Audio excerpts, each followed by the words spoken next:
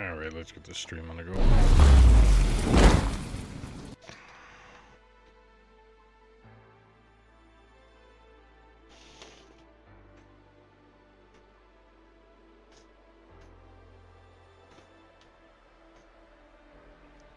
Alright. Empty out these trucks. Let's empty that one out.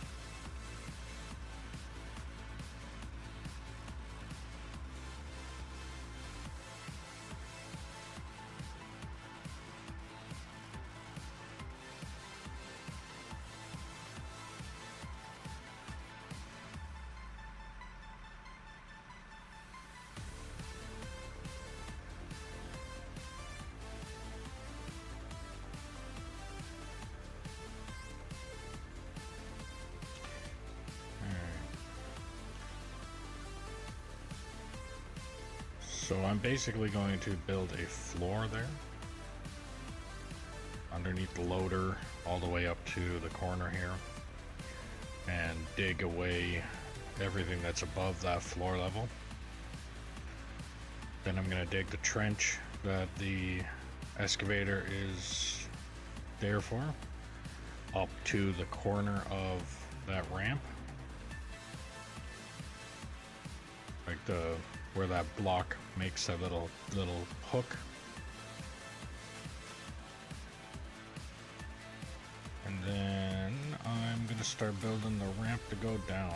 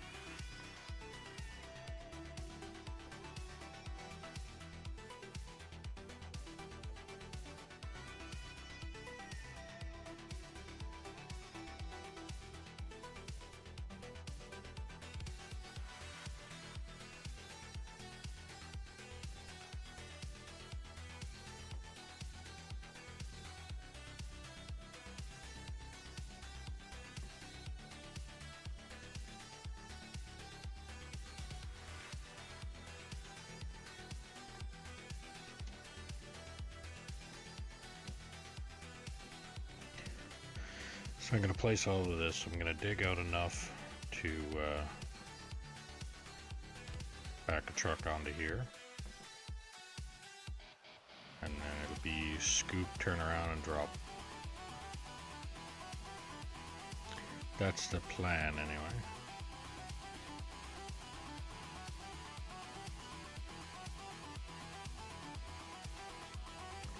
And plans change, and change quite frequently.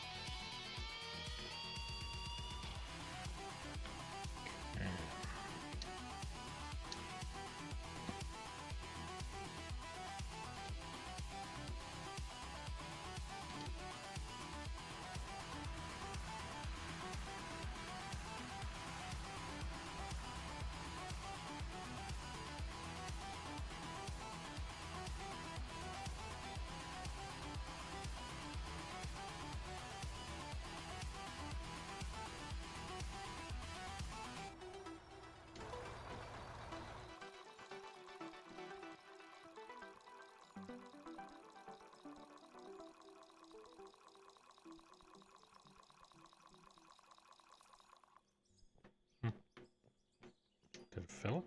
Oh, damn, it did. Okay. So as long as you start filling it with fuel before you get out of the machine, it'll finish filling it for you.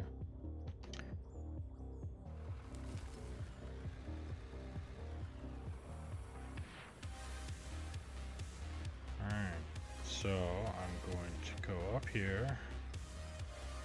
I think I'm gonna, yeah, I'm probably going to scoop what's behind me first. Give myself some space to be able to scoop what's off to the side here.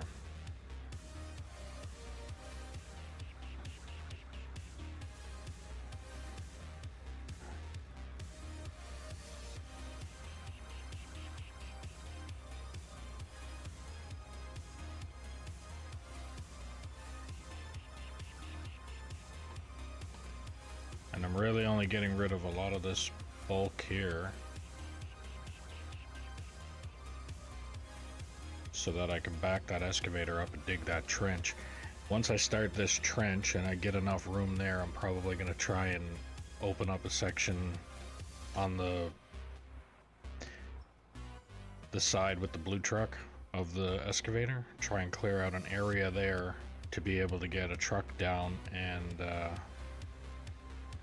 because I'd like to clear out an area on the side of this, what's going to be a ramp, so that I can actually dig into it instead of worrying about, oh crap, instead of worrying about, right, okay, the ramp from here going down that way. I want to be able to come in this way to dig it out. So if I can get like one good section of ramp going that way, then I can line up the loader. It's going to be sitting like this, like that, and then digging, and then I can come down a bit more and I can go that way, and then gradually, let me straighten this thing out without losing it.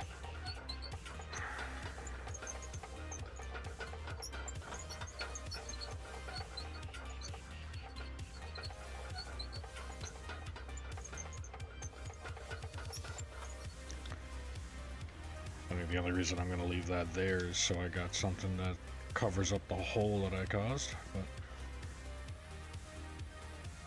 I don't know. Right now I think I'm just picking away at little bits and pieces and seeing what's gonna stick, make it easier and all that kind of stuff, because right now digging the taking off all this top layer is just taking a long time. Especially if I can eventually just get that bagger down the bottom, I can probably tear out a good chunk of the material that's up here anyway in the same swoop. So I'm kind of wanting to just hurry up that process instead.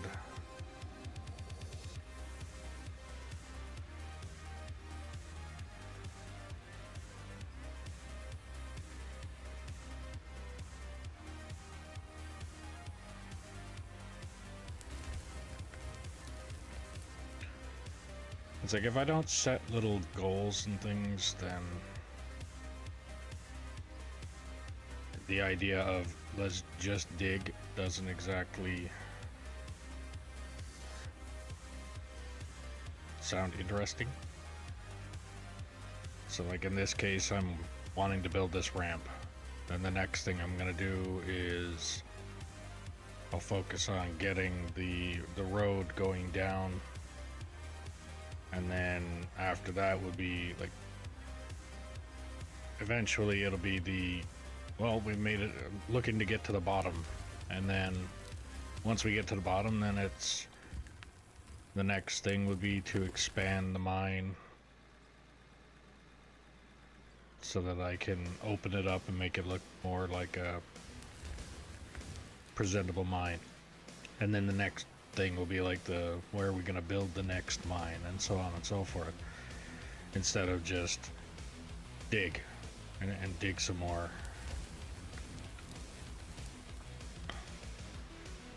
And being that there's only a couple of us on here at a time, and right now we're kind of, well, Kyle's up in the bagger trying to get the bigger section of this mine's giant amount of overburden out of the way.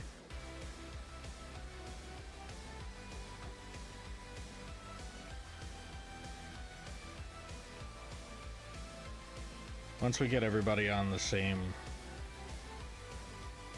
basically the same page, like if M was on, Ice was on, and Kyle was on, then we'd be able to all focus on, like, have one out of us to operate a loader, one of us operating an excavator digging out, and one or two on truck just moving the material.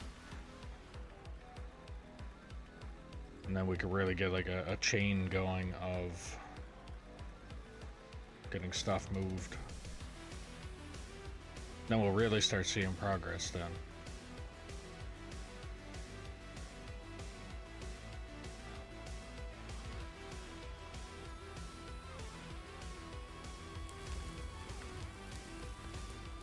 But right now, like I said, what I'm trying to do is not just dig this out, but at the same time trying to keep it somewhat entertaining, at least. And if all you're doing is seeing me just like what I'm doing right now, yes, I bet it probably looks a little bit boring after a little while of, oh, forward scoop, and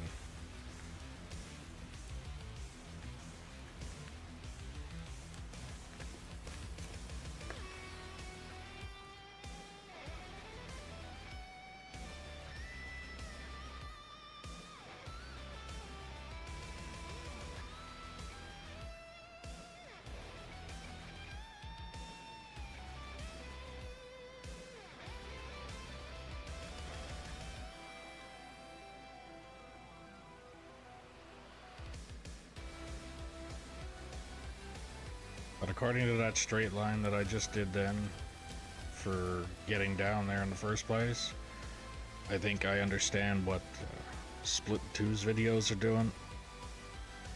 Like when he's on, when they have this excavator and the truck and the loader is essentially what their main equipment is. And I think I see what they do is they'll auto saving. But what they'll end up doing is they'll dig basically half of the width of the excavator, and then they'll have a truck or a loader come in and scoop out that, because it's a lot easier to go like dig this much flat compared to like what I just did there. I mean, I got a full bucket, but it's not going to do much for me. If I dump it, I can't go get another one yet. But you see how it goes down there? So this is the height that I wanted it to be at, and it ended up going down that way because even starting at flat ground here, the way I adjusted the bucket is almost like, so this is flat, this is not flat, not, and every time I put the bucket down I probably did that not, and that's where this came into effect. And then at the same time there was probably a lump from the solid stone that also caused the machine to be tilted. So then I was going down and tilted, and as I was down and tilted, I'm digging an even bigger groove in the ground. So it ended up looking more like a drainage ditch than an actual trench. So I think what I'm going to end up doing, and I'm going to test it out here anyway, is scoop all of, actually I won't be able to because of how I got this dug, but the idea, instead of digging, let's say from here to there this way, I'm going to dig a little bit of that forward until I can get the machine in, and then I'm going to dig from this side to this side, so pointing the machine this way, scoop out a little bit, and then move over, scoop out a little bit, move over, and then hit it with a roller, and it should look a lot smoother than if I did it in a long trench-like way.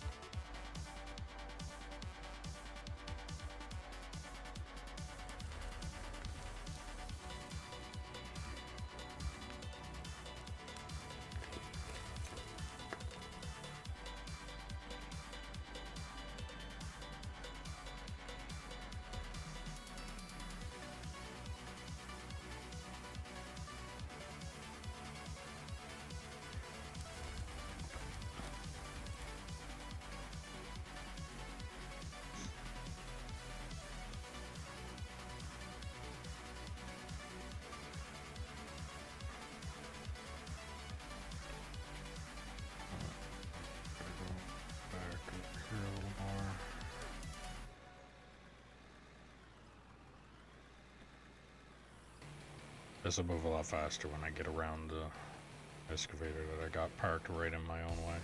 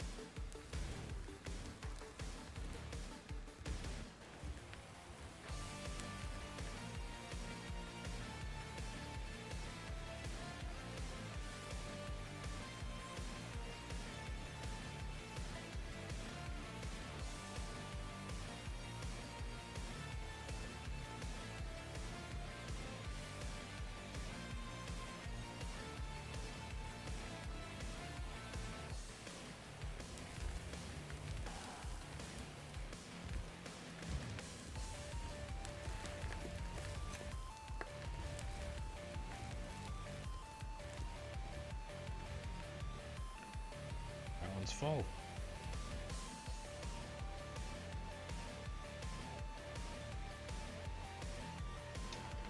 I'll move that one and grab another truck.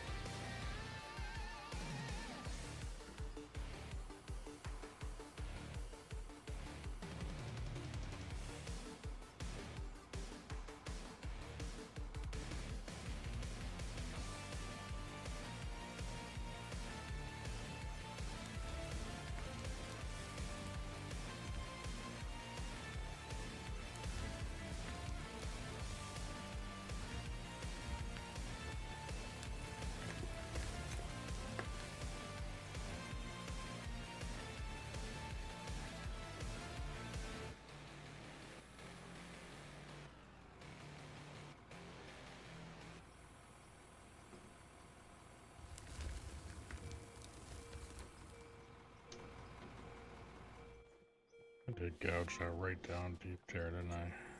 Yeah. Damn it.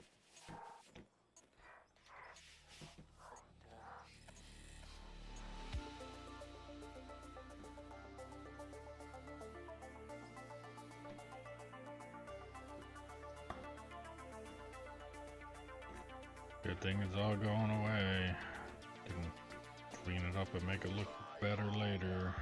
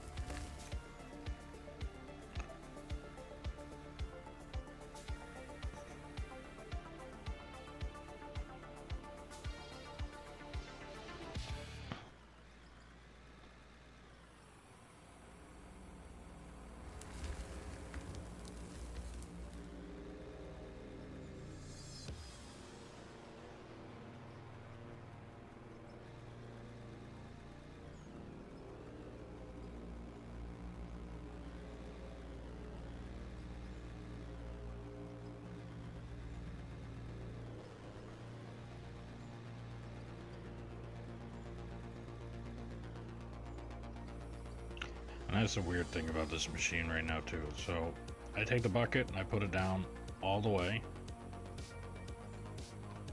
and then tilt until that line is a solid line and not or as solid as it can get. So like that. Then I drive forward and it works fine. Now I did that on blocks.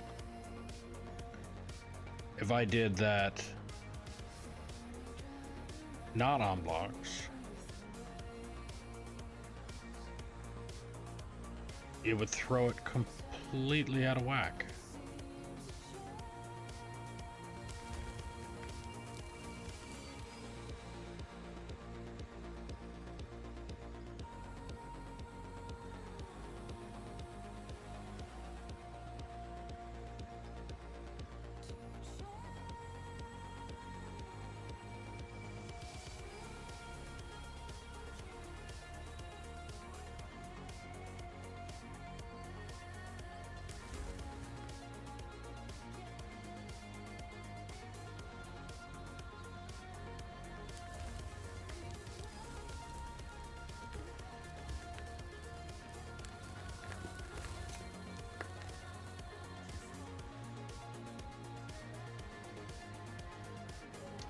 Now I got a feeling that did something. No, of course not.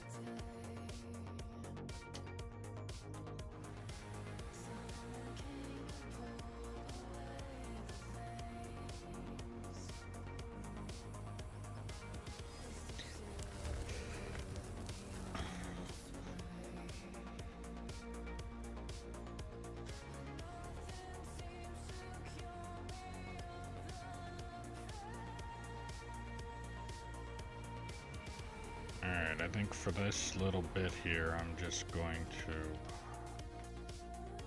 block off the trench digging part.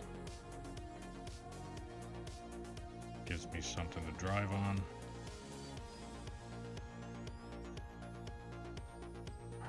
Crap. My God, come on.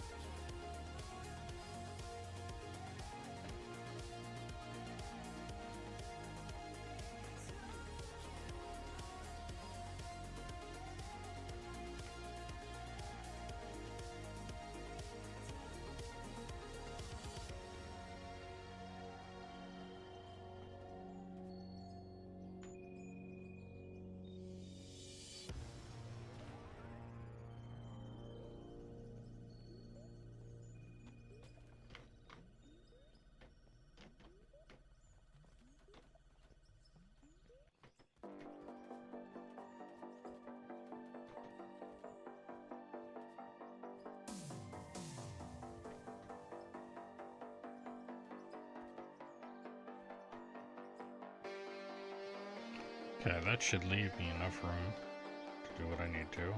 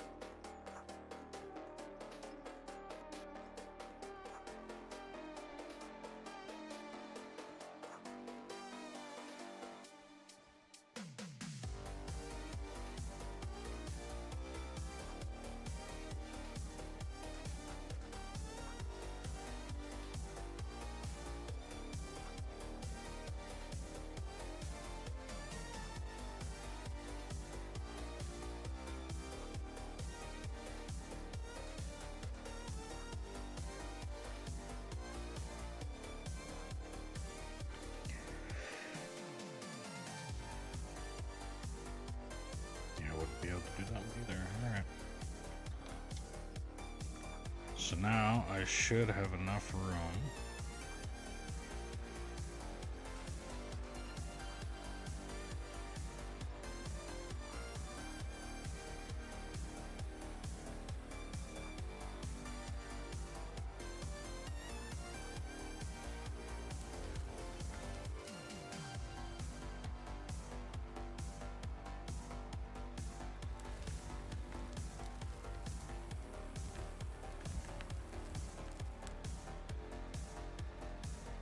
Turn this around here and load the truck. And then I think what I'm gonna do is I'm gonna scoop the, probably it'll be 3 scoops there. So what the length of the loader, and then the extra that I have pulled out with the blocks, that'll be enough room for me to be able to remove the rest of it.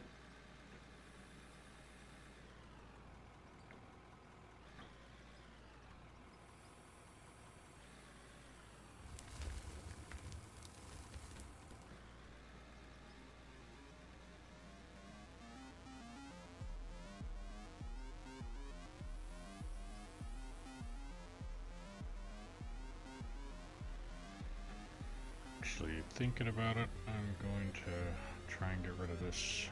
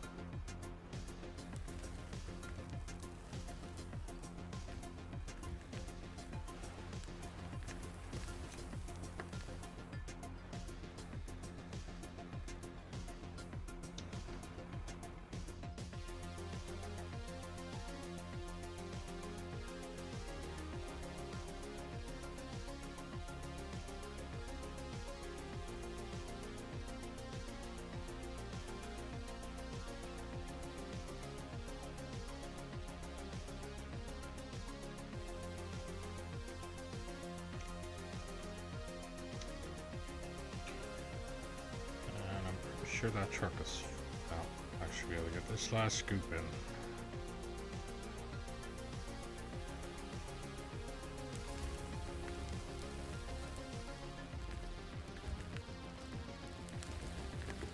There we go. All full.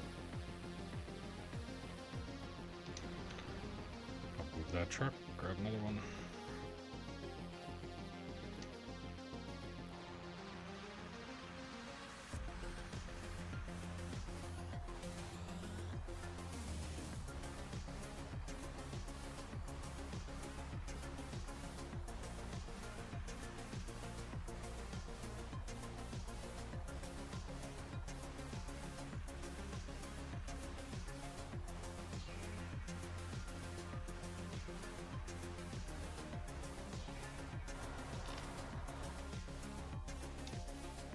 Bigger red. And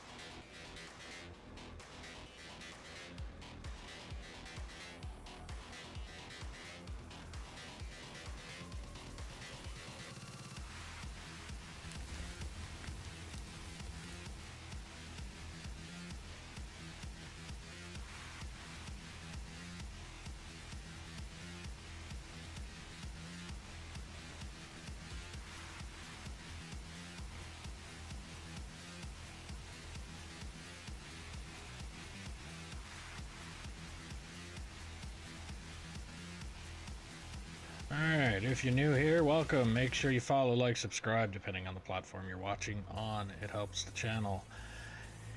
If you're watching on Twitch and you have Amazon Prime, you can link your account and get a free sub every month that you can use on your favorite streamer or me. If you're on YouTube, hitting that like button helps push the stream out to more people. There's also a link for merch in the description below if you want to support the channel a little bit more. If you want to play on this map, drop a comment saying you're interested and I'll get you the info. You start in a truck or roller and we'll move you up from there. And if you enjoy the stream, share it around and let me know where you've shared it. I will start to empty a truck.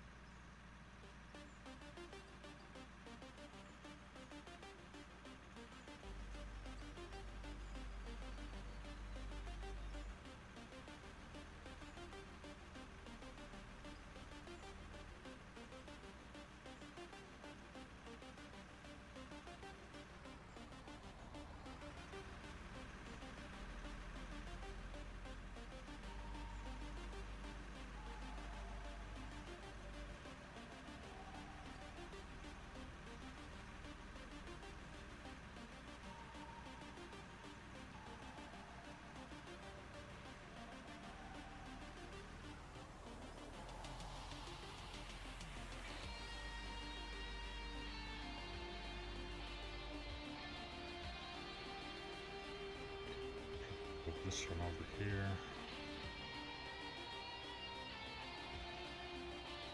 Park that truck when it's full in between them. And then rinse and repeat.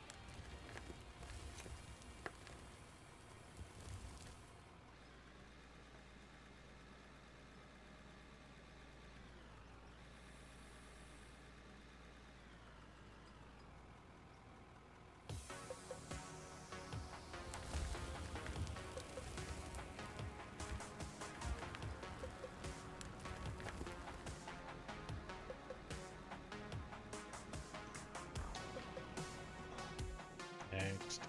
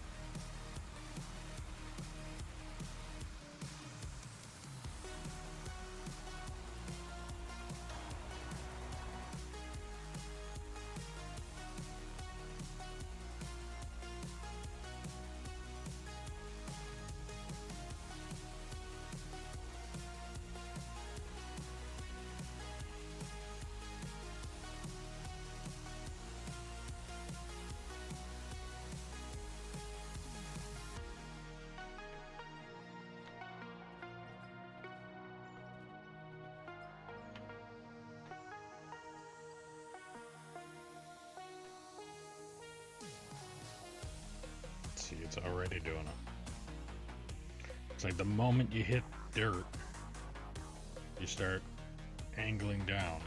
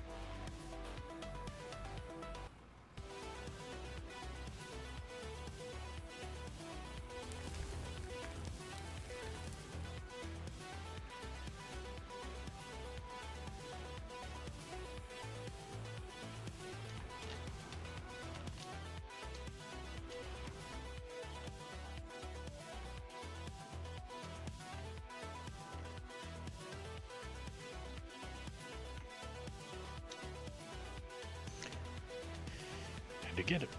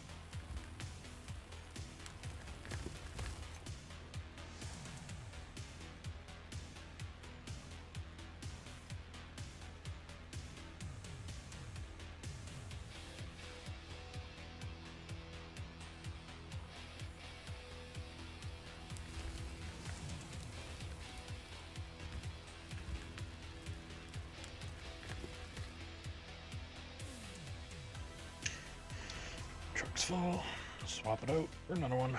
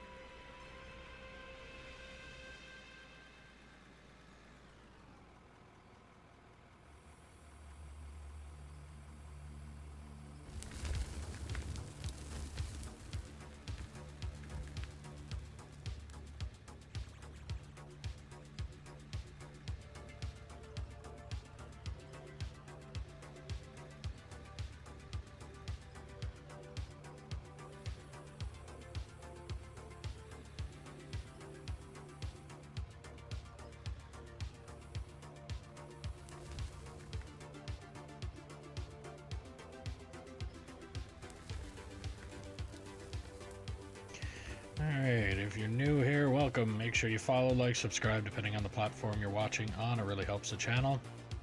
If you're watching on Twitch and you have Amazon Prime, you get a free subscription to your favorite streamer or me. If you're on YouTube, hitting that like button helps push the stream out to more people. Also, there's a link for merch in the description below if you want to help out the channel a little bit more. If you want to play on this map, drop a comment saying that you're interested and I'll get you the info. All I ask is that you start in a truck or roller and we'll move you up from there. And if you're enjoying the stream, share it around and let me know where you shared it. Now, I might as well go start emptying a truck.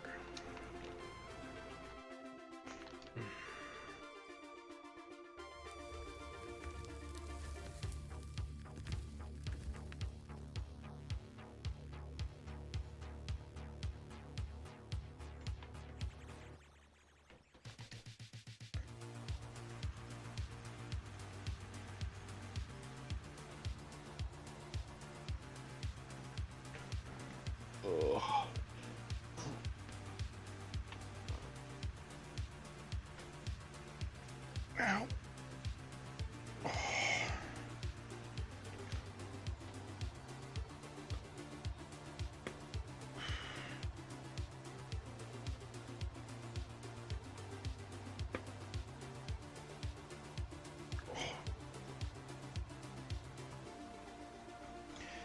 Clicky clicky. That fucking hurt.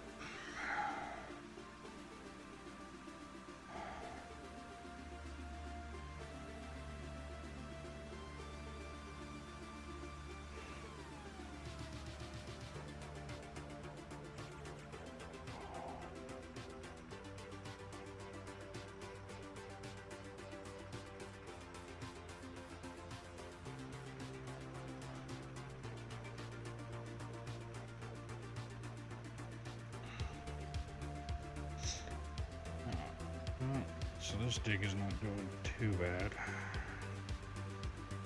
I know it kind of looks cheaty because I keep putting the blocks down in order to give myself a pretty much flat surface.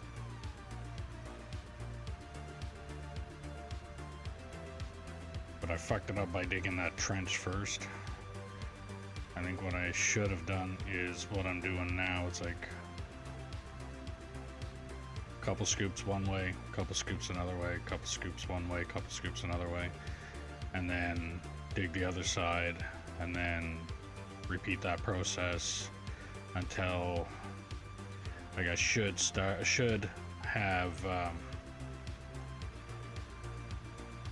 cleared out a little bit of space with the loader, kind of like what we were doing here. So with the amount of space that I have,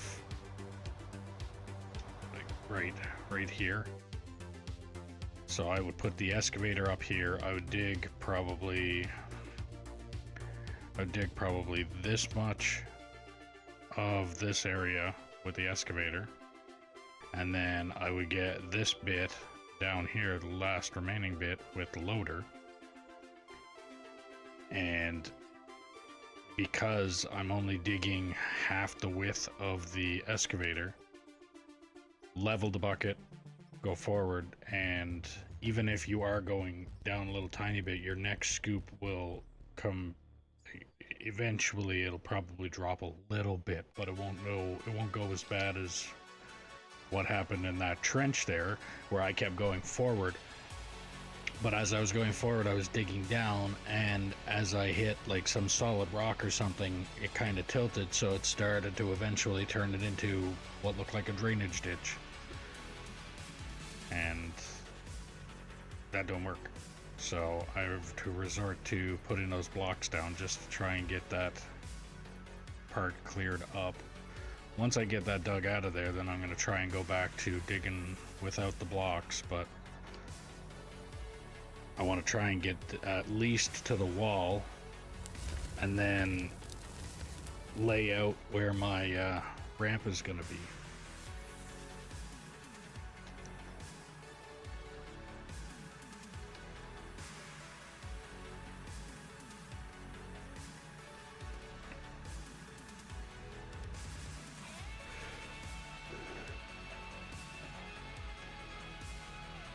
So I'm going to bring the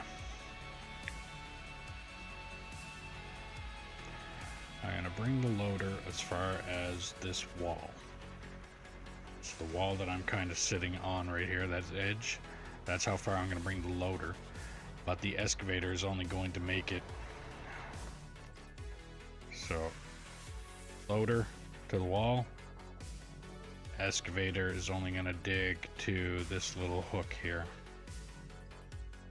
That's where that trench is going to end, because the idea, I'm going to have a ramp that goes from here to here. And then this spot here all the way over to that wall is going to be flat, like this area to here. So it's flat across, ramp down, flat across, then it'll be ramp down, flat across, ramp down, so on and so forth until I get to the bottom of the pit. Whether that's the bottom of the map or the bottom of the pit will depend on how this map works. And then if I do make it to the bottom of the pit without hitting the bottom of the map, that's when I will take everything from this direction. So then it would start with me going to make this ramp go probably really close to that wall. I'll probably dig a flat across that way and then continue that ramp and then go down farther and farther and farther. The only thing is, if I make it to the bottom of this pit without hitting the bottom of the map, every single road that's in here is going to have to be redug again, because it's going to go from, so here to here is then going to go from here to here. So everything is going to drop down probably 2 or 3, let's say, haul truck heights as I go. But the plan right now, I'm just going to get this thing to scoop all of this out up to this wall and then dig that trench to this corner so that I know where across I got to end when I bring that ramp in. And what I'll probably do is start to scoop out everything from this point. Try and get this area here as flat as I can get it, so I can try and probably get that small bagger in here and start digging out up that way. Once I get the road that goes from here across done, then I can use the equipment to remove the stuff in the middle and then dig it flat across again. And then once I get, dig flat across, and then I'll start the point of where the ramp goes down and rinse and repeat that process. But by the time I get over here, all of this stuff will be gone again, and then I'll need another area for anybody that wants to practice on anything. Like right now, if anybody wanted to hop on here and operate anything, I will let you do that here. You can operate whatever you want here, in this region right here. Not on the haul road, but anything from the barricades to where this, basically where this excavator is, anything in there, you can operate what you want, try it out, give it a go. And I forgot I have a truck up there that I'm bringing back.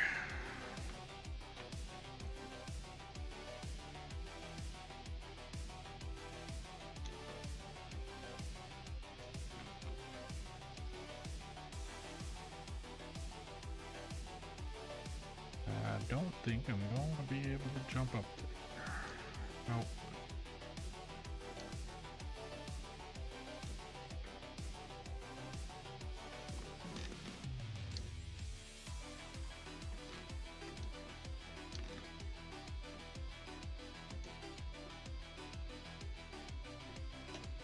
So yeah, right now I'm just literally placing blocks, getting this to be as smooth as I can get it.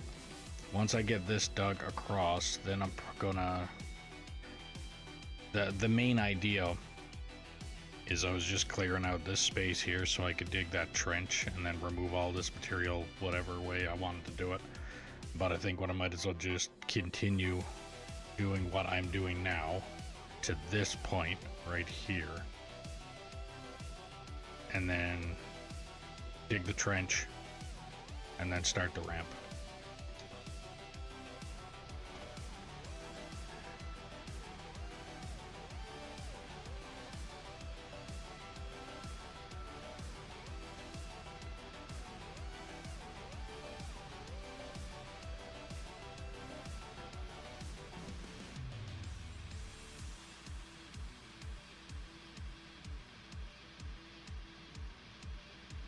It'll be like ramp start here. And I also need to figure out my angles.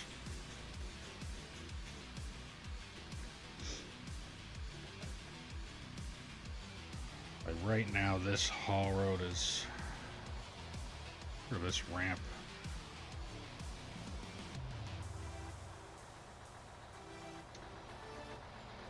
What is the measurement of this ramp? Roughly.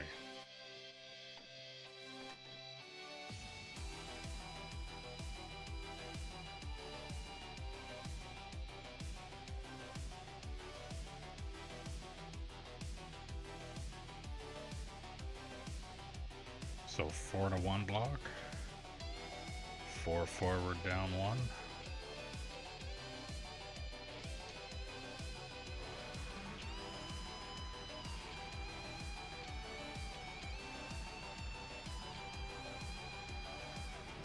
I think I'll basically make a mock-up of that right here. So 4 forward, down 1. Man, you've done a lot of work on the same map, but doing a level 5 underground mine. Okay.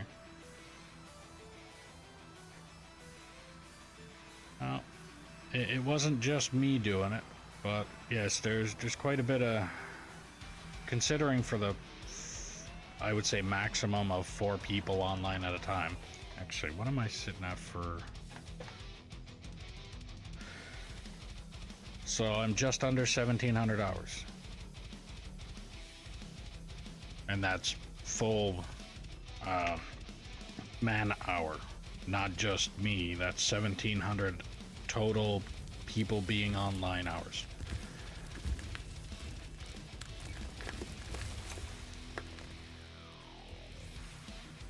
Oh yeah, I was gonna do my mock-up.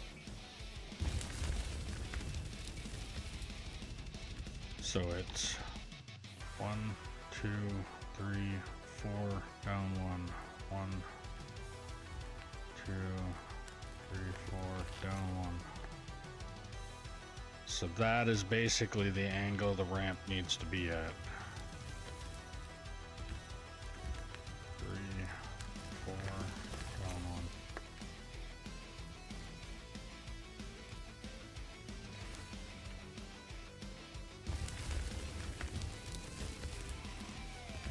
I just hate the fact that I have to do this. This almost feels cheaty. By putting the blocks down. Putting these blocks down in order to dig flat. Like, I should not have to do this, but even as we've seen just by me digging the equivalent of where the bumper is, as soon as the tires get off of the blocks and they start going forward, the entire area starts to go down, and it goes down quite a bit.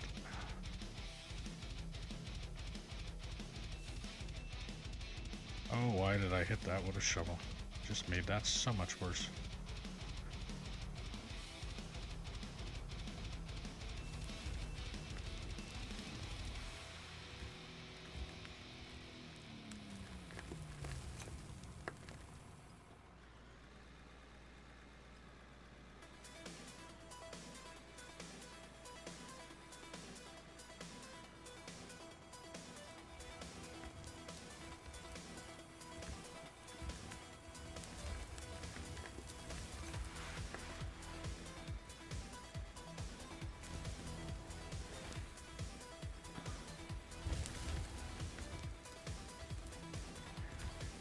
So level 5 underground mine on this map.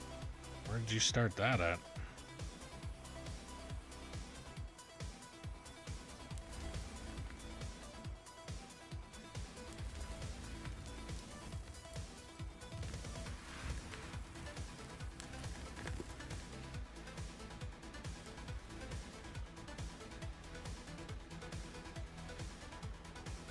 Or 5 level underground mine. Yeah.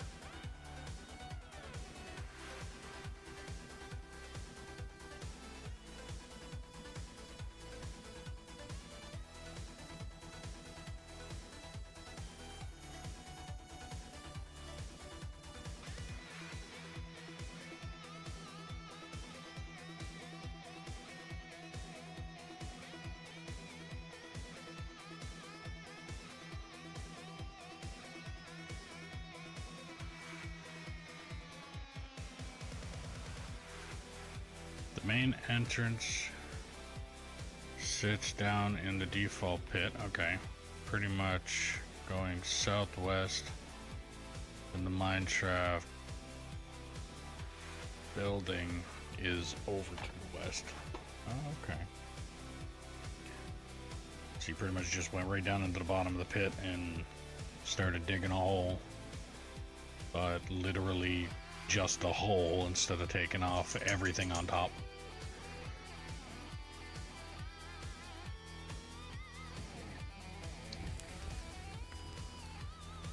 So that's pretty much all I did, but I'm also used to the open mine or open pit concept.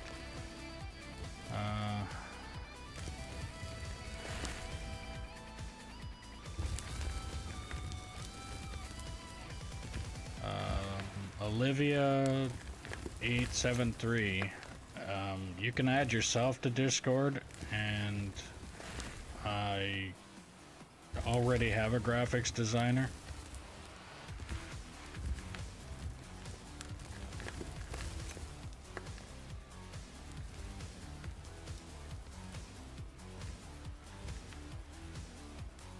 Thanks all the same.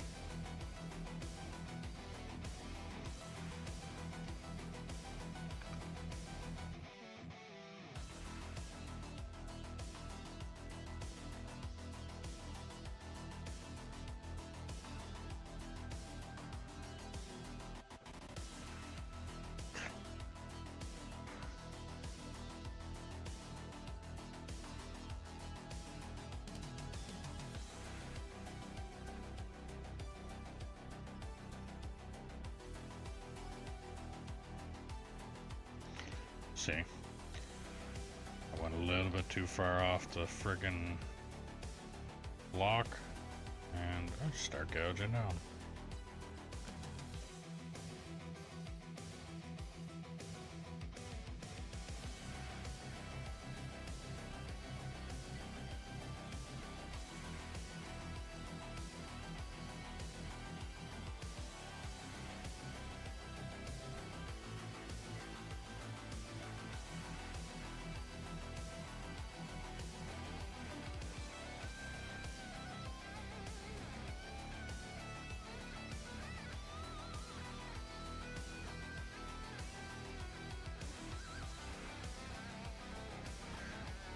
well over 1,000 blocks on the ground there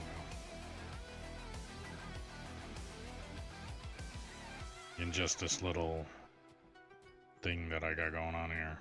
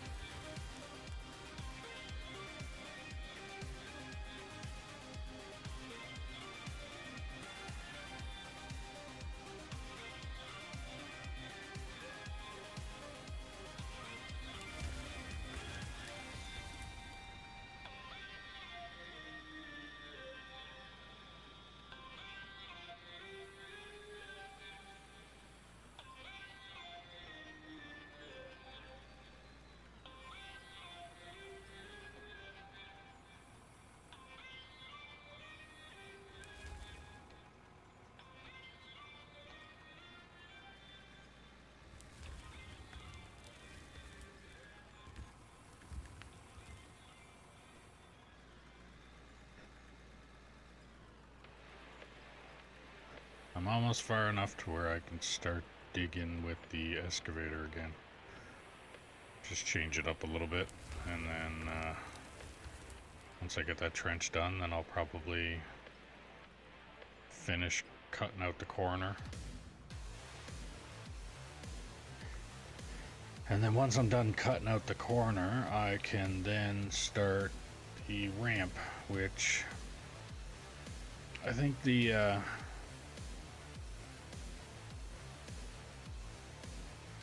layout that I got there, I think that might be a good one.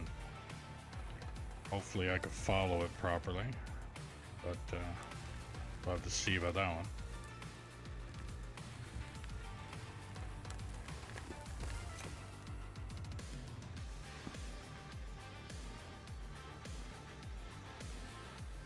I have the template of what I need for a good ramp, which is basically 4 blocks forward, 1 down worth of good ramp.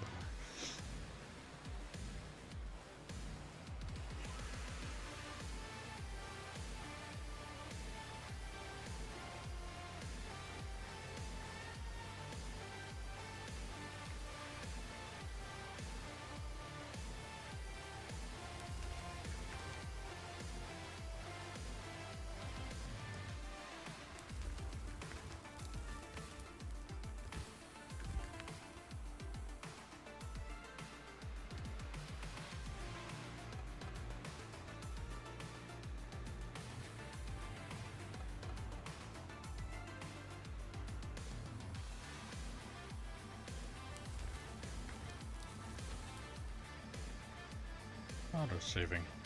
So if you're new here, welcome. Make sure you follow, like, subscribe, depending on the platform you're watching on. It really helps the channel.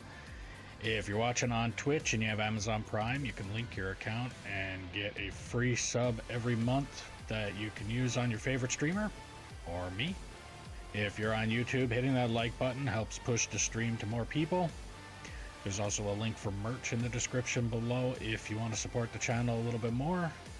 If you want to play on this map, drop a comment saying you're interested, and I'll do what I can to get you the server info. Just start in a truck or roller, and we'll move you up from there. And if you're enjoying the stream, share it around and let me know where you're sharing it.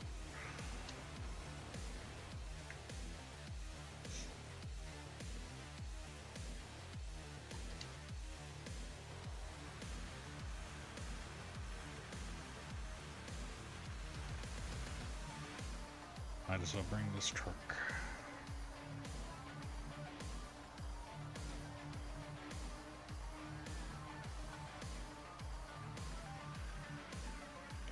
Pinstripe.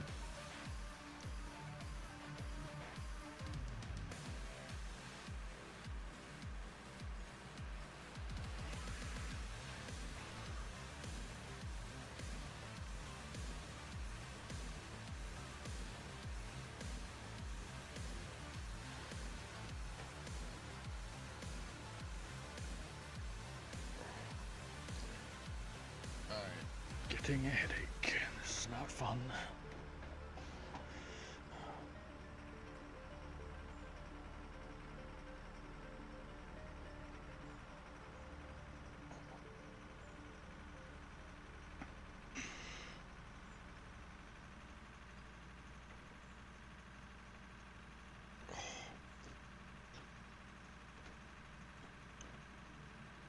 All right.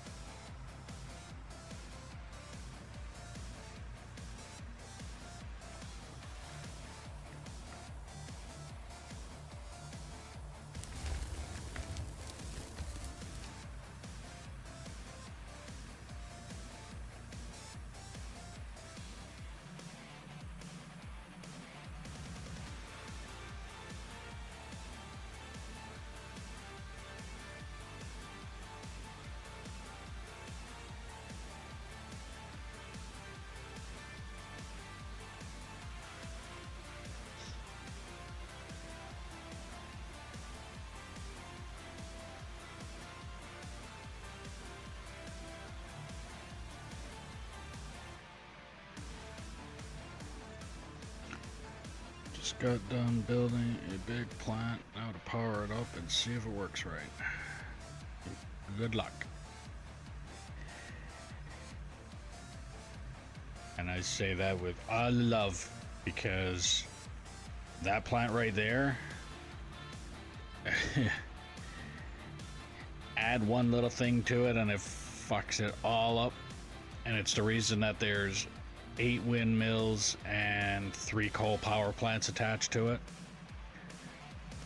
Because I went and tried to extend the dump after Bear built it, and holy hell.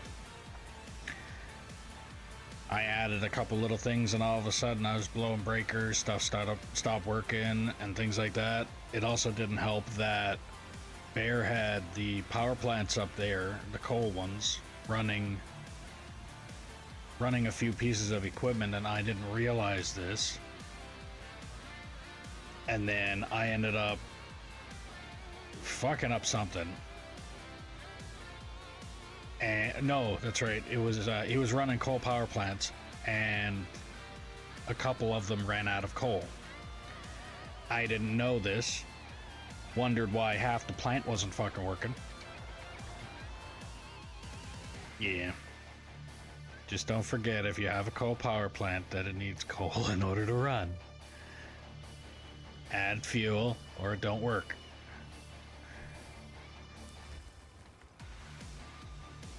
But the reason behind it was when he first set up the coal power plants, he had a storage that was auto-filling. It was auto-filling the coal power plants, and what happened was the plant filled and the storage continued to pour. So it made a giant fucking mess. So what we ended up doing was turning off the pass-through and then forgot to turn it back on again.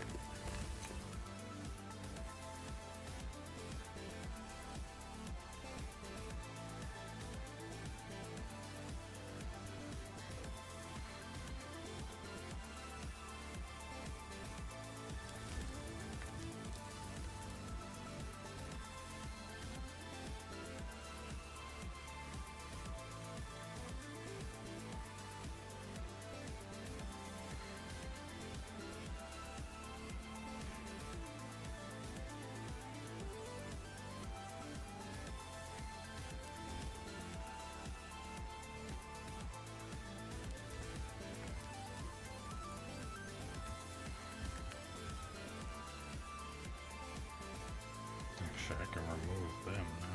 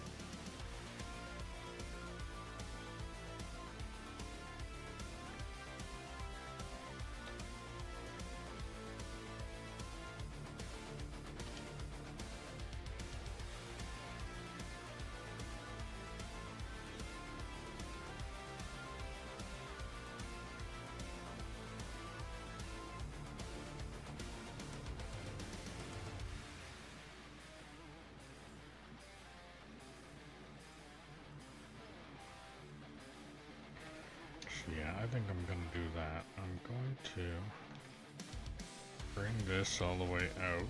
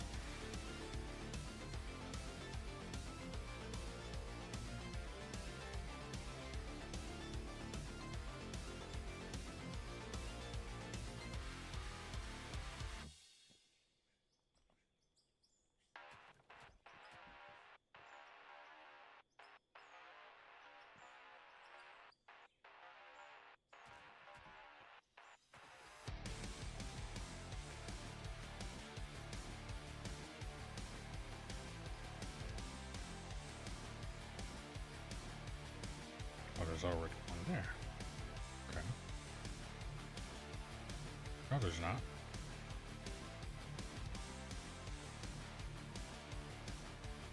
There we go.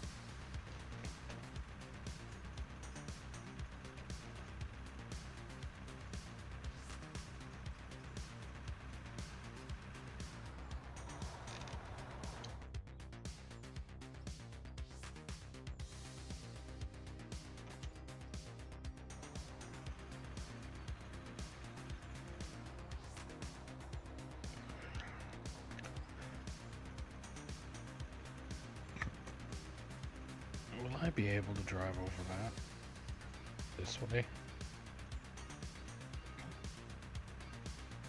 Good. All right.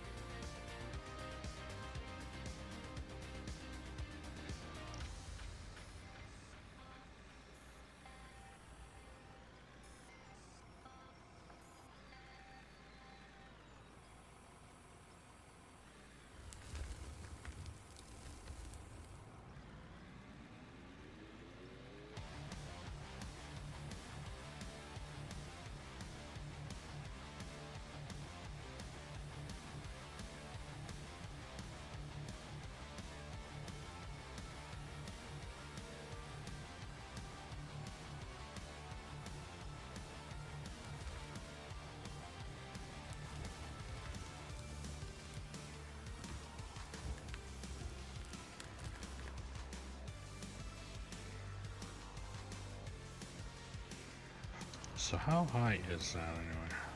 Is that 2 block? Yeah, okay, so 2 blocks high.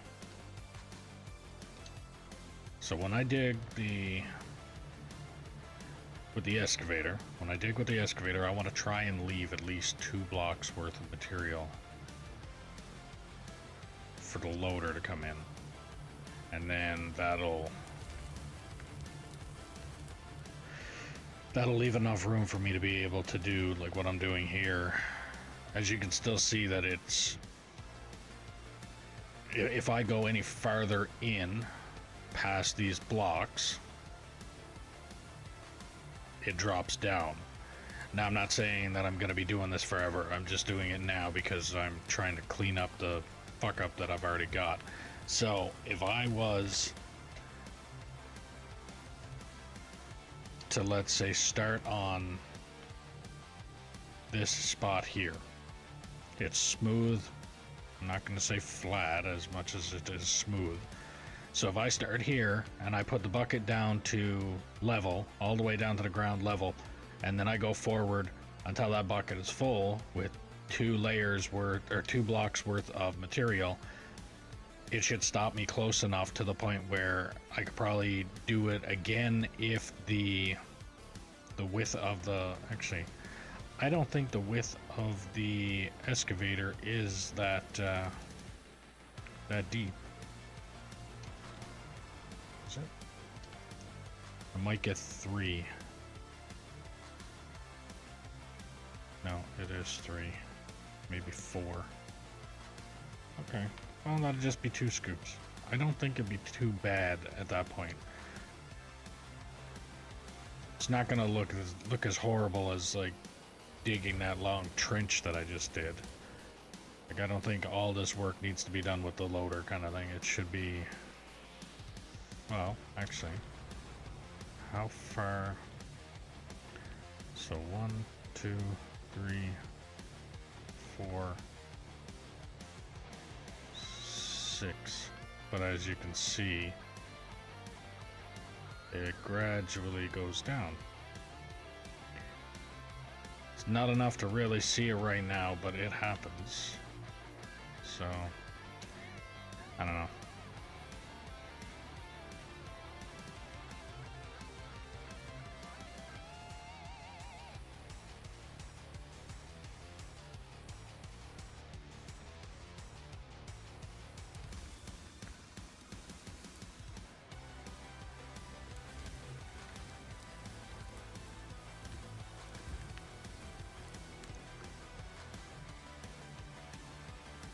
think I'm finally getting some landmarker ideas on like a good ramp is a 4 down, 4 to 1, 4 blocks forward, 1 down.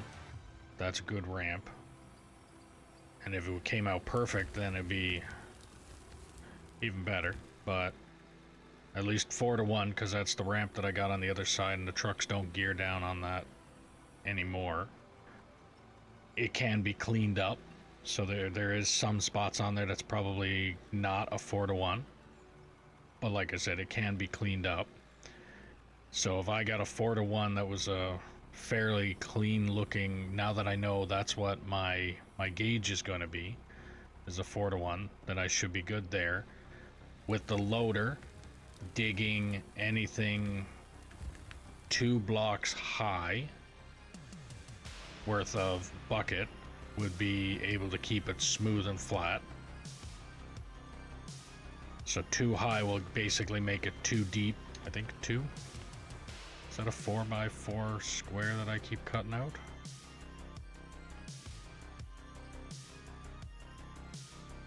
Uh, 2.5. Yeah, I'd say 2x2 basically. So 2x2. So 2x2x6. Or 2x2x3, whatever way you wanna. It would be 3, 6, 9, 12 cubic, 12 cubes worth of material.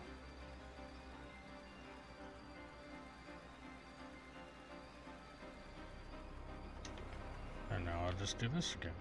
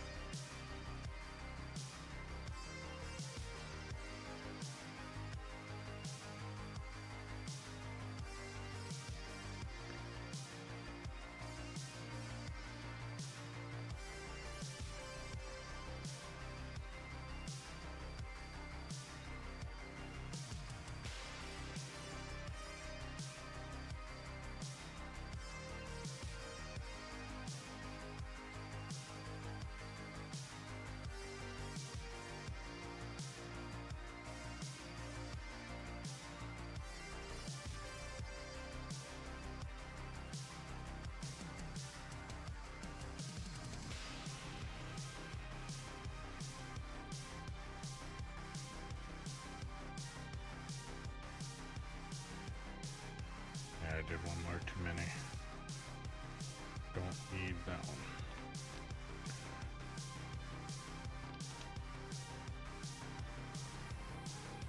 And then once I get a good strip of this removed, then I will take out that over there.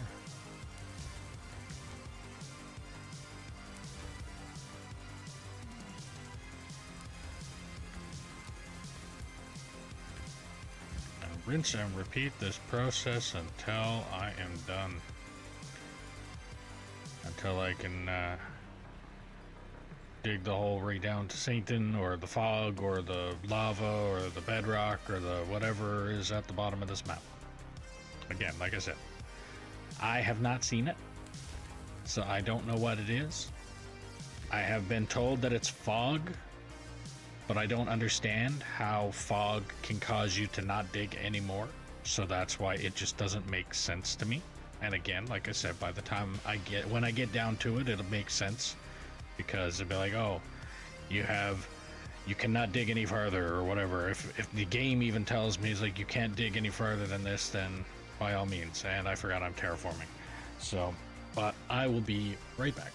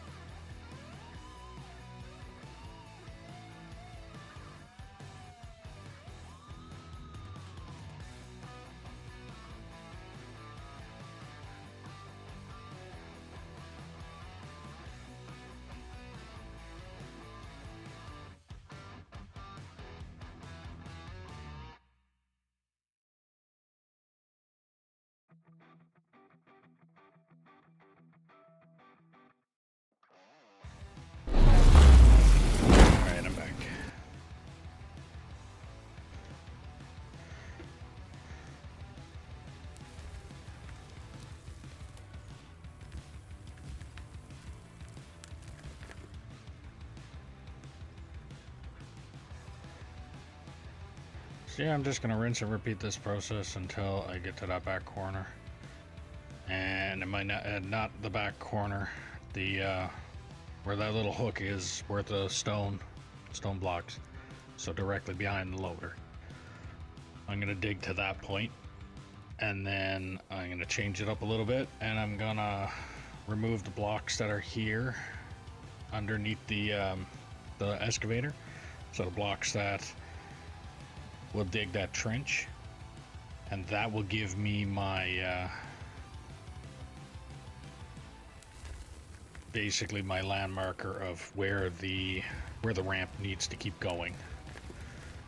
And once I have that implemented, then I can dig down, and like I said, doing the 4 to 1, so 4 blocks forward, 1 block down worth of ramp, and hopefully that will be good enough. And then once I hit this wall again, then I can dig straight forward enough to get that small bagger in, to then dig enough room to get the big bagger in, and then go from there.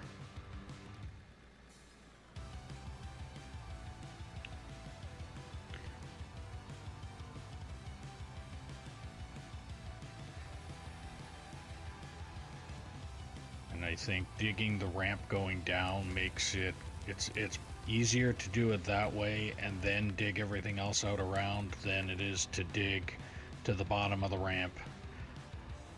Like I've done that before and ended up having to put a hopper system down in the bottom, helicopter down the loader. Kind of made it a little complicated, so I don't think I'm going to do that again this time.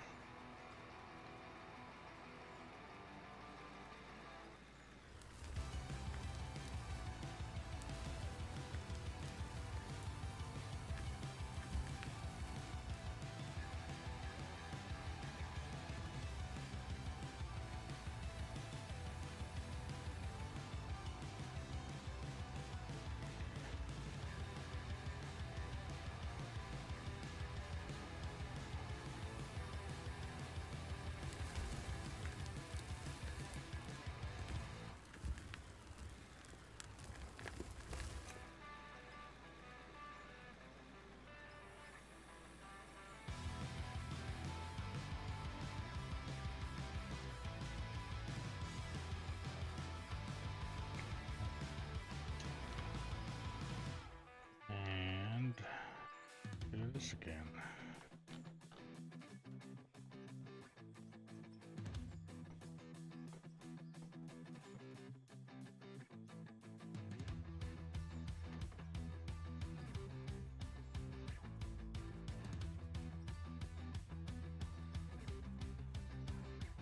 I have to keep on saying it because it just feels wrong to me the way I'm doing this.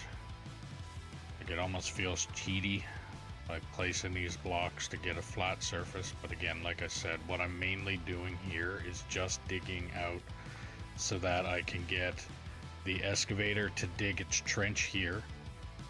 Once I know where that trench is dug, then it's a matter of being able to place the blocks down to tell me my height difference, so that I can judge it from where I'm going to go from here to the edge of this ramp here. So once I dig this trench down, then I'll be able to gauge. Actually, I should probably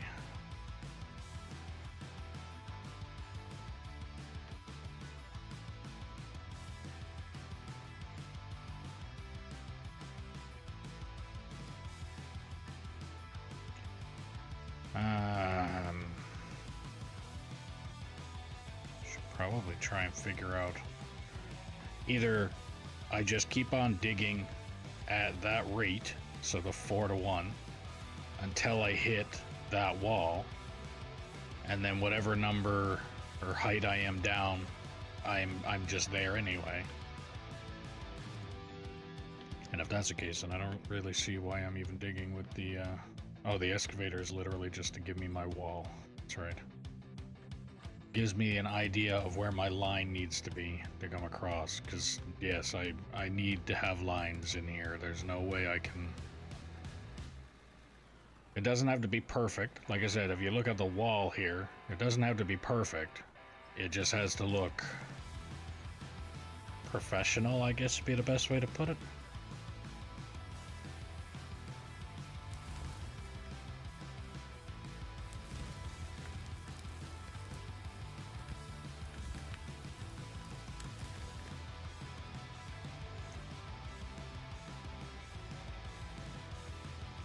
Now that truck is full.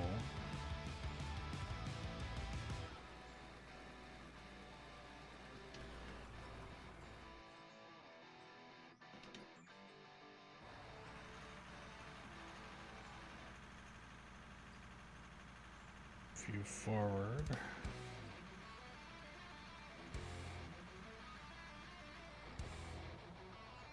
I guess I wasn't talking enough or being energetic enough for some people.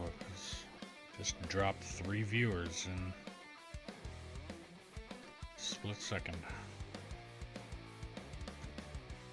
If you're liking the stream, tell me what you're liking about the stream, and if there's something you're not liking about the stream, don't hesitate to put that in the comments as well. Like, I can't fix it if I don't know it's broken. If you're expecting me to be doing something and I'm not doing it, and I don't know that I'm not doing it, how am I supposed to, well, do it if I don't know I'm supposed to be doing it? And I'm not saying that I'm asking for a script or anything like that.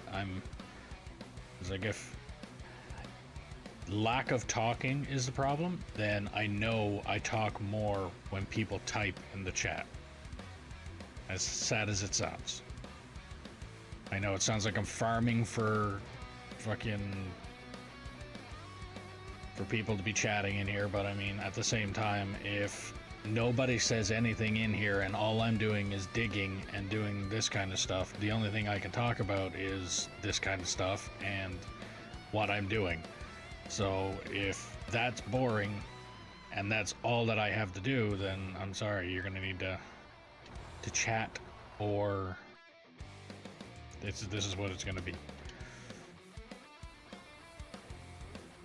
It's not a fly off the edge of your seat type game. It's basically a relaxing, chill type game.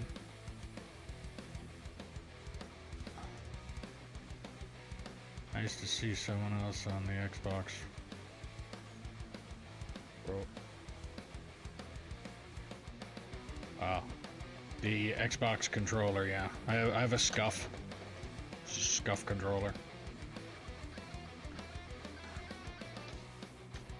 Not cheap in any means, but that was back when I had fuck you money, and I no longer have fuck you money, but I still have the controller, so.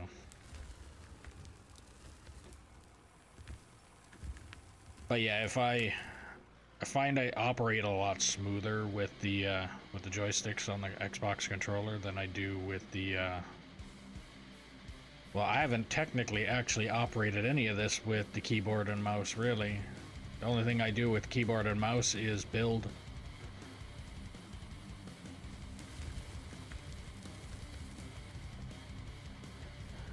Yeah, I just run a cheap Game Seer. That's just a regular game controller, right?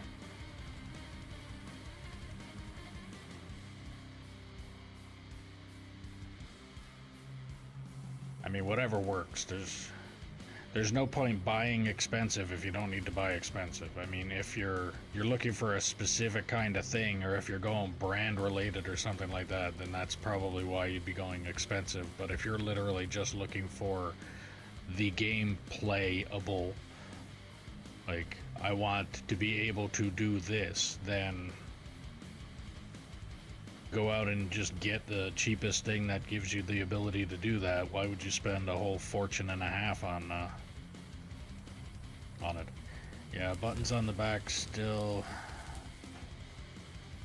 cause I play a lot of Warzone 2. Oh yeah. See, that was why I bought this controller originally. I was playing, I was wanting to play Warzone, and I got into, actually, it was around the same time as, I know the horrible wording or horrible name of this, but it was back in the time of Advanced Warfare, back when they, when Call of Duty said, hey, we want to be like Halo. Back around that time. And, but a lot of my friends played, we were playing Ghosts at the time, or Ghost at the time. And, I was doing actually pretty fucking good, as I usually played sniper. Like most of the time, and not like the fucking Pomage type sniper where you basically, like, I don't see any point in him having a fucking scope if he's not gonna use the damn thing. But no, I was usually playing sniper as, like, find a good spot and watch a good portion of the map, not just literally find a good spot and hide and watch one little fucking corridor while somebody comes through. I'm not a camper. And yes, there's a difference between a camper and a fucking sniper.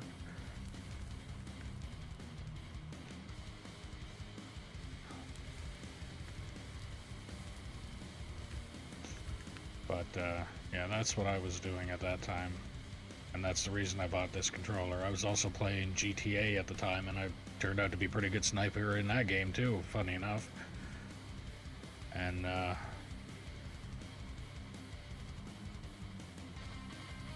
yeah, did pretty good. And believe it or not, never even once used the back buttons. Bought an insanely fucking expensive controller for the back buttons and never even used them. Because I have this, this is the way I hold the controller. And you can see I don't even use the buttons, but they're there. So every now and again, even with this game, you'll see if I happen to squeeze the controller too hard, I get out of the equipment, because park brake, that button there, that's the one under my left ring finger, or left middle finger. So sometimes I'll squeeze the controller a little bit too hard, and that's what ends up happening. I end up jumping out of the machine, and fully unintended. But that's why I kind of never used the back buttons, because a lot of times I was accidentally hitting those back buttons, so I tried to avoid using them. I even went out of my way at that time to buy the Xbox version, the Xbox, I think it's Elite controller. I want to say Elite. Just to see if it was any different. Nope. So yeah, I have two insanely expensive controllers in this house.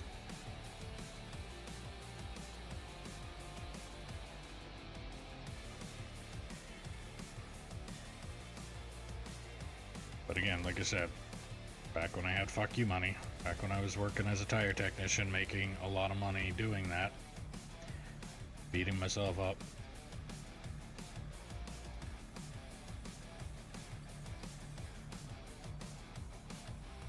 But that's why I leave that up for the buttons.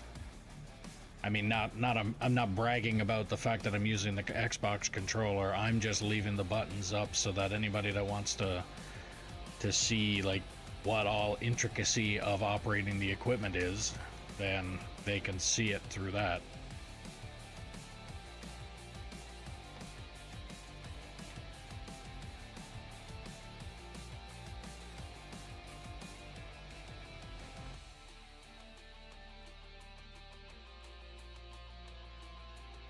It's like split in two. He's got his like half of his keyboard up on his screen all the time. That tells you what buttons he's pushing.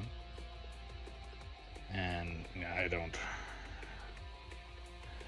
know how to set that up, nor do I want to set that up.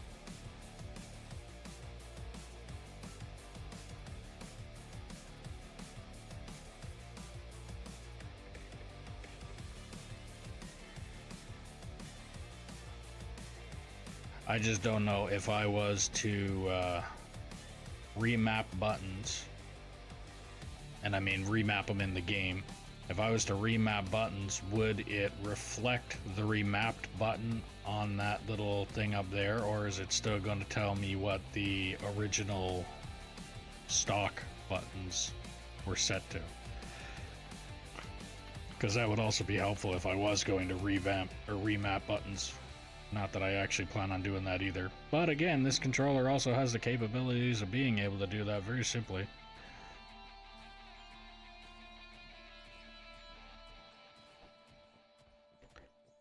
A little magnet there somewhere that I can put on the key on the controller, and it allows me to remap buttons.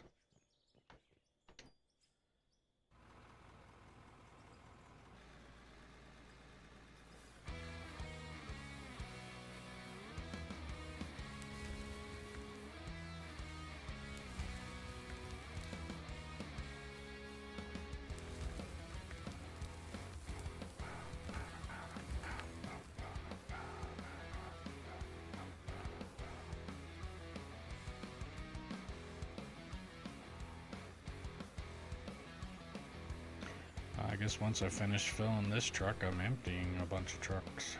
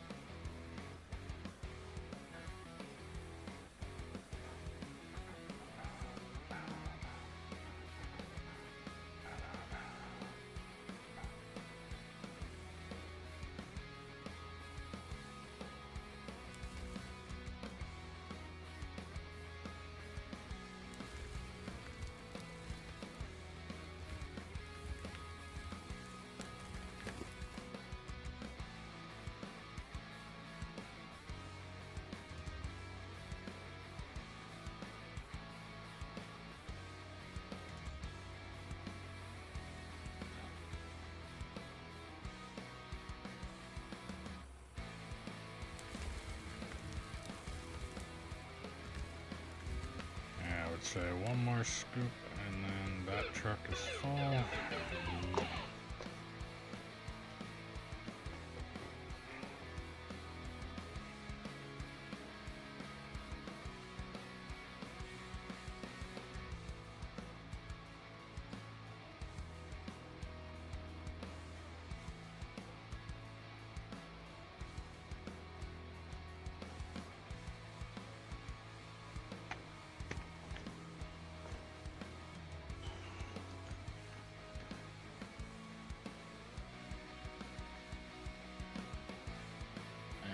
Not even one more scoop, I think.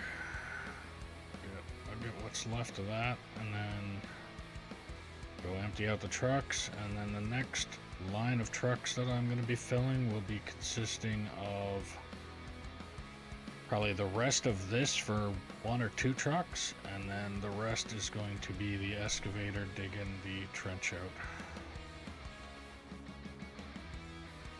And again, like I said, that trench is essentially going to be for my line to be able to tell me where the ramp is going to start.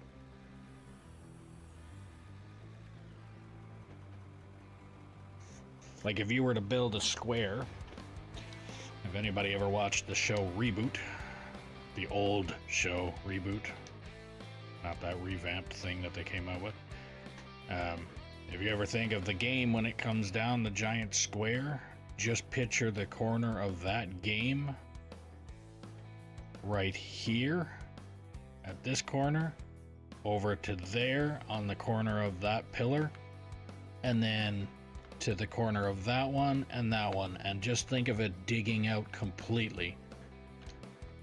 That's the reason that I want this line to go that way, is so I know this will be the side that the game doesn't hit, and this is the side that it does. So I can start the ramp building down from here and go on down and know that that wall is right there. The only thing is that wall's gonna... I'm pretty sure this ramp is gonna go way deeper than what the trenches that I'm gonna be digging. But is what it is. Yeah, I gotta put that in, and then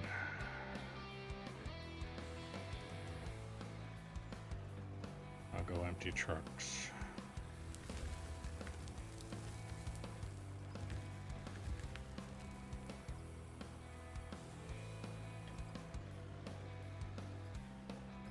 Actually, I'm still gonna get that to stop there.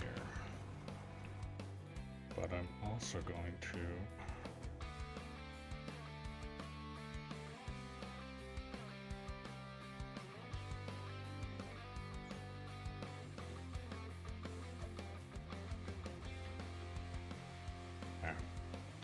Alright, start emptying the trucks.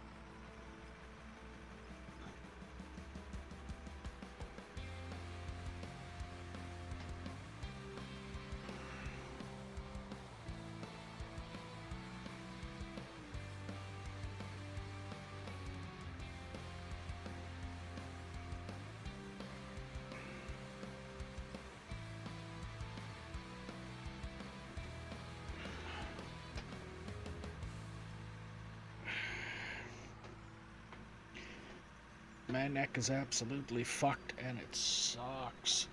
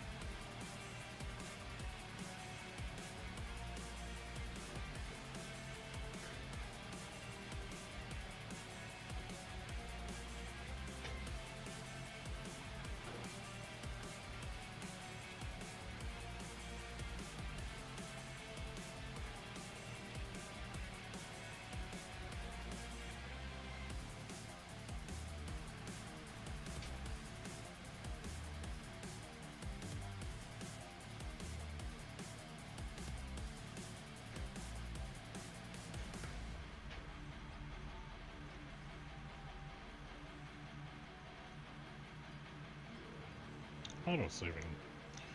So if you're new here, welcome. Make sure to follow, like, subscribe, do all the things depending on the platform you're watching on. It helps the channel out. If you're watching on Twitch and you have Amazon Prime, you can link your account and get a free sub every month that you can use on your favorite streamer or me. If you're on YouTube, hitting that like button helps push the stream out to more people. There's also a link for merch in the description below if you want to help out the channel a little bit more. If you want to play on this map, all you have to do is put in the description comments that you're interested, and I'll do what I can to get you the server info. I ask that you start in truck or roller until deemed competent or prove you're not a troll, and we'll move you up from there. And if you're enjoying the stream, share it around and let me know where you shared it.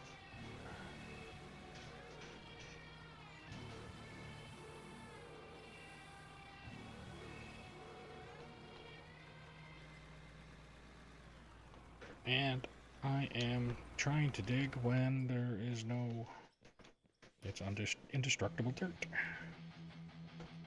I'm gonna try and empty another truck. I know the terraforming will probably stop by the time I get in the truck, but...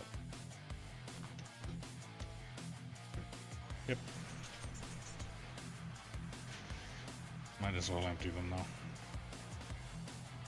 That way I can just continue digging.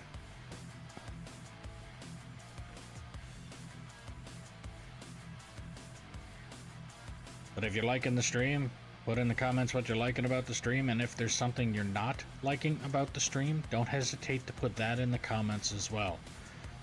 I have noticed that there's a lot of people that will just join, look at it and go, nope, and then leave.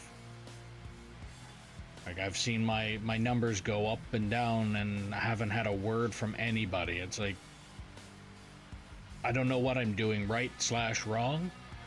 I need to know what it is that, if you're not liking the stream for some particular reason, then put in there what it is so that I can see what I can do about it.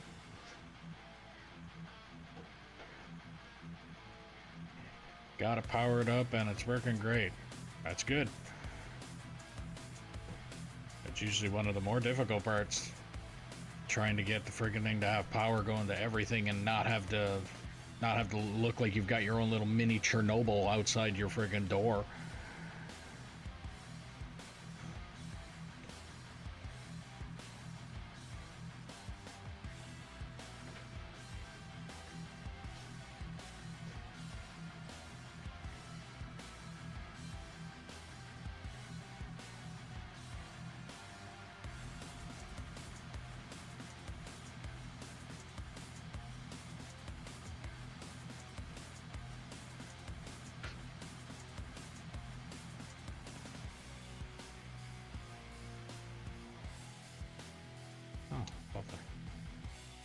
Oh, and I don't have any parts.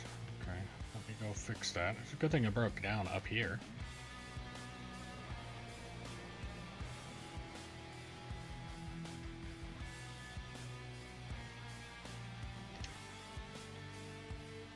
Okay, try again.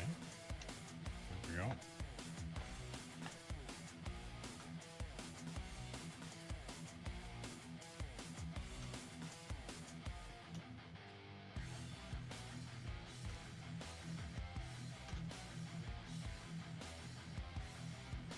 I am progressively just, every machine that breaks down, if it needs parts and it doesn't have any, I'm progressively just bringing in a whole bunch of parts and leaving it on the machine so that I can eventually just do what I've been doing lately, where I just enter the inventory and pick up what I need instead of having to come up here to do it.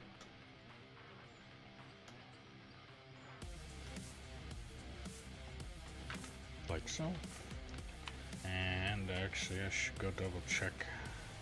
No, I'm gonna put the stuff on the inventory of this first because it's gonna end up overlapping. Okay.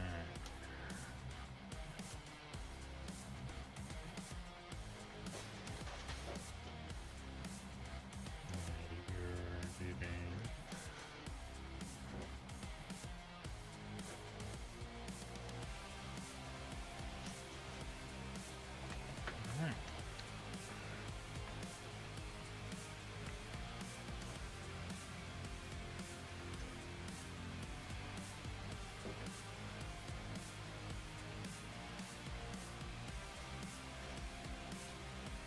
Yeah, it's good to hear that you got the power going to it. At least, like I said, that's one of the major steps to that.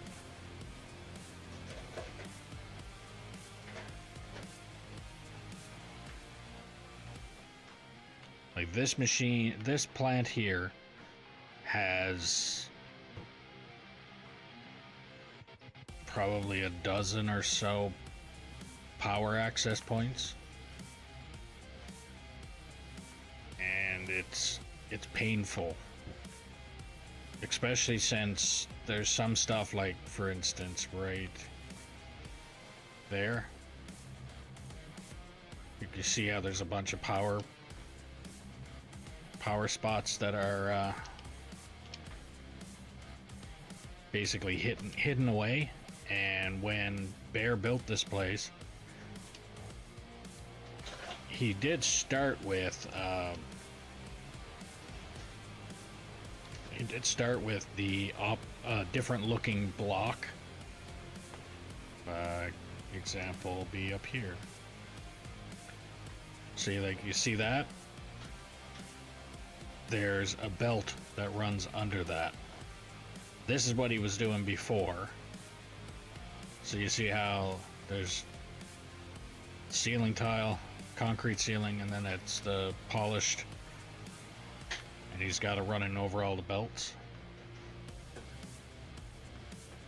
But what I was also saying earlier, the reasoning behind the power plant, you see all the coal that's built up in there, and that's because they were basically, if you set this to pass through on, and when this gets full, that pass through keeps going, and it just starts to accumulate on the outside of the plants. And we had it happen with both of these plants, because we had the bagger running, and yeah, you know how that works when it comes to coal and all the other materials. You get a whole lot of it.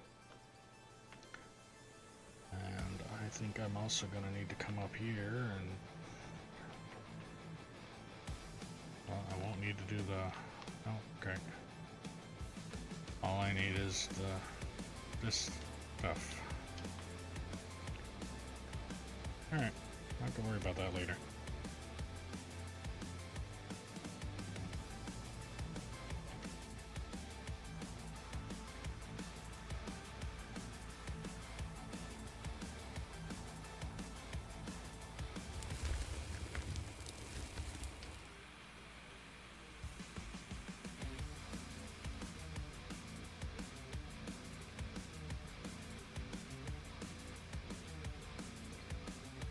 I'll park this one next to glow stick, and then I'll take glow stick and dump it, and rinse and repeat that process until I get all the trucks emptied. Once all the trucks are empty, then I will focus on re-digging or continue digging. Yeah, I'll finish the bit that I gotta dig out there. So like I said, I'm only gonna dig to like that little hook worth of block there. Once I get to that, then I'm gonna dig the trench with the excavator.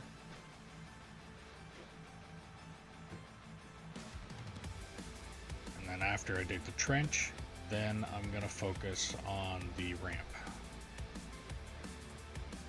Like I said, with this ramp, according to the way that this looks here, it's a 1:4 ratio.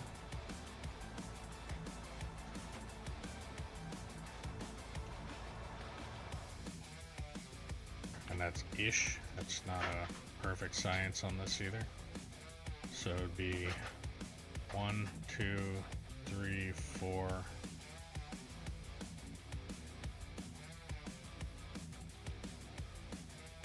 I think 4 down would be a bit of a stretch, actually.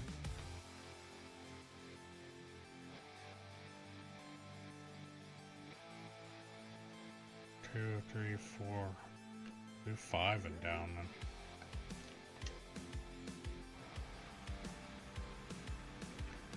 Five to 1.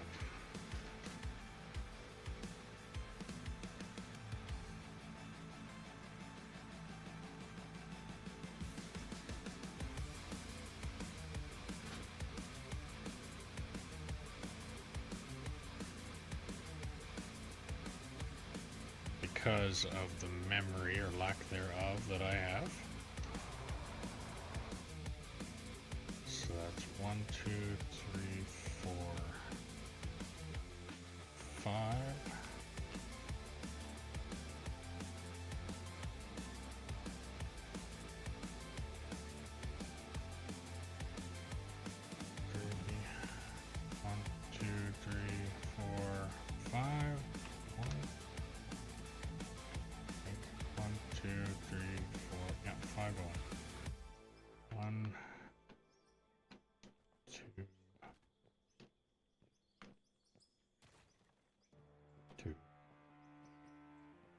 One, two, three, 4, 5. 2, 3, 4, 5.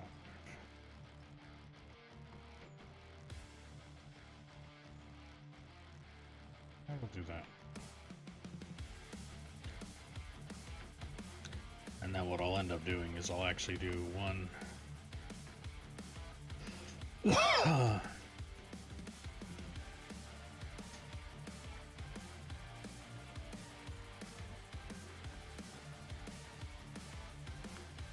Probably temporarily build a wall in there.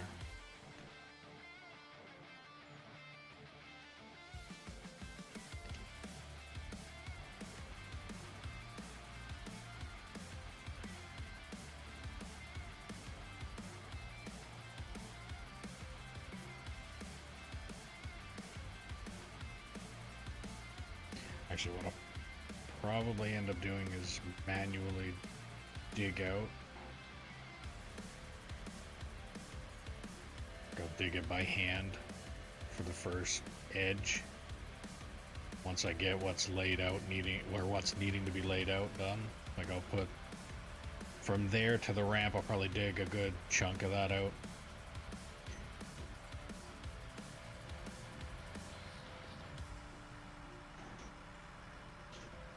Trying to think.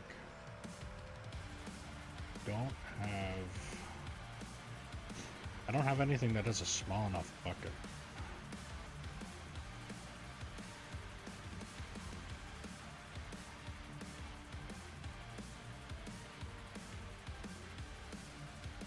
The smallest bucket I have.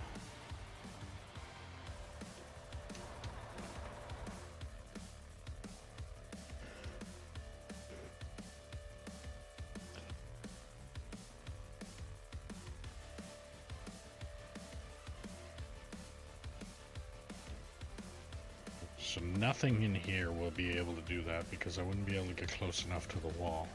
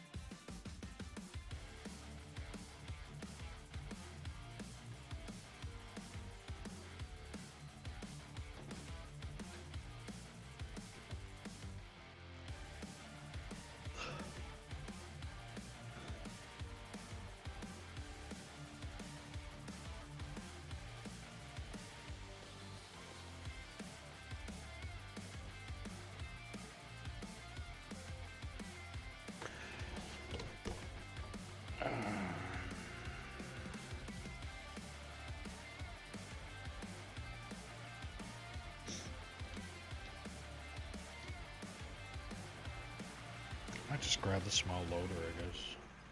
Grab that small loader and start the initial dig up against the wall.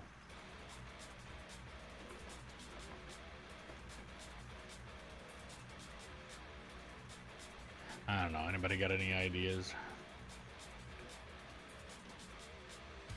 Got any ideas, don't hesitate to type them in the chat.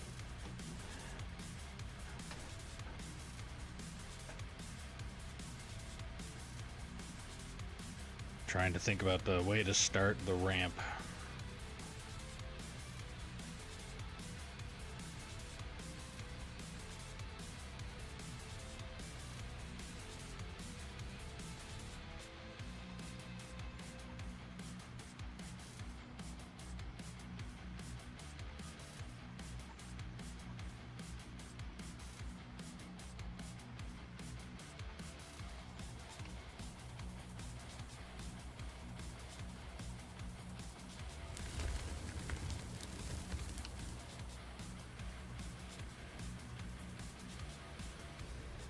How's it going there, Velcro?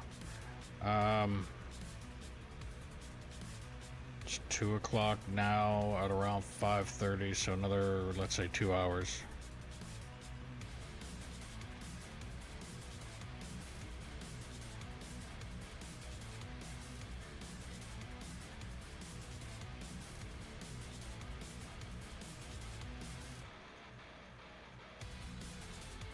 Yeah, 2 or 3 hours.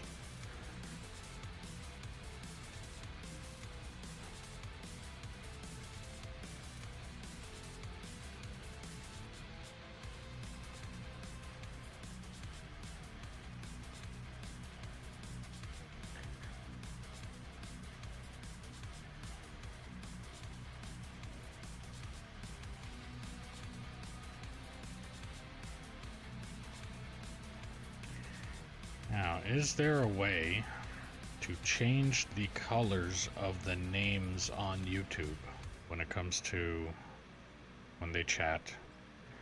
Because I am noticing, and I just noticed it then when you've typed in there. Okay. All help is welcome. But yeah, I just noticed that when you type, your name comes up gray. And I'm pretty sure it changes if you were, sub or a mod or something like that. But I'm wondering if there's any way that I could change the colors so that I could spot it a little bit quicker. But it probably isn't, because that's YouTube.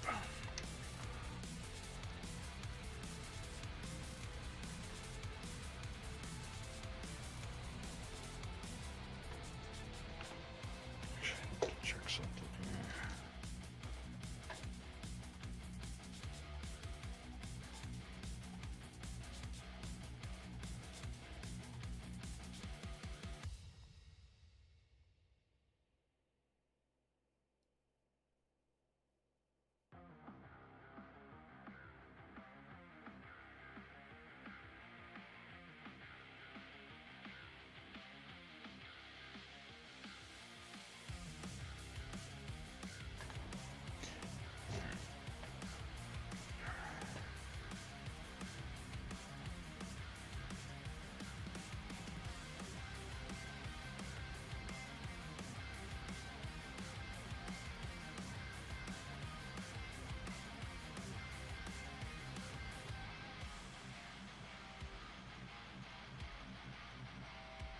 Yeah, I didn't think so.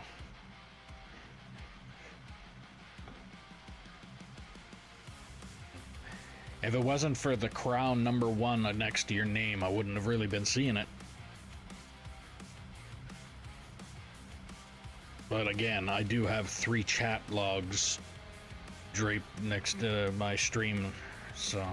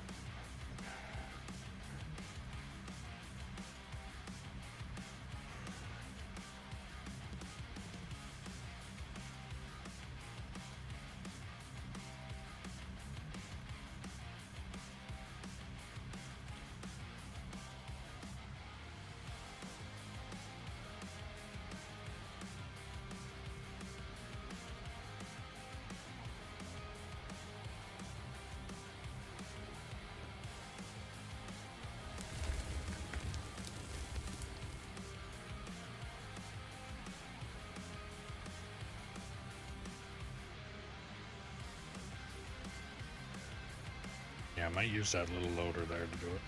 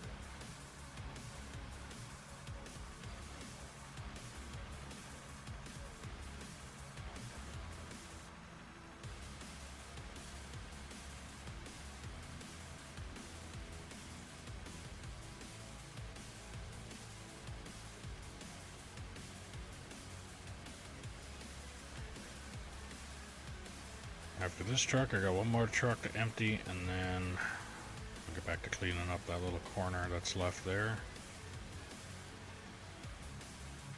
And operating the excavator.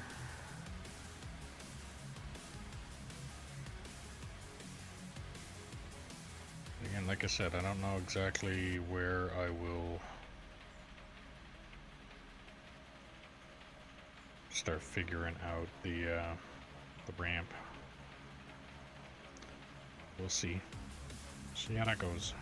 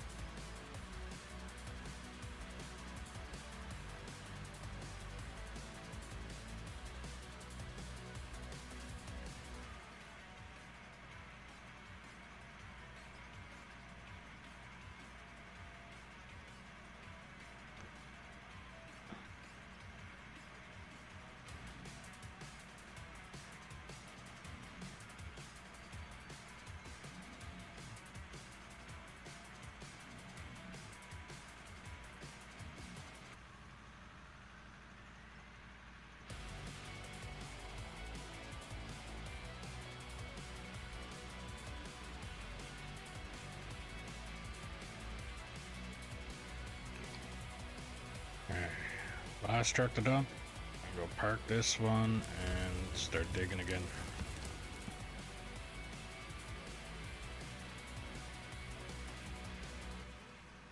Anybody wants to operate a truck or a roller? But the comments below that you're interested, and I will get you the server info.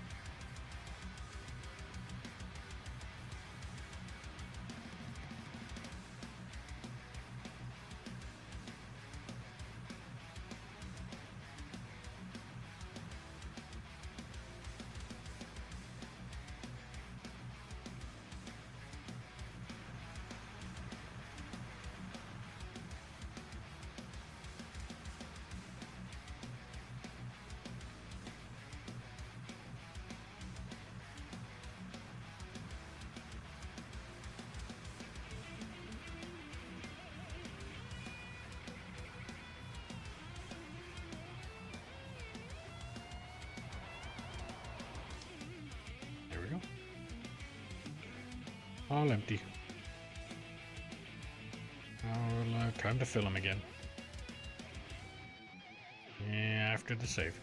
So if you're new here, welcome. Make sure you follow, like, subscribe, depending on what platform you're watching the channel on. It really helps the channel. If you're watching on Twitch and you have Amazon Prime, you can link your account and get a free sub every month that you can use on your favorite streamer or me. If you're on YouTube, hitting that like button helps push the stream out to more people. There's also a link for merch in the description below if you want to support the channel a little bit more. If you want to play on this map, all you have to do is drop a comment saying you're interested and I'll get you the info. You start in a truck or roller and we'll move you up from there. And if you're enjoying the stream, share it around and let me know where you shared it. And I will be right back.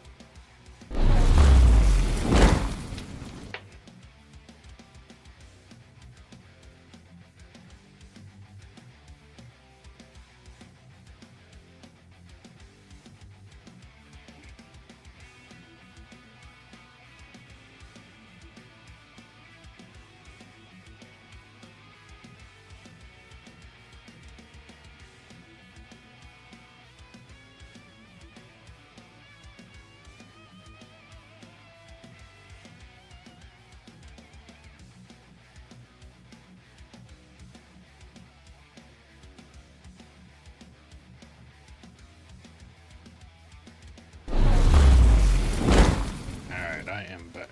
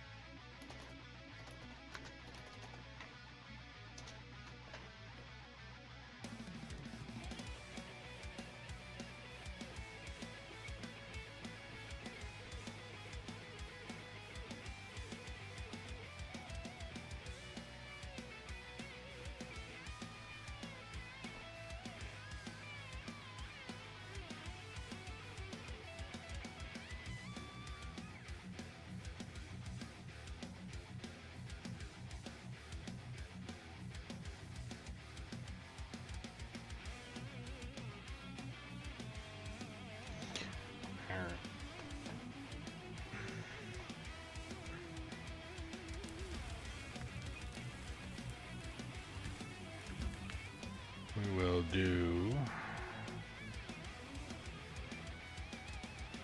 2 more cuts. So this one that I'm doing now, and then 1 more forward, and then I'll start taking out the material that's from the left side of me to the wall. And once I get that all cleared out up to those blocks, then it's a matter of, actually I'm going to put these blocks down here first.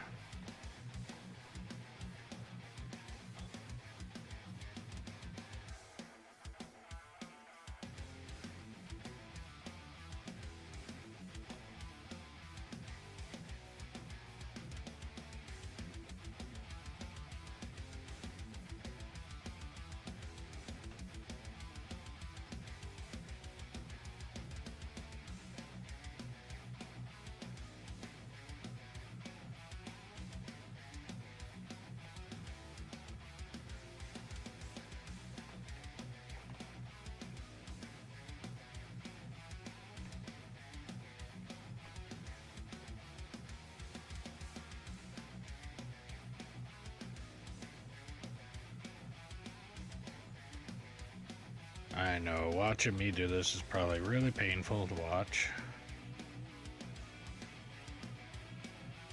Putting the blocks down to give me the flat surface that I want.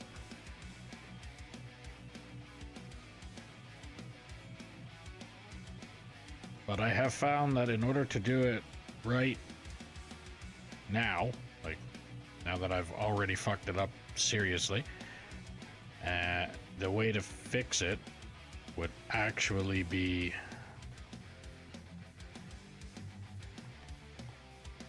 little increments at a time. So like I said, I think this here is way wider than what the excavator would dig. If the excavator was digging from down there, and it would dig probably half of this. So every time I take a scoop of this, I would be pulling up half of that material here, and I'd be able to make it smooth. Then the next one, half of it again, smooth. If I go anything more than that, not smooth.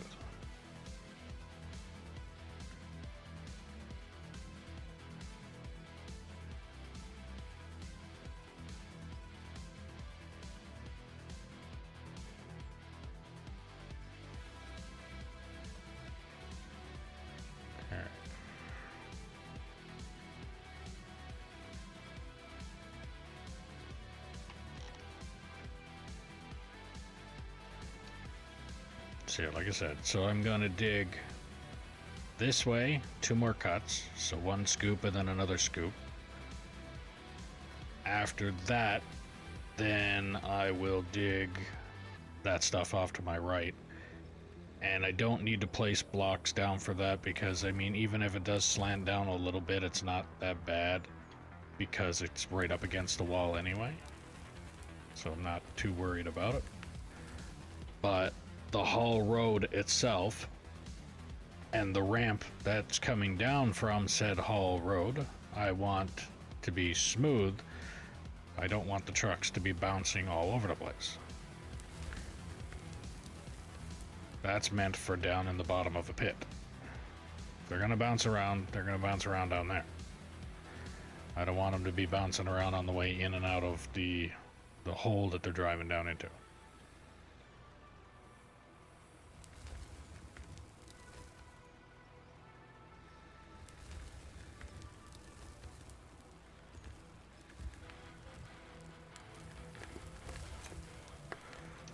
Now, did that bounce just cause a... No, it didn't.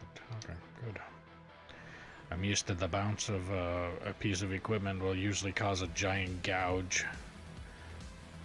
Be a giant pain in the ass.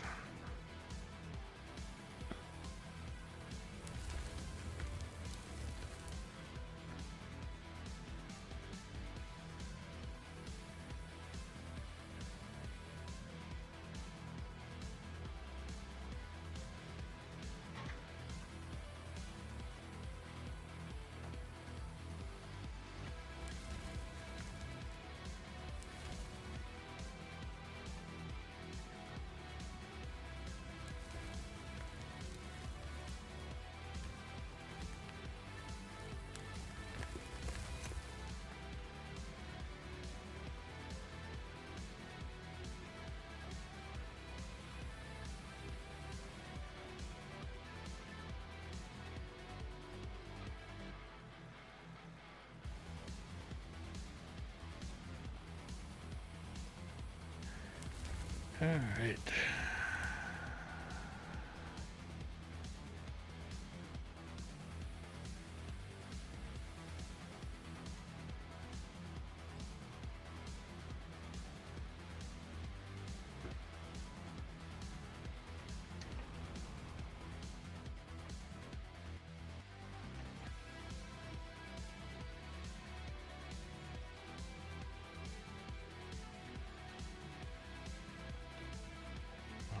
Okay. Guess I'm gonna have to do it this way.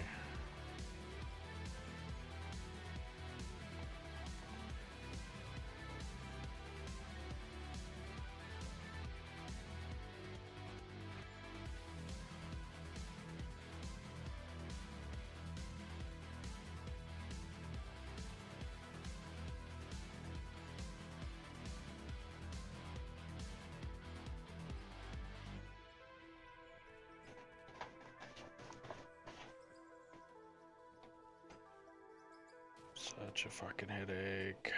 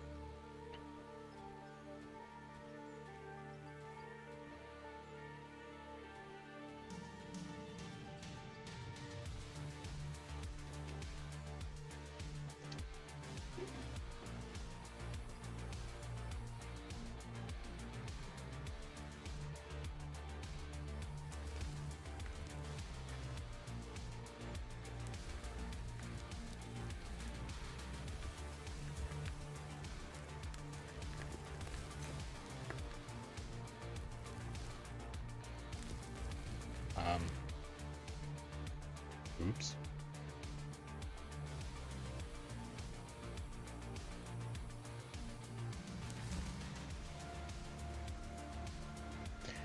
How's it going, Iceman? Or Ice Cold? Ice. How's it going, you?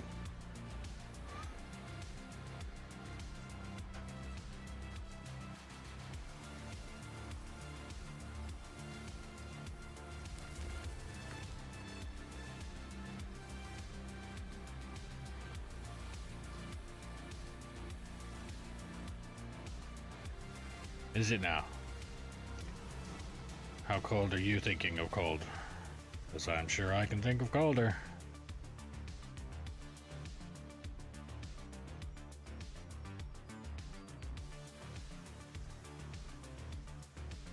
And try and do me a favor and convert the cold that you're talking about into something that I would understand, like Celsius.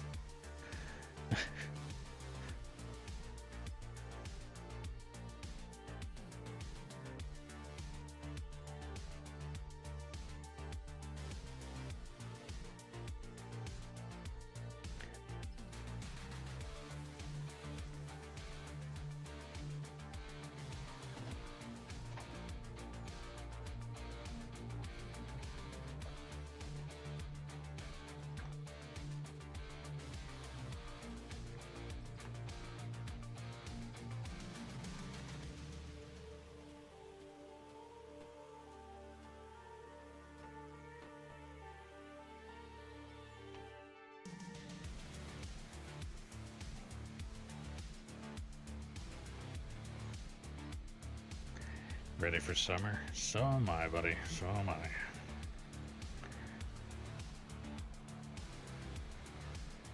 I can't wait to be able to go and actually try and get my fucking boat fixed and see if I can actually get it on the water. I've only owned the thing for 5 fucking years and haven't been able to use it yet.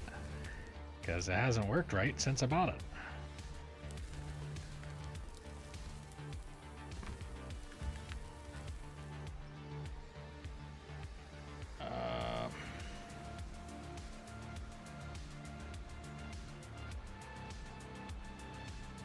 Definitely not as cold as where you are, but you got better heat and insulation, I'm sure.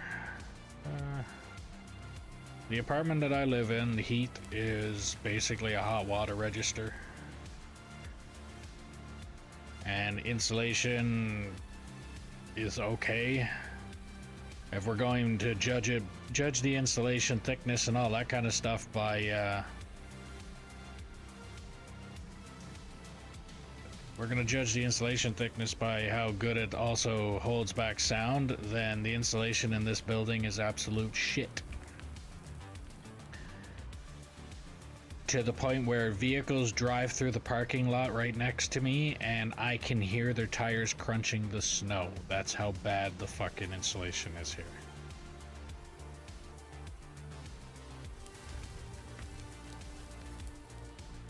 Yeah. You're gonna need to convert that over to Fahrenheit for him to know. Those Americans will judge anything by any other means possible besides Celsius.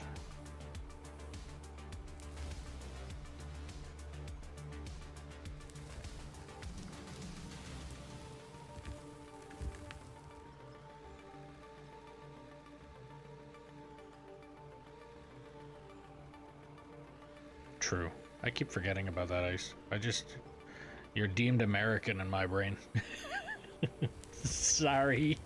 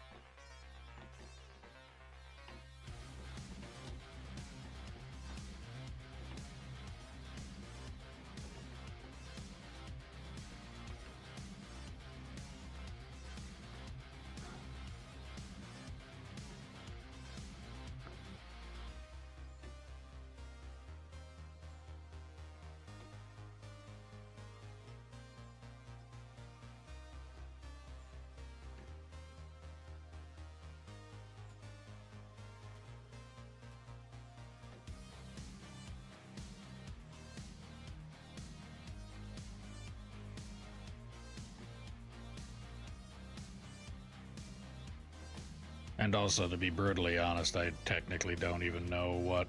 I think the UK also uses Celsius, but besides that, I have no idea where else uses it. I don't know if the joke is true where it's like America is, or USA is the only place that doesn't use the I want to say metric system, but I think it's the other way. I don't know anymore. I'm too dumb to know about it.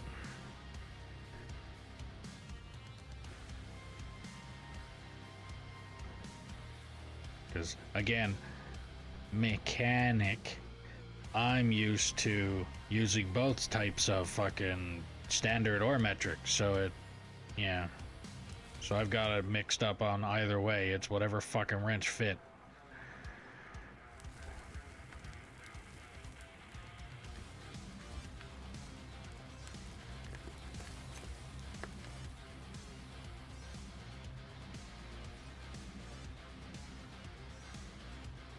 Today's actually the warmest it's been all week.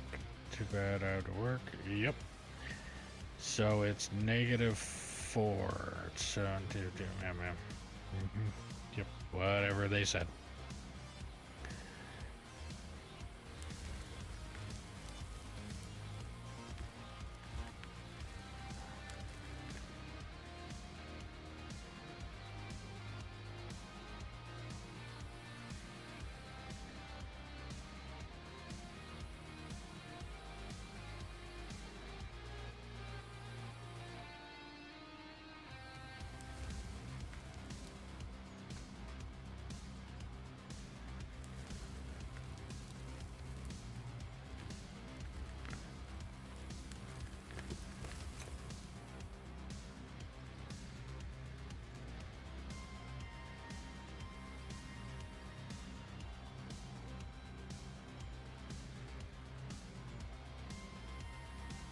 I know.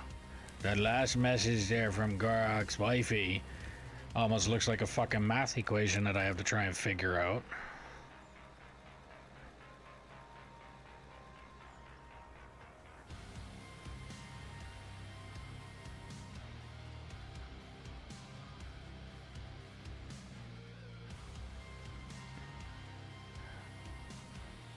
Well, it's not confusing me because I'm not trying to figure it out. I go on the Weather Network and I look at what the temperature is now, because there's no point in looking at what the Weather Network is going to tell me anything past 15 fucking minutes from now.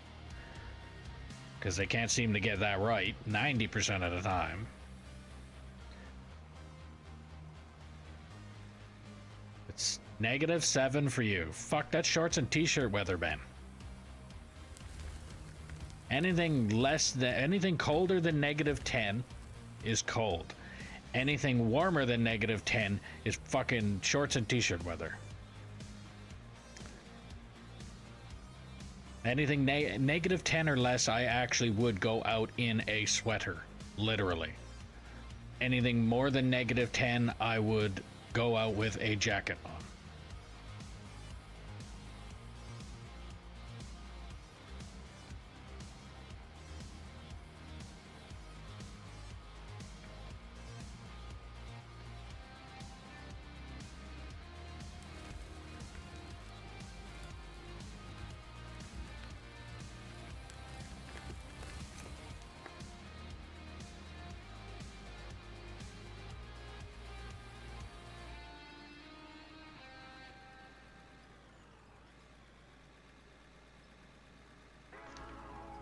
if I'm not mistaken, negative 40 is negative 40 across the board. Can't remember if it's negative 40 is negative 40 or if it's negative 30 is negative 30, and then it starts to fluctuate all over the fucking place. Where half the time when the people down in the States say that it's warm where they are and then they tell me the temperature, I think it's warm with that number. It's just perfect for you to put a turkey in the fucking oven.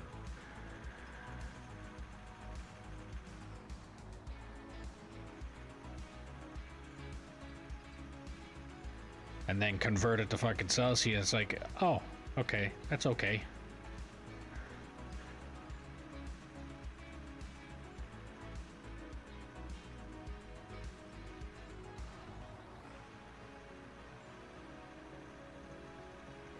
Yeah. Yeah, I knew it was one of them. I just didn't know if it was 40 or 30, one or the other.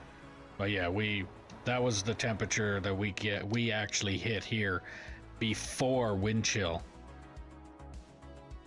So it was negative 40 and then the wind chill on top of that.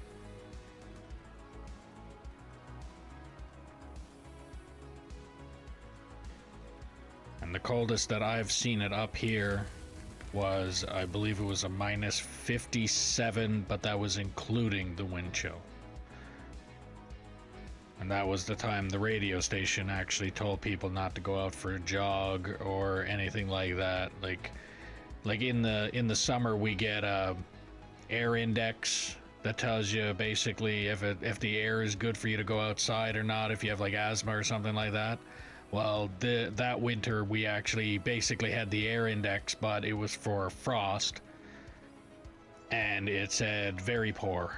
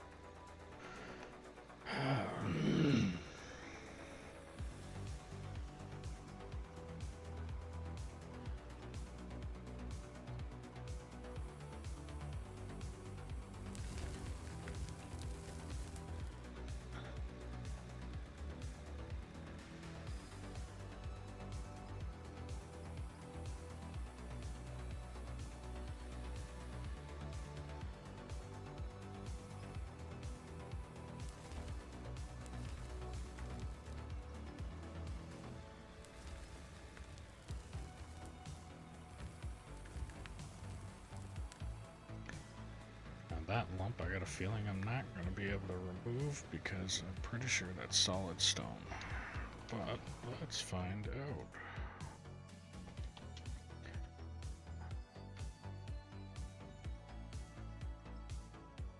Yep. So I might not be able to remove that one. We'll see. I just have to wiggle the bucket around and it'll probably pop it up, hopefully.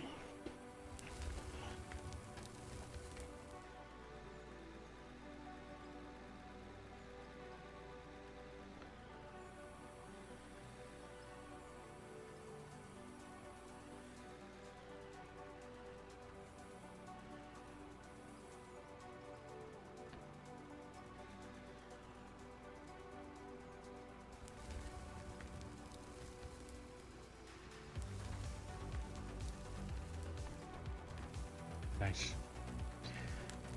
I picked that right up.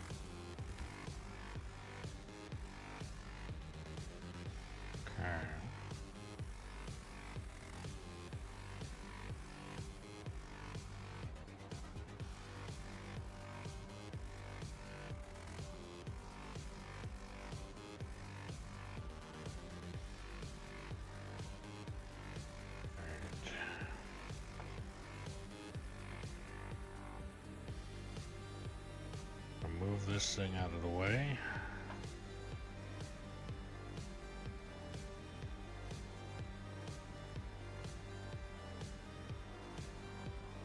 Oh, and Velcro.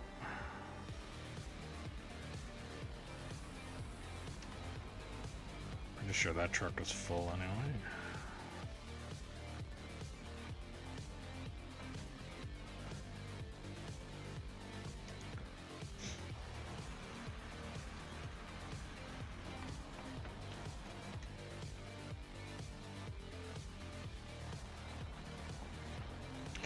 Hello, hello, hello.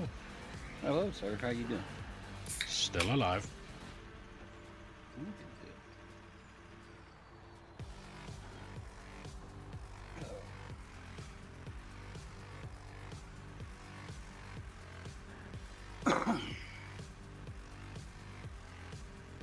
You any good at building ramps?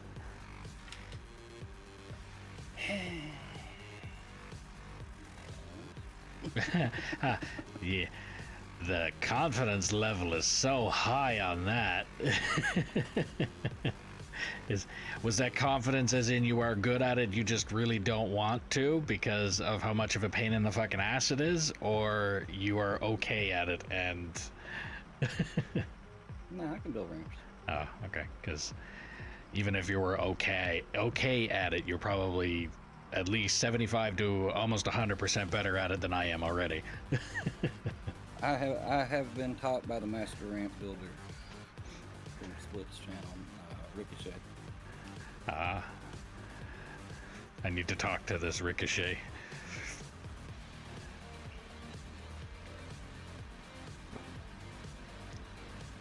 Because all I've been doing is just digging out portions and then hoping that it works. And if the truck gears down, then I go back to the fucking drawing board again and scrape off a little bit here and there and then try again, and it takes forever.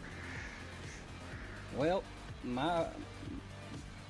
what I've learned about ramps is to try to make them as long as possible. Now you tell me, as I'm trying to build them in a nice little tiny condensed claustrophobic fucking corner. The ramps do not do good with claustrophobic, that's for sure. I guess I'm gonna have to try and just make do with what I have then for now. Eventually it'll work because I have a long rectangular type pit that I'm trying to make, but right now I kind of cut everything in half just so I can see what the bottom of the map looks like. And yeah. No, I can tell you what the bottom of the map looks like. It looks like rock. Rock, not fog like some people have told me. Oh no. Once you get to a certain level, because you see the fog that's in here now. Yeah, it doesn't go away. As you go down, it gets thicker. Okay, but that doesn't stop you from digging, though, right? It just. No, you can continue to dig. That's Okay. You can go long ways. All right. Well, I still want to see it though, so. Like I said, once I get, that's kind of why I cut this in half, is so I can find out what it looks like, and then I can expand heading north and just open the pit up even more. And then once I get this pit opened up to where it hits that satellite tower in a rectangular type fashion, then I'll start another pit. And then eventually probably combine that up too. So, like your ramp that you have here, you started off good right here.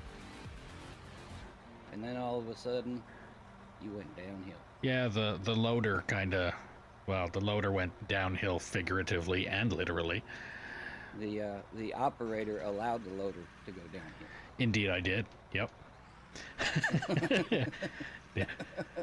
I 100% agree. If you could have carried the original grade all the way down out to here, it'd make for a better ramp. Okay. So the idea that I have over there, I kind of have a little template. Is that a good thing to go by? Like a 5x1, 5 long to down 1? Or is that just a whole bunch of why the fuck are you doing that? And yeah. I mean, it could work for you. I specifically look at an area that I'm going to put a ramp and kind of turn it into a rectangular box, and then look at the angle inside that rectangular box. How steep does that look? Does it look like it's too steep? If it is, then you lengthen your box and make your angle less. Well, you're almost standing on said rectangular box that you're talking about, so. What are you talking about right here? That entire block slab that you're standing on, yeah. That's where the ramp is going to go. And as you can see, the little template kind of thing, just to give my memory a kickstart. Yeah, I seen what you're going for there. I mean, it could work like that. I'm all for any kind of ideas. Like, if what you say could work perfect, and what you say I could implement it in a different way that would work for me.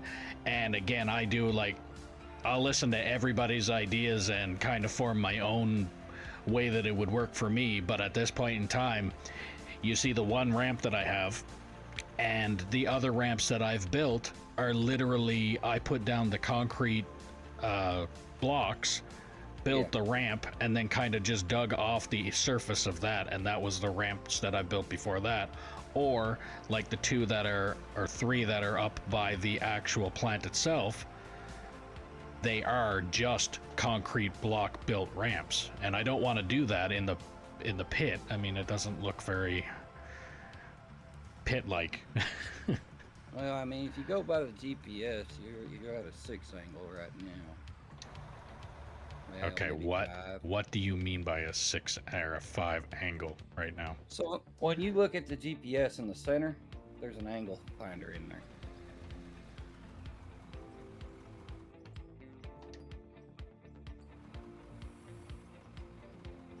So lay your bucket flat. See where it's coming out about 5/8 to 6 in the middle on the angle. It's on the negative side right now because we're facing up, I believe. That's how steep your ramp is right now. When you drive a truck up this ramp, does it drop out of fourth gear, or will it stay in fourth gear? It literally we just fine-tuned it to stay in fourth gear, but if you steer on it, it goes down into third and then drops right down to second and first. It takes you forever to get up there. So your ramp is too steep. Yeah. So I think the only way that I'd be able to cure that is by bringing it back a little bit farther again, right? That's kind of why you're gonna have to come up here and take some of this material from up here, and you've got a big dip down here where the loader's sitting, because you can see it already. You'd have to fill some of this in. Okay, you're telling me stuff that we've done. It just didn't do enough of, because we spent, I think, 2 streams filling in the hole, packing it down, filling it in, packing it down, and for some reason it almost felt like every time I put a stack in there, it packed it right down to the exact same level as if I didn't put anything in there at all. I mean, honestly, are you trying to corkscrew this down, or are you gonna put your ramps off to one side as you go down? Flat, and then a ramp on either side. So like where I'm sitting right now, I'm going to be doing a flat every step down, every shelf down, and on the left side and right side, so the west side and east side of these are going to be a ramp that goes down to each flat level again. And the reason I was thinking of that is because at least with a flat zone, your truck can get its speed to the ramp and then continue on up. If I was going to do corkscrew, like I have thought about it, but all I can think of is the more you're progressing up, the harder it's going to be on the truck. The truck will gear down, and then you're going to take forever and a day to get up the hill or up out of the pit. Again, that depends on the angle of your ramp. Yeah, and being that I'm not the master ramp builder, Well, that's why I did a flat. I'm not the master ramp builder. I've got an idea on how to do it. I've done I've done 3 bad ones on my side, and I've done 2 good ones on my side after I watched Rick do one. Okay. Well, I mean, you're better than than what I got. I also did one on splits that wasn't too bad. It wasn't horrible. It could have been a little better. All right. Well, I mean, I'm willing to learn, at least get an idea of your idea, and then either implement some stuff on my own that makes it easier for me to figure out, or whatever happens after. I just want it to be a little bit better than the atrocity that's over on that side over there that we've tried to fix, at least, I would say, at least a good 4 times now, and it still hasn't. As you can see, that's our final product right now, and it's not very good. No, it's not.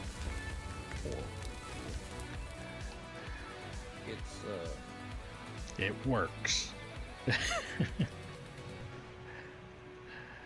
But it can be better. Are you back bleeding? Yep. Didn't even know that was possible in this game. Well, it doesn't smooth. It just loads the bucket up. Oh. So free materials. It's like cutting forward, but it's a way to do fine, very fine grading. So the same thing is the difference between the dozer and the grader. Yeah, kind of. I mean, the dozer's a blunt instrument. The grader does a little fine tuning, and then the actual fine tuning is the roller. Yeah.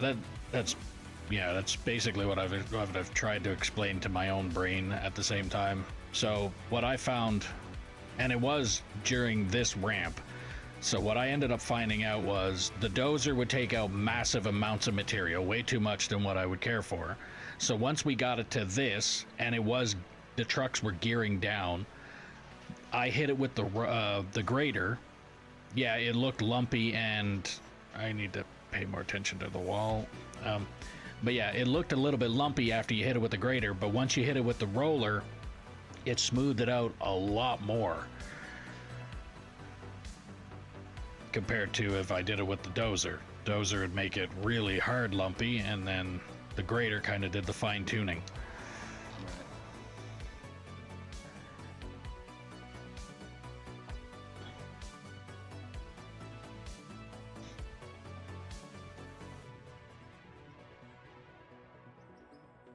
I mean, if you follow this right here, if we come in here and what you've got right here, if we just follow this and cut this whole flat hump out of here, it should fix the problem. Because where this is sitting at now is about right for a ramp. Okay, I thought that was a bit of the more steeper side of it, but actually no, it's not either. This ain't steep. That right there in front of me is what's the steep part. Yeah, and pretty sure, yeah. The reason behind it being the steep part right here was, as you can see, I've actually brought it down quite a bit. This right here used to match right up to this road. Yeah. And the idea that I had was make a turn, and then you come sort of flat to here, and then it would start to go down. And it ended up going down way too much. And like I said, I think what it was is my original idea, because I don't know the equipment that well. I mean, what it was I came up with the bucket on the loader, I tilted it down just a little bit, and then went forward. And the thing is, when I tilted it down that little bit and went forward, it gouged down instead of taking off that little bit that I wanted. So I'm thinking what I needed to do was lift the bucket up a little bit once I actually started to go forward. Well, since you gouged on your first shot, you should have backed up, dumped the bucket on the ground or in that hole that you created, and then gone back at it again with a little less bucket in. Yeah. See, this is stuff that I needed to hear too, because just winging it at this point. But yeah, I'm honestly, I think if we can make this angle right here come out, it should, it's going to come out further back. It's going to need to come out back here somewhere.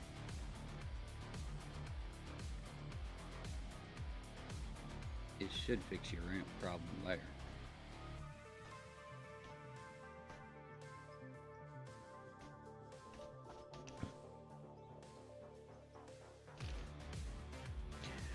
It's just making me happy that I made this bit of a bend still at the same level and didn't start the ramp like what I'm planning on doing on my second ramp down there. That ramp down there is starting right at the turn.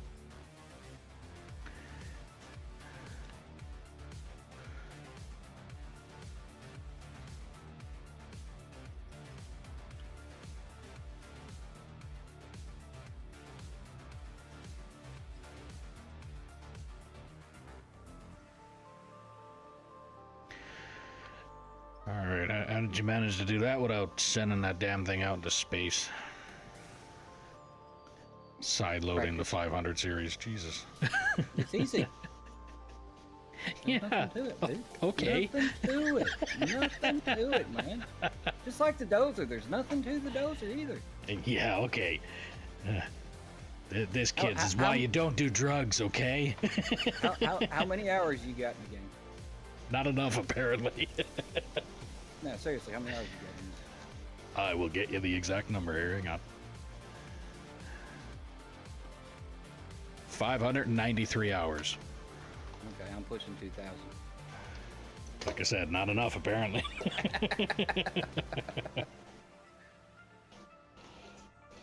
Now, it's not easy to side load these trucks. You have to, if you hit it towards the tail end, you'll slide off. You got to kind of hit it right in the middle. Okay. You get up there and you let the bucket or you let the boom come up to the pins sitting on top of the rail, and then you can dump right over. because the front tires are off the ground while I was doing that. Yeah, I just watched you do that, and it's kind of what I was doing with the back, driving the tires up on the back tires of the haul truck, but Right. yeah. I also have a tendency of, if I happen to touch the fucking controller at all in one way or the other, it just slides right off like it was ice. So, speaking of ice, he just joined too, so got a truck driver, or he can use the loader and do whatever, because I'm probably going to be using the excavator to dig that trench to give me my line for my ramp, to know where that's going. Well, the biggest thing is just knowing where the bottom is as deep as your excavator can dig at the end of your ramp. So then you have a point, you have your upper point and your lower point to dig to. Yeah, I think what I was, because of the way that I've just dug down, what I'm planning on doing is going full extension of the boom of the excavator, and then 2 blocks. You're gonna go 2 more down? So I can use the loader to scrape it off and make it smooth. I mean, that would work, but you don't need to go 2 blocks. Because the more material you have down there, the longer it's going to take you to scrape it up with the loader. So when I do my bench heights, I'll go as deep as the excavator will dig, with the bucket straight, teeth straight down as far, as straight as I can get them to the ground.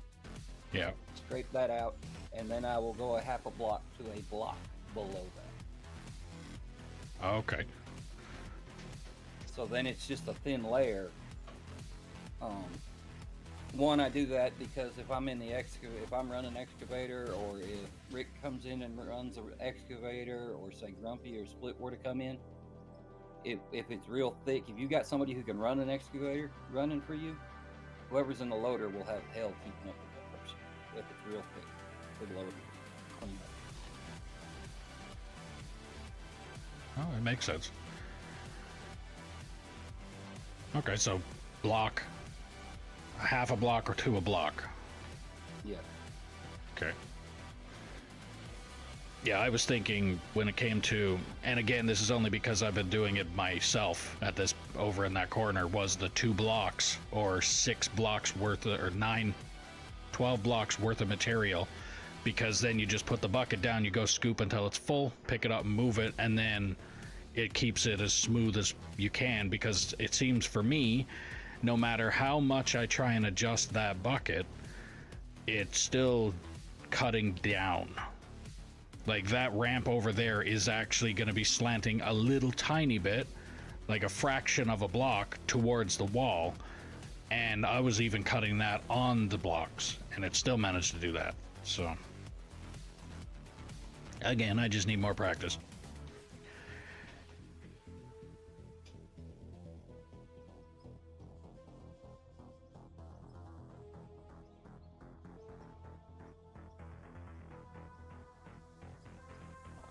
That looks like way more material than what you picked up. It's actually less.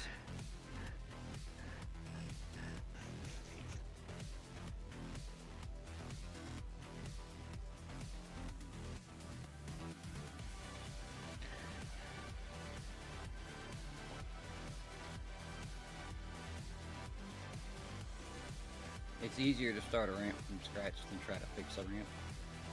No kidding.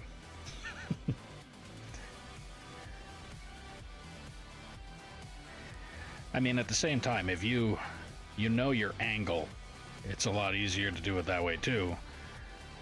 This ramp here is literally the first one that was freehand dug, and then, well, you've seen the outcome. But at the same time, like what I just watched there with what you just did that time, when you scooped that last little bit, your loader literally started to, it lifted the right side of the loader, and I had that issue down there and wound up digging a drainage ditch. because the ground is not level. There's a hump right here that keeps throwing me off, and I'm trying to scratch it out. Okay. So Sometimes you come at the ground one direction, and sometimes you get it where it does that, where it'll twist the loader. hit it in a different direction. If you come at an angle to it, you can sometimes clean it up. Yeah, I've also found it in the same situations. If I put the bucket down and then literally get the level that I want with the bucket, and then just tilt the wheel left and right. Ah, shit, I didn't realize it. Yeah. I just dumped that out. I didn't realize it was terraform blocking. Oh, yeah, Kyle coming in. He's about to go operate the bagger, I'm guessing.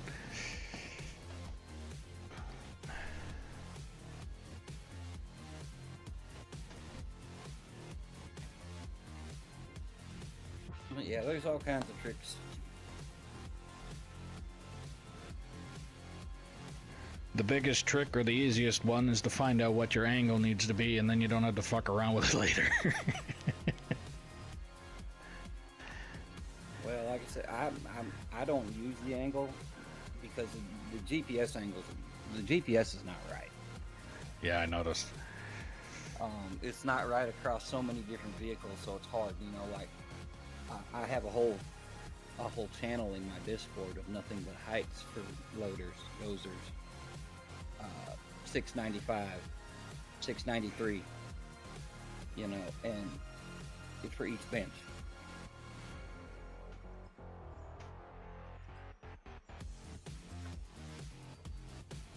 Just so I have a reference point. Yeah, I think all I ended up doing it became, most of the time it was with the bagger, where I would go in and I would know, like, this level up here was, let's say, 5,000 on the mark, and I just made sure that that number stayed the same all the way across.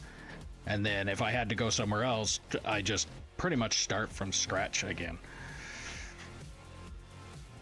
I find something that looked okay, and then it's like, okay, that's the number I'm looking for, and go from there.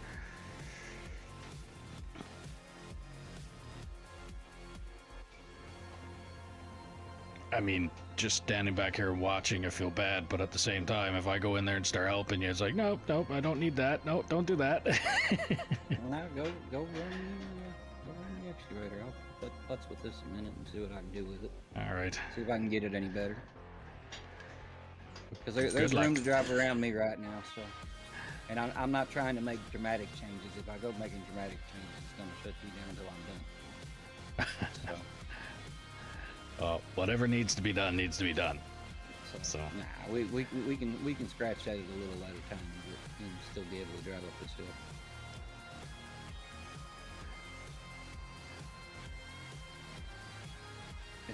Your hill is big enough. It's, honestly, mine. How many blocks wide is that? I want to say 18. Okay, yeah, mine are 14. And that's enough for two 500 series to pass each other comfortably? Yep. A little tight. Okay. So the 15, I think, that I have for this one is probably good then. 14, I mean, you can pass by each other wide open and not hit, as long as, they're competent drivers, they won't hit each other.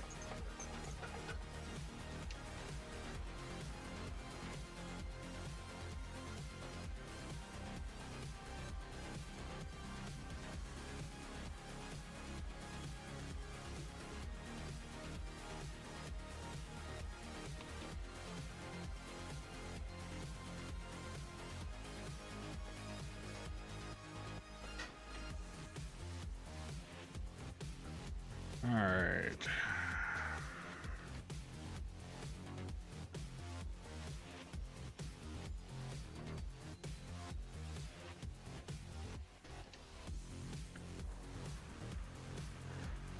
Ice, I'm just gonna park this truck where I'm gonna need you to park yours if you're gonna.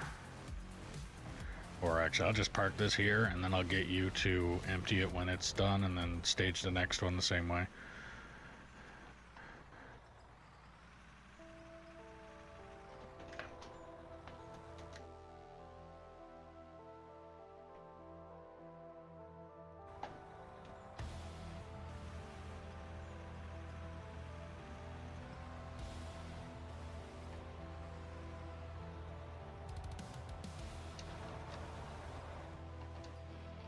Hey, how's it going, guys? Yeah, it's going. Yourself?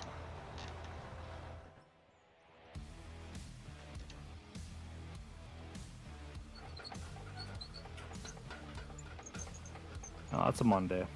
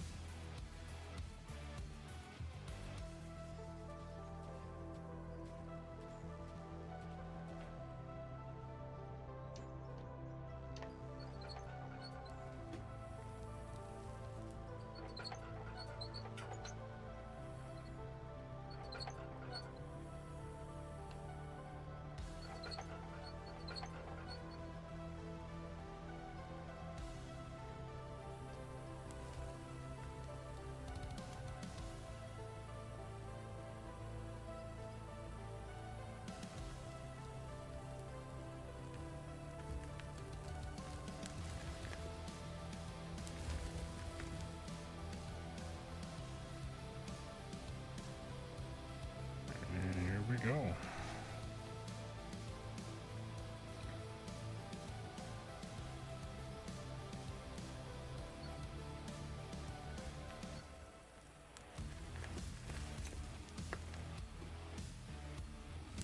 Yes.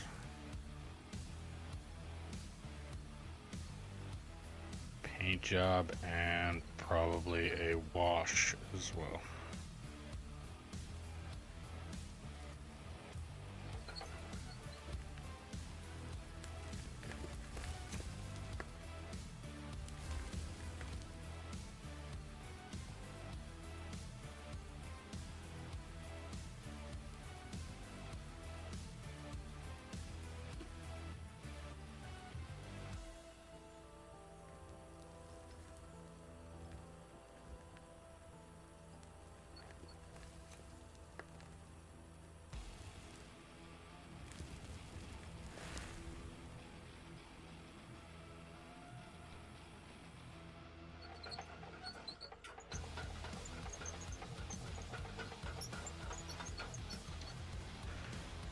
Looking pretty sad, probably because the computer suck, can't take care of her. Yep.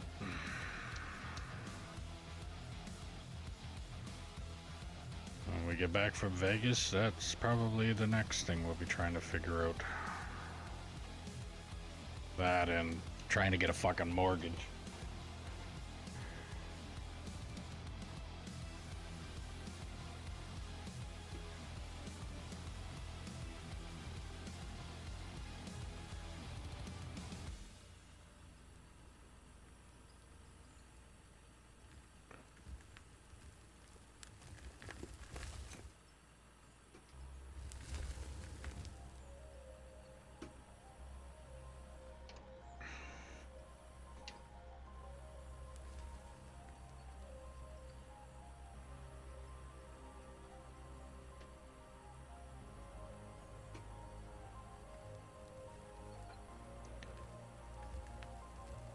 Yep.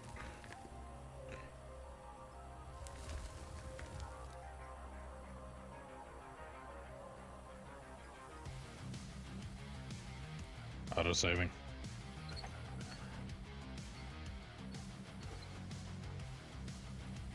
So if you're new here, welcome. Make sure to follow, like, subscribe, do all the things you gotta do depending on what platform you're watching me on. It really helps the channel. If you're watching on Twitch and you have Amazon Prime, you can link your account and get a free subscription every month that you can use on your favorite streamer or me. If you're on YouTube, hitting that like button helps push the stream out to more people. There's also a link for merch in the description below if you want to support the channel a little bit more. If you want to play on this map, all you have to do is drop a comment saying you're interested, and I'll get you the server info. You just have to start in a truck or roller, and we'll move you up from there. Unless you're a veteran in this game, then you get free reign to just hop in the loader and try and fix a ramp.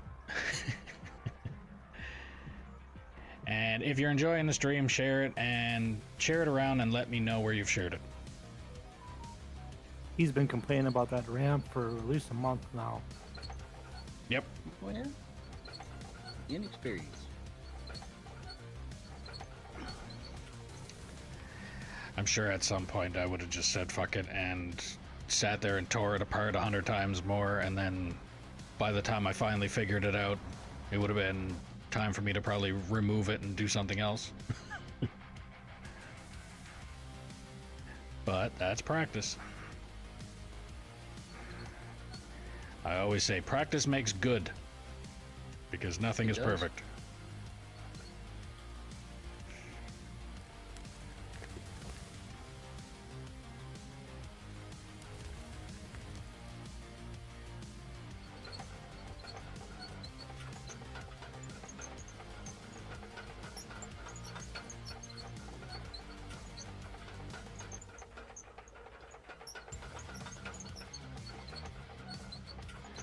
I mean, I was almost just happy to get that ramp set up to where the trucks weren't gearing down.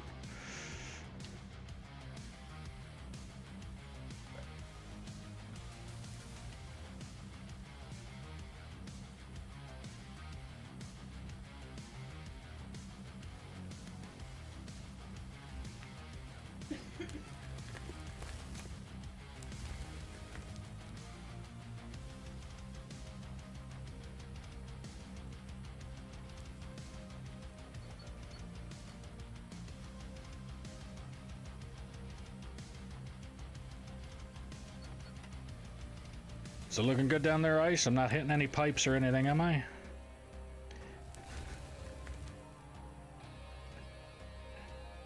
You're good, man. So you're gonna stand there and look like a typical city worker. Shovel in hand watching me work.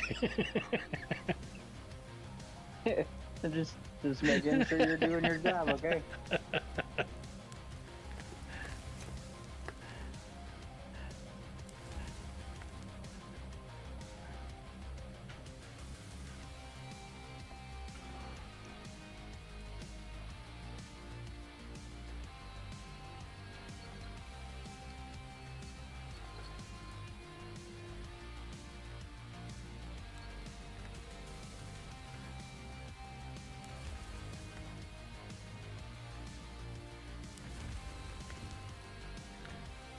Nightbot.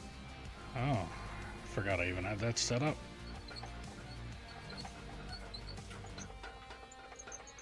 I only did that one a little while ago.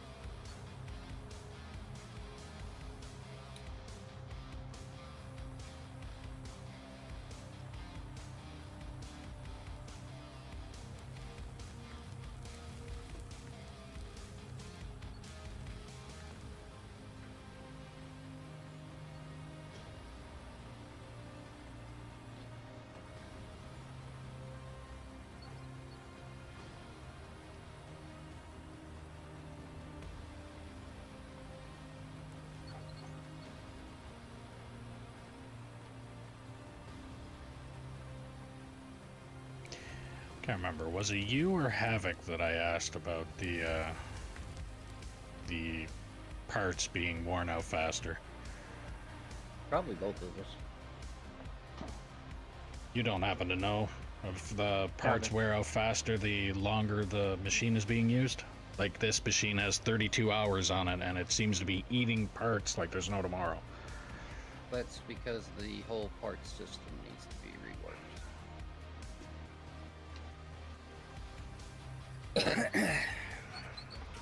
It really doesn't matter.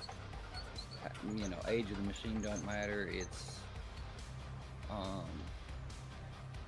you know, you got heavy duty part, you know, better parts Yeah. and worse parts, but it's just the whole system needs to be revamped because it don't matter what it is. It just seems like it wears out too quick. I turned it off. Seemed like every time I turn around, I was replacing something on the machine. I've got like a stack of 30 parts of every part in every machine that I lately have had to get in and repair.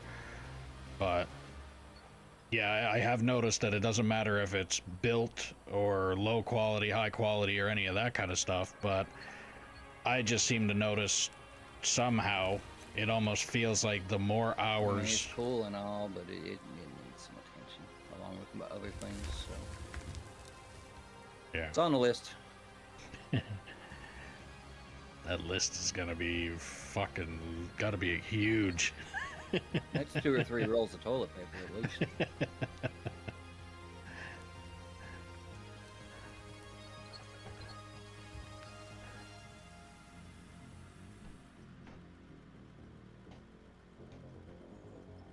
Nah, they're doing a good job with it. You just got to give them time because they're, you know, it's only like 5 people Yeah, exactly. and they work regular jobs.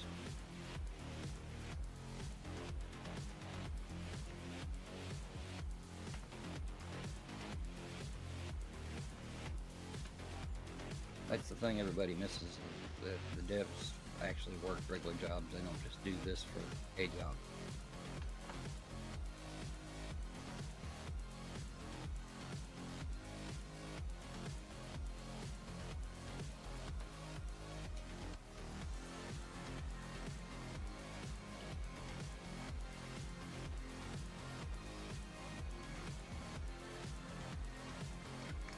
Yeah, this is essentially what I would call a hobby game when it comes to how they do what they need to do with it.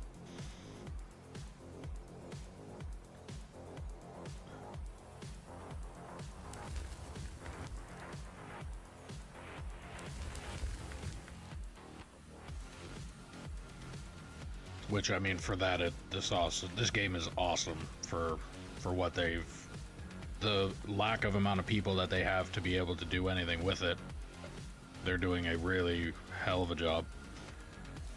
Well, to be honest, I don't even think this was meant to be a game when they started, or when Christian started.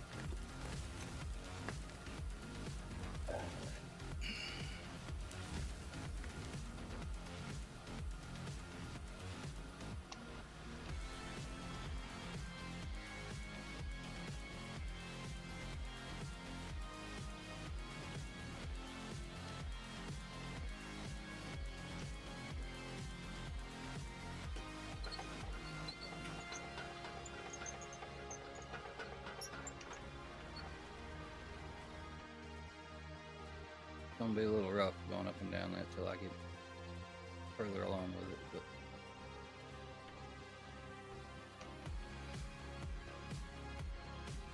It is what it is.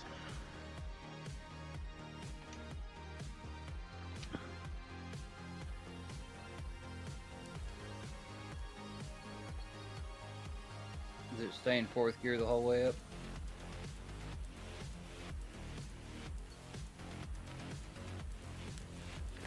Yeah.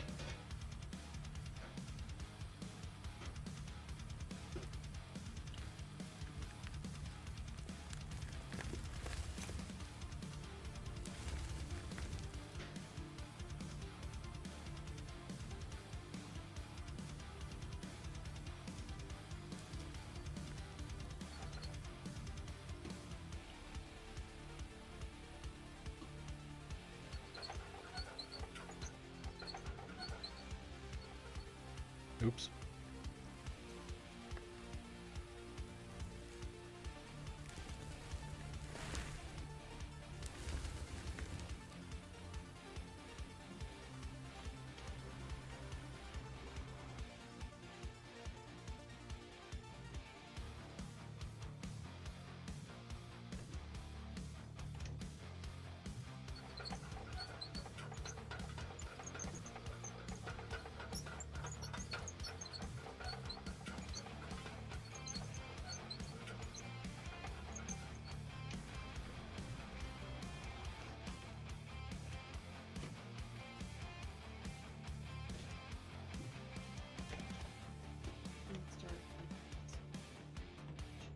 Okay.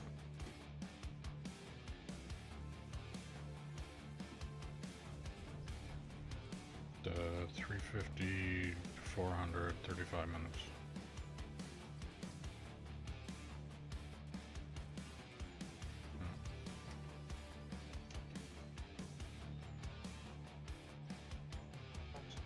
Yep.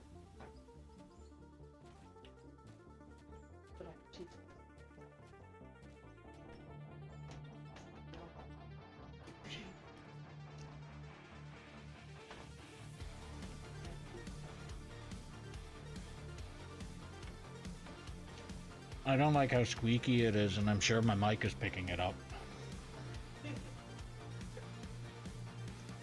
But besides that, yeah, cheese fries are pretty good.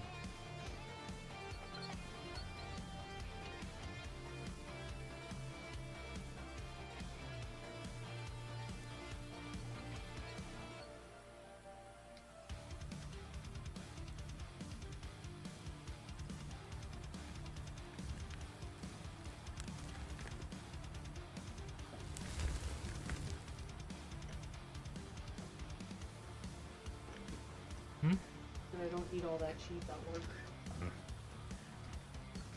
Be right back.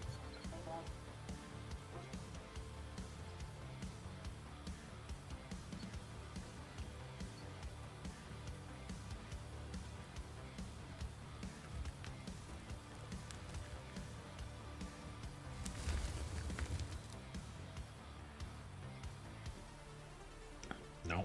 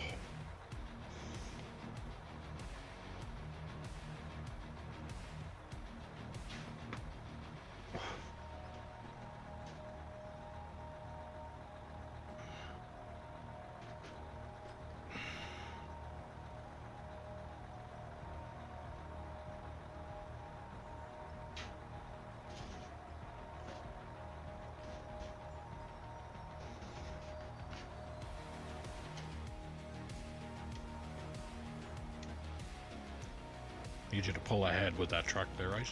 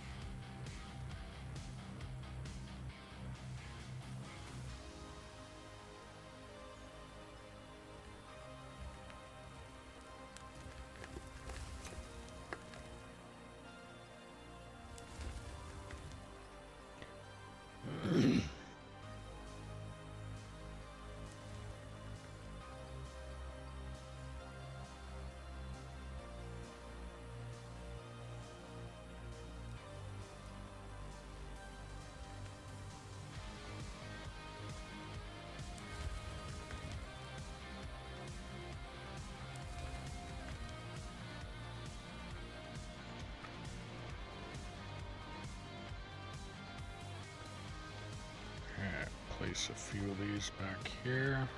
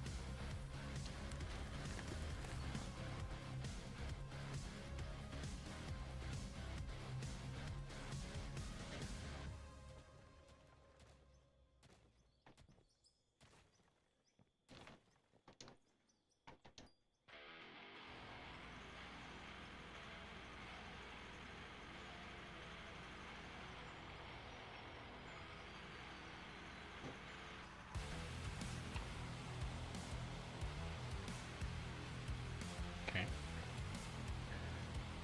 Pucker factor.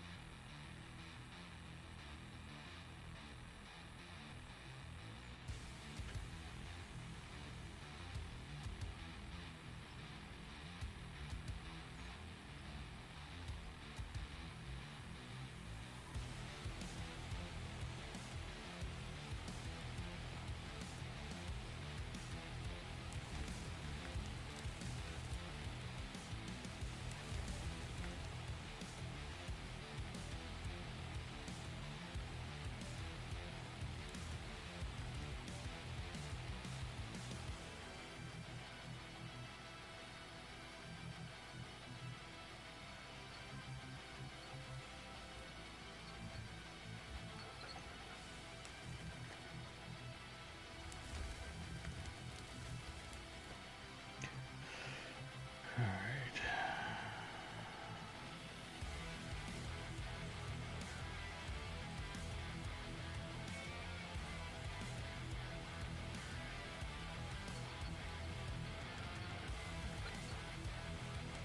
Auto saving.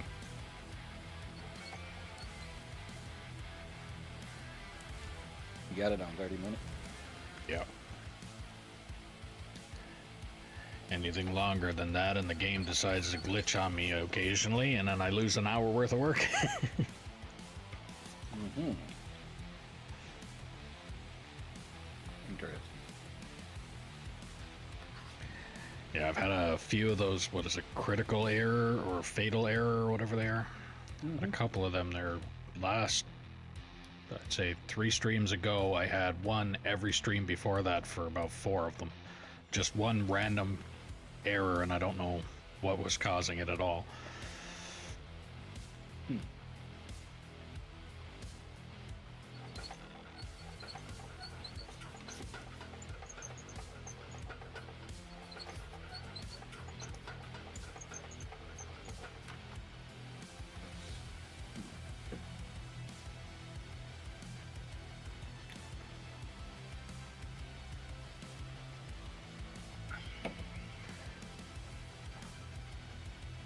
God, it's so simple to make, but God, that's good. What's that? My dinner. Oh, It is French onion and a jus sauce with stew meat and egg noodles.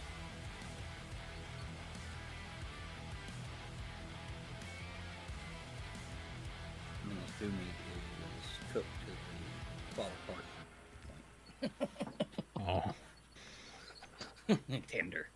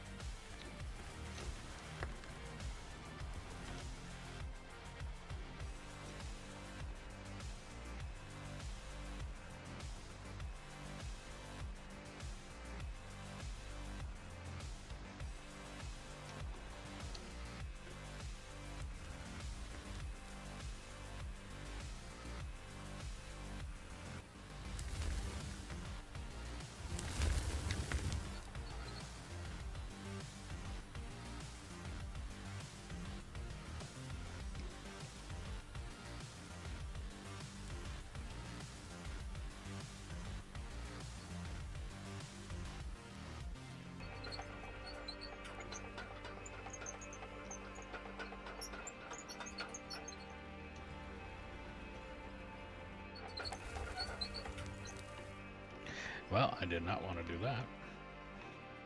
What'd you do? Placed a block under the excavator, and he didn't like that very much.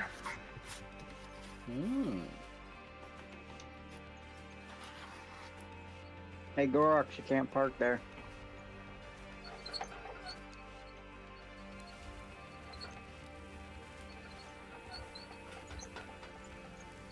Sure I can, it's my map.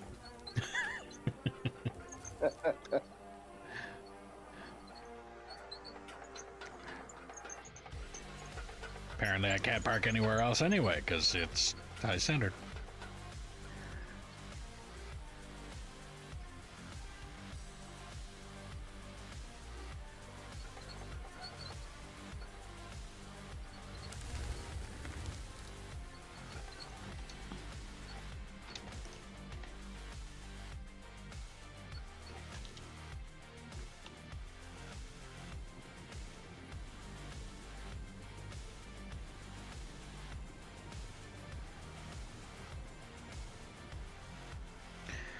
I think that's enough of that anyway.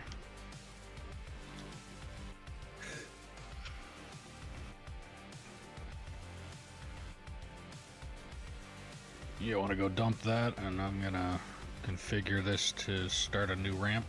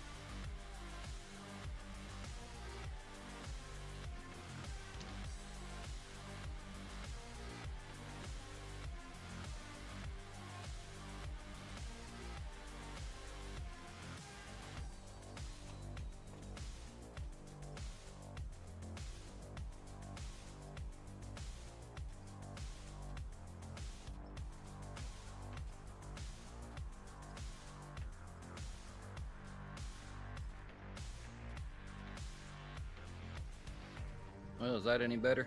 Nice.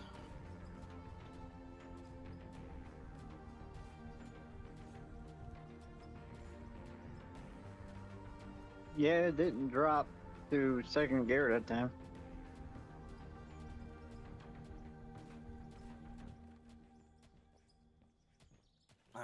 Once you cut a ramp, it's hard to fix a ramp without dumping truckloads of dirt everywhere. Yep, been there, done that.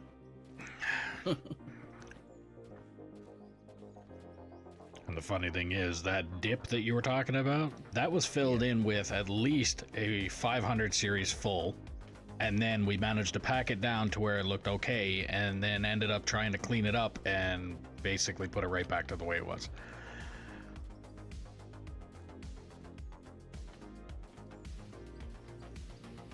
Yeah, I'm kind of trying to work with the dip here.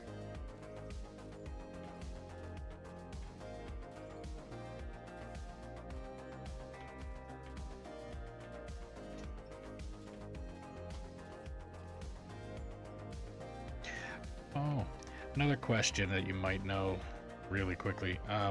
The asphalt layer, you're only able to put asphalt in that, or are you able to put any other materials?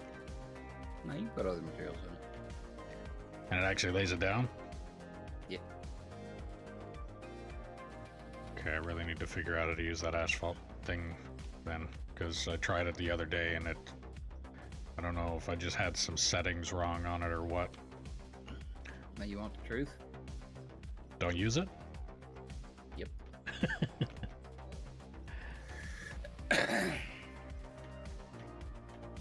It's a fine piece of equipment, but It's easier to probably just lay it down by hand and hit it with a roller. yep. That, and it's easy. It's not as hard on your saves because it does because paving goes against the packets. Okay. Save increases your save size pretty quickly. And it ends up causing problems, is what I've noticed with it. Or I've never. Yeah, because the only thing that I missed- was gonna do was with tailings. I was gonna cover up the haul road with the tailings instead of having it like the rich metals on top, because I'm so tempted to just tear up every haul road that I have right now because they're worth so much money.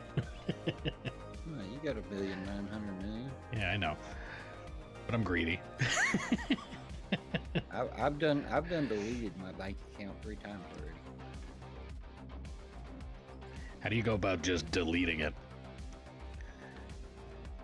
Well, there's 2 ways you can do it. The one way that I've been doing it, the one that I know, I think there's 2 ways. The one that I know is I just buy the most expensive bagger, or empty my inventory. I'll fill my inventory full of baggers, sell the baggers, fill it back, sell the baggers. Every time you sell them, you get reduced price back. Okay. That's how I've been doing it lately.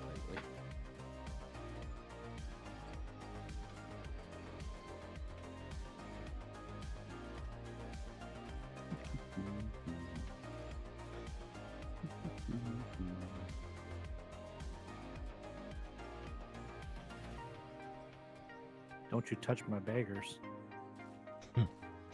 Trust me, I'll sell all of them and then leave you with one and sell all new ones. And naturally, I'll leave you with the one that's used. I'm about over the bagger, because that's all I've been doing the past couple of days. I have a couple little tiny things that I want to do with it, and then I really don't like using it because of it. I mean, I'm bored when operating it, and if I'm bored when operating it, nobody fucking wants to watch it either. Like, I'm pretty sure, I think it could have confirmed it with you at the same time, but I know I've mentioned it to Split, and he agreed that the bagger is a stream killer. Oh yeah, yeah. You can literally have. Oh well, take my stream. I've seen 10, 12 at one time, and as soon as I pull out the bagger, it goes down to 3, Yeah. 2.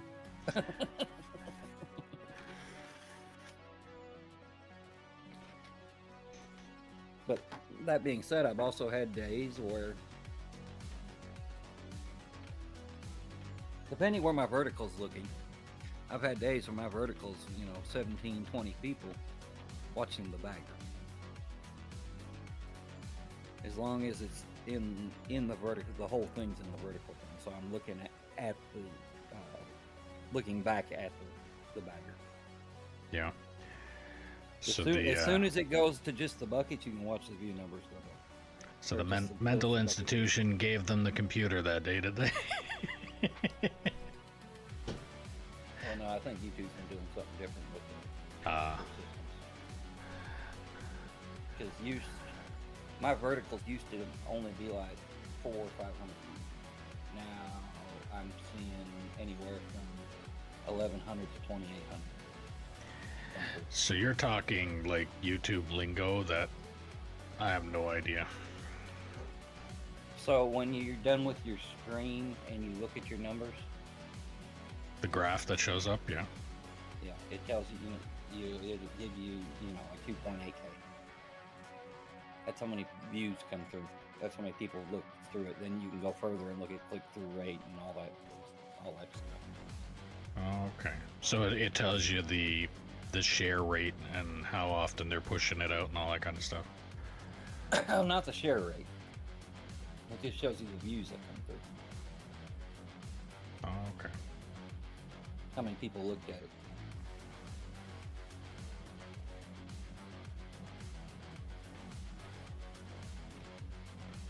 My stream I did today is 585 on the order. But I'm not very talkative today. Yeah, I I'm didn't. not I very didn't go to. talkative I didn't often. go to sleep till. I didn't go to sleep till like 5 o'clock this morning, Oh, lovely. and then I got right back up at 8. So.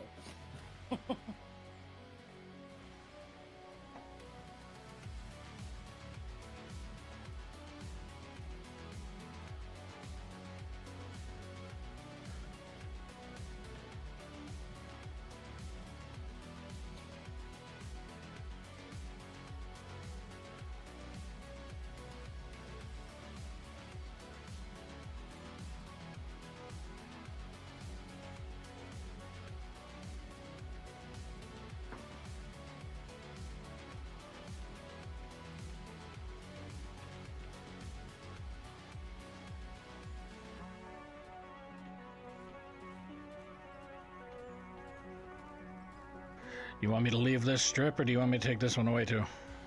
Is that where you want the ramp to start? That's where I'm going to want it to start, yeah. Take it out. It'll just be in the way.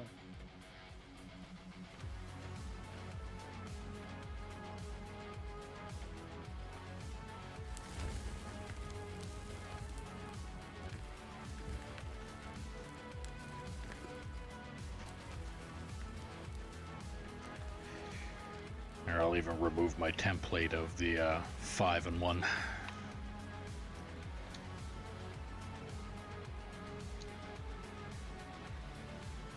Again, you'll see that all over the place where I set little reminders for myself, like this is what I want to do here, and like my little corner that I got down at the other end with the blocks that tells me where the road is going to end.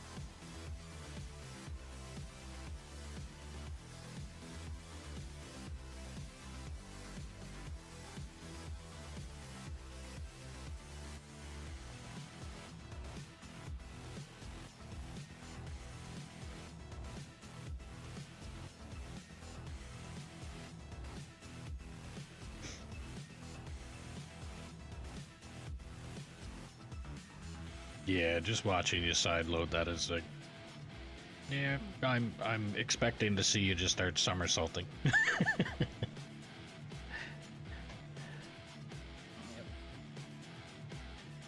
Not gonna happen.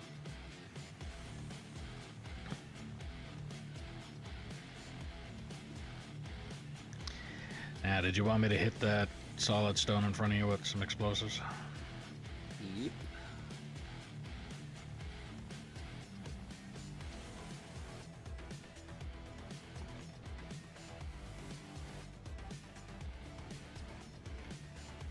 Anywhere there's solid stone on this whole section, you can go ahead and blow up.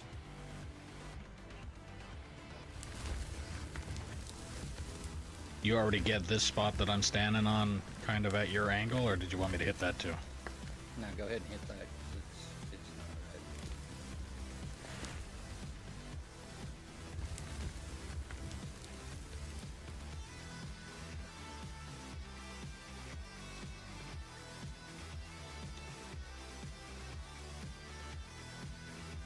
Let me get this kind of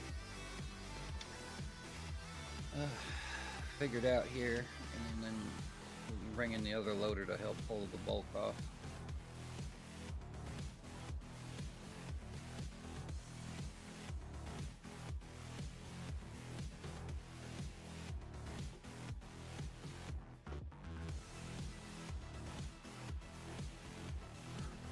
Yeah, in terminology, the way that I know it out on site, you would be considered the loader operator, I would be the loader driver.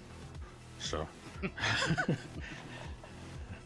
you do the fine tuning work or the finish work, and I'll do the grunt of the manual most bulk work. Yeah, the difference between an operator and a driver. Well, you're the operator, I'm the driver. Yeah, but I just pretend to be. Well, you're pretending pretty good. You're that fake it till you make it part. You're bringing that right up to its T at this point.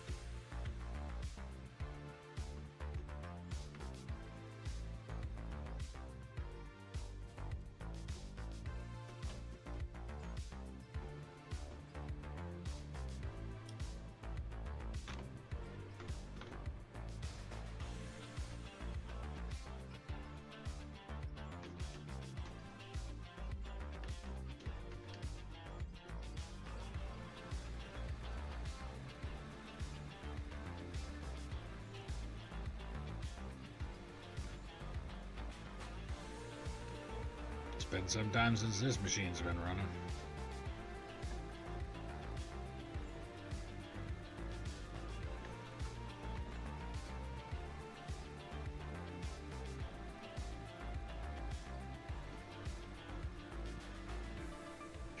I think the last time this machine was running, Kyle was not even operating the bagger.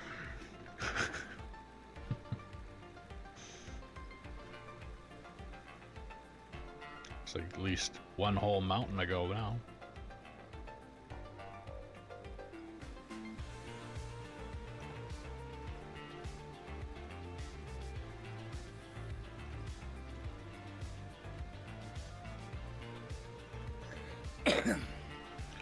So do you think that there is going to be enough room to do a substantial amount of material removed from there? Or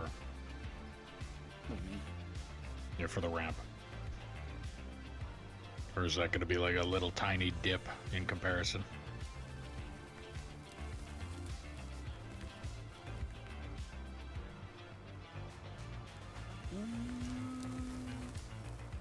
I think it'll be decent ramp. Okay. Seems it might be a little on the short side. We'll see.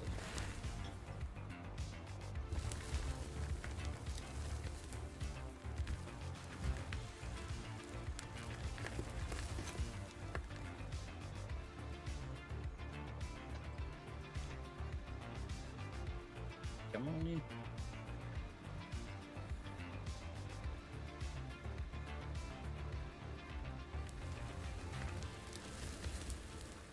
Kind of try to follow the grade. Don't try to dig in. Just try to skim off the top.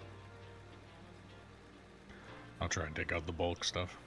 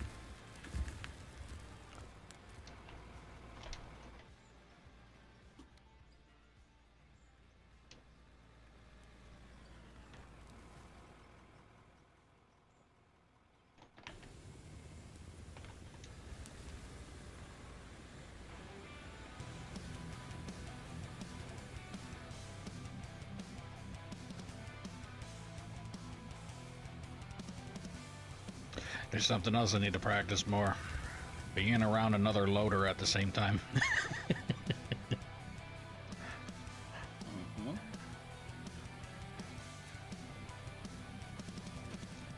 I mean, I'm pretty good at trying to judge, but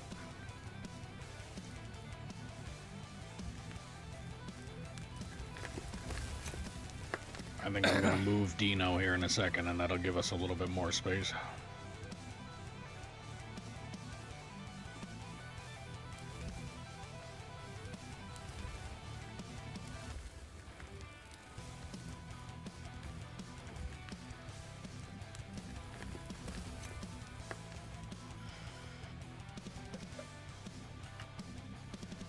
Doo-doo-doo. Oh, yeah, I'll probably go right again today.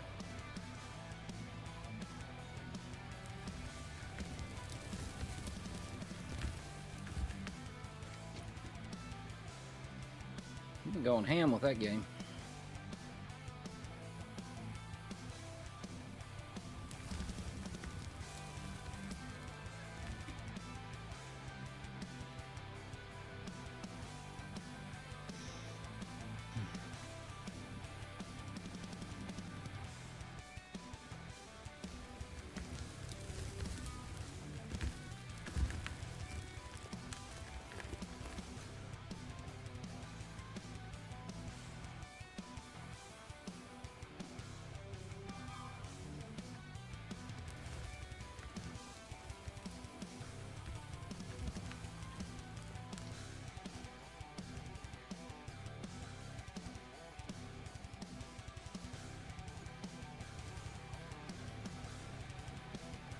Hey, Ice, you mind doing me a favor and emptying the purple truck?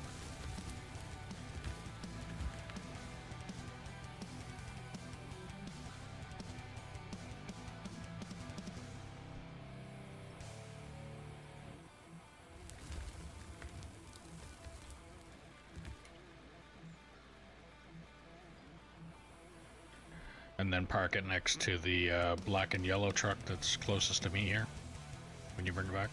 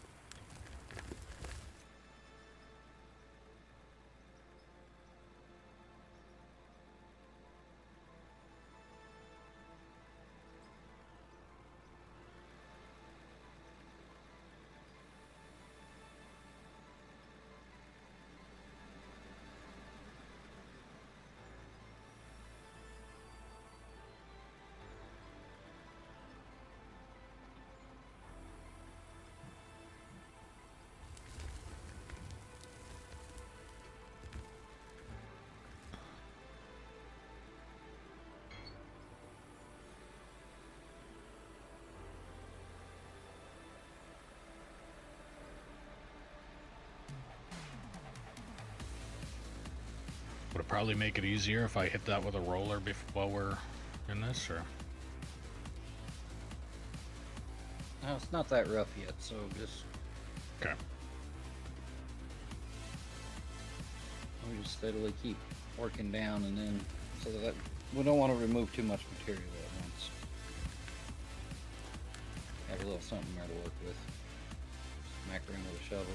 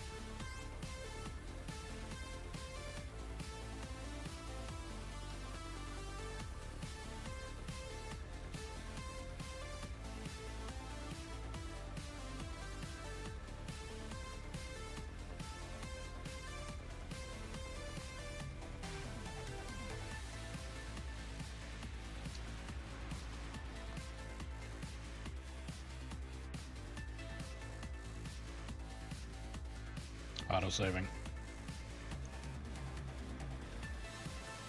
So if you're new here, welcome. Make sure to follow, like, subscribe, do all the things you gotta do depending on what platform you're watching me on. It really helps the channel. If you're watching on Twitch and you have Amazon Prime, you can link your account and get a free sub every month that you can use on your favorite streamer or me. If you're on YouTube, hitting that like button helps push the stream out to more people. And there's also a link for merch in the description below if you want to support the channel a little bit more. If you want to play on this map that I'm currently playing on, drop a comment saying that you're interested and I'll get you the server info. You just start in a truck or roller until deemed competent or prove you're not a troll, and then we'll move you up from there. And if you're enjoying the stream, share it around and let me know where you've shared it.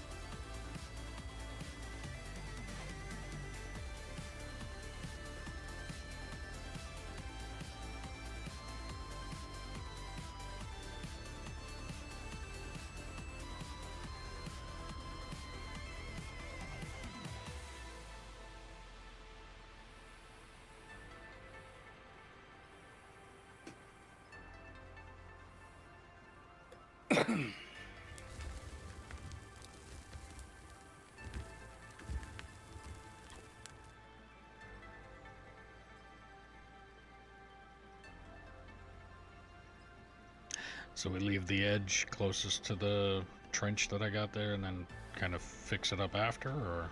Yeah. We'll clean it up after, and when we can turn sideways and keep it flat. Alright. Oh, he's swearing. Jeez.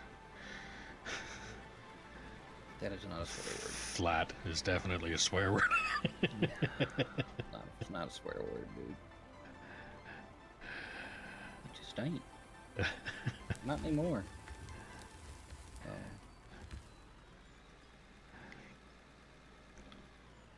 I dozed off the top of a mountain and made it flat. With the dozer. Yeah, All I used was the dozer and the roller.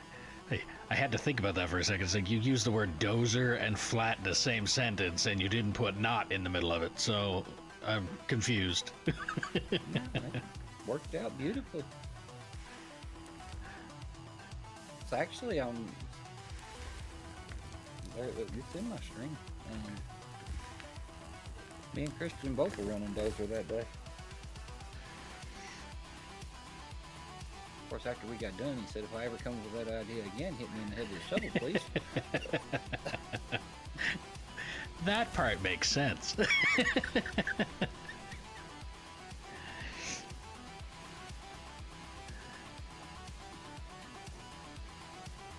Well, the whole reason we did it is because he didn't want to. He just wanted the single pass with the bagger. He didn't want to, have to pick the wheel up and come and back pass and make 2 or 3 passes. Also doing circles. So we pushed the top of the hill off and made it to where we cut it all with one pass with the bagger. Go ahead, I'll go behind you.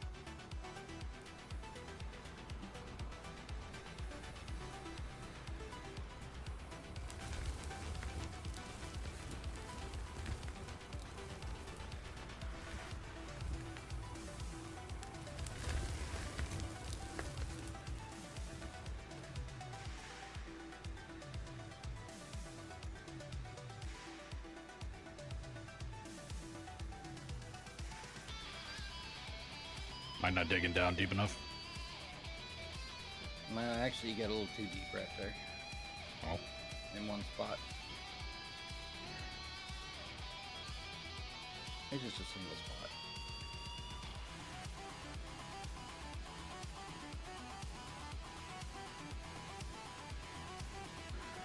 See, and I know that at that point, that's where I would have ended up continuing on with that part until I got way too far down, and it's like, oh, I dug down too deep. And now I'm at like better. the... Always better to play on the side of caution and aim high, and then save your way down to what you need. Yeah. It's easier to remove material than it is to put it back. Yes, sir.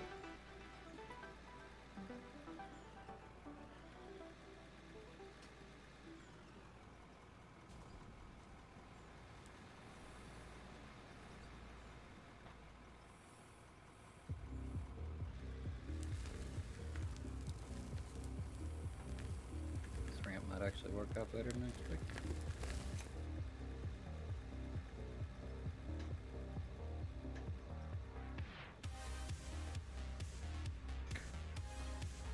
Well, this would be the ramp that you built that I helped build. No, I'm teaching you. Well, it's the same thing as the plant up top. Like, Bear built that. I had no fucking part in that. All I had was mechanicked up some of the electrical parts when the coal plants ran out, and I didn't know that it was the coal plants that were the problem. So I ended up rewiring a bunch of shit, and I mechanicked it up instead of electronics. Or an electrician. But yeah, every time anybody asks about that plant, Bear built it, I don't know. And it'd be same thing with this ramp. It'll be, I helped you build it.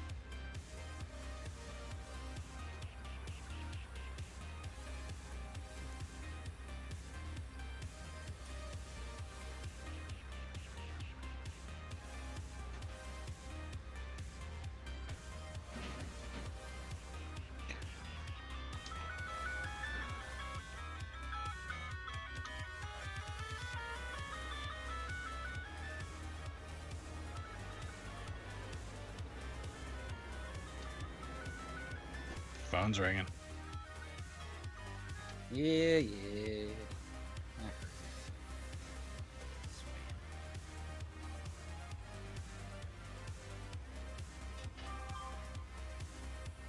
I can talk to the voicemail.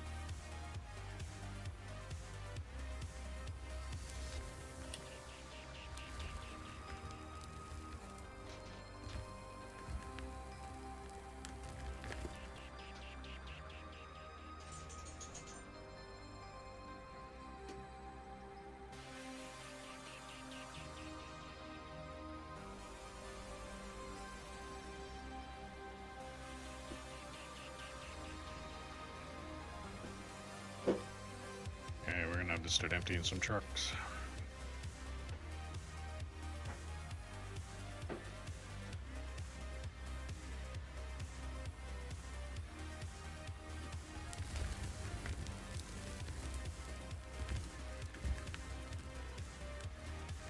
Those first two trucks can take a couple scoops. I'll empty out one of these.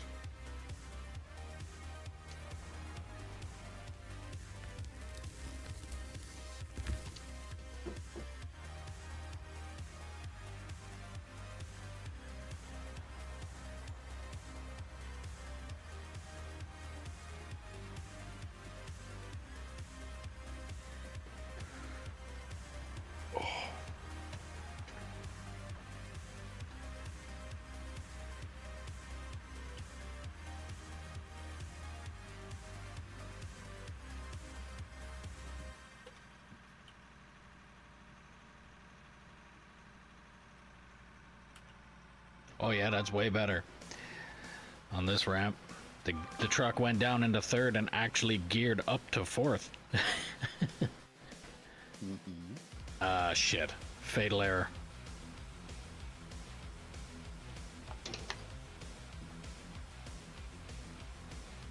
Yep, locked up.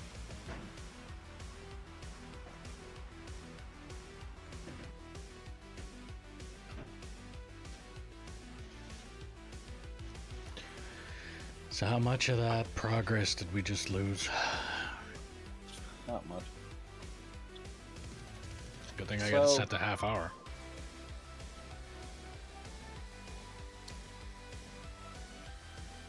You will need this on your crash report.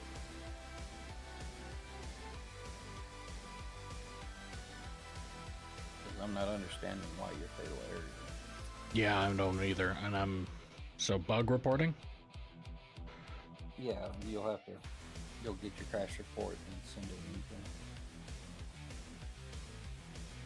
to Oh yeah, I gotta go through the file thing to do that, don't I?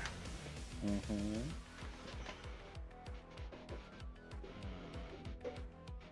That is the biggest help anybody can be to them is when you get a fatal error like that is to go get your crash report, which if you're in the NMC Discord you can ask around in general or game chat and somebody will tell you or direct you how to go find those crash files.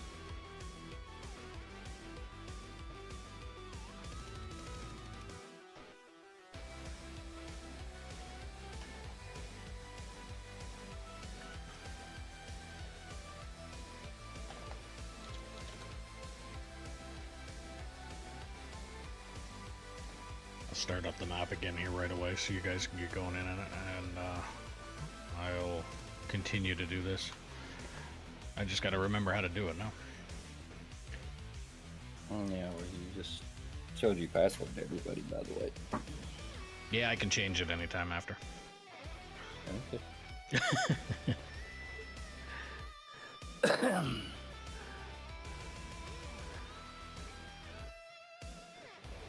That's the thing. Everybody that tries to join maps, they immediately do the 1, 2, 3, 4, 5, and if it doesn't work, they don't go in. Usually how the trolls work. Lately, anyway. Unless they actually see your password, you know, while on the stream. I have seen that a few times.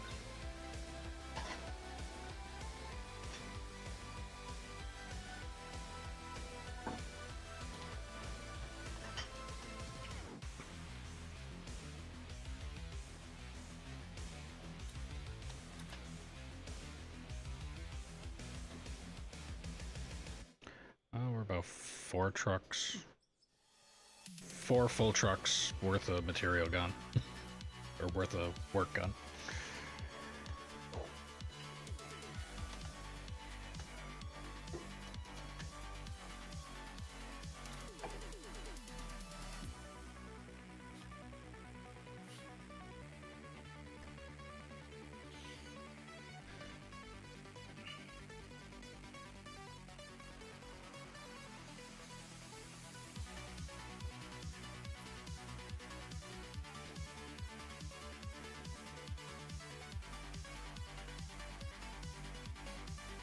I can tell you this much, since I wasn't feeling no lag or internet wobble. Whatever it is in the game that's causing me fatal error. You weren't feeling it? Because I was when he's operating the bagger. Like every time I get a little bit of a wobble. No, there's no. It'd take a lot more than that for me to notice anything from the bagger. Oh, okay. 'Cause, I mean, in my save the other day, I had 5 of them running all at the same time in green layer.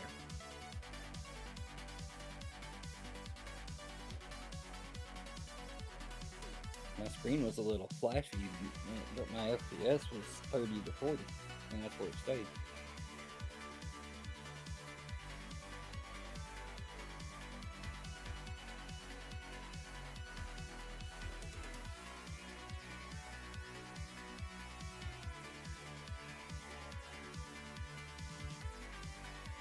The only time I've ever noticed any lag in this game is if I got too close to split while he's running the dozer in the green area. Oh, basically all you need now is a roller out there too, and everything No, that no, can possibly fuck you over. I was in the roll. Oh, that's why. Okay, yeah. But even with I'm in the loader and he's running the dozer, if I get close to him, yeah, I see the screen shake. He doesn't have a separate PC for all of what he's doing, though, does he? He has it all running on the same one. No, he's running it on too. Oh, I thought he had it all on the same one. He's got the split cam. Is one, and that's the one that runs the session. And then he's got his main PC that he's playing on, Oh, okay. and running the other half of the screen. Split cam's on its own separate setup.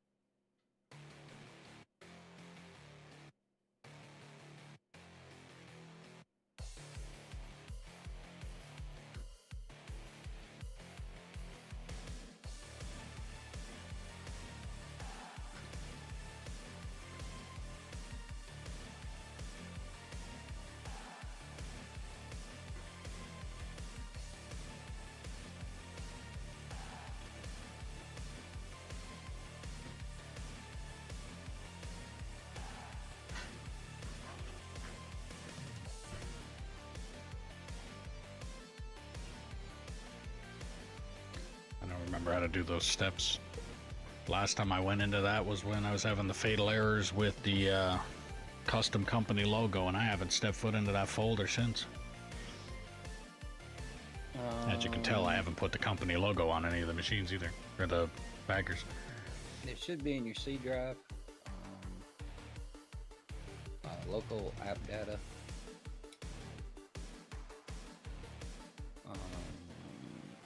Possibly your user name. I actually have to sit here and do it to remember how to do it.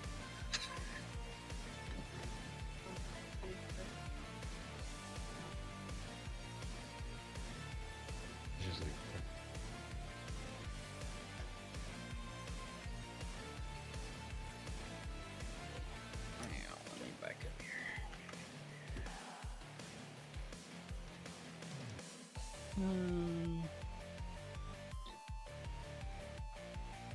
Yeah, it's C drive. That's the thing is, I don't think I Users. have it in C drive, so I gotta find it.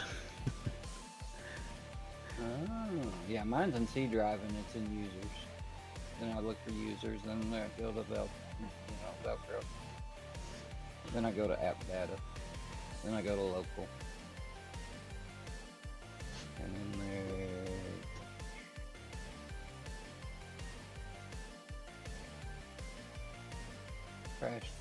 Crash report client.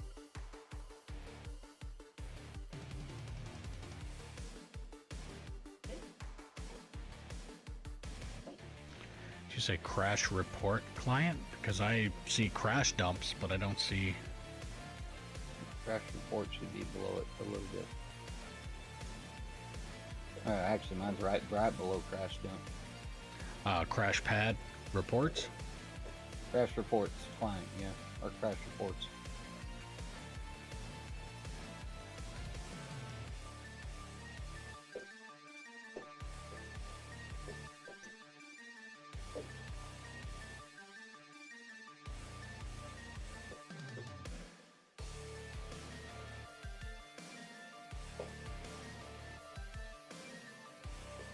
The last time I had a crash was back in 21. According to this, I haven't had one because it's an empty folder. Oh.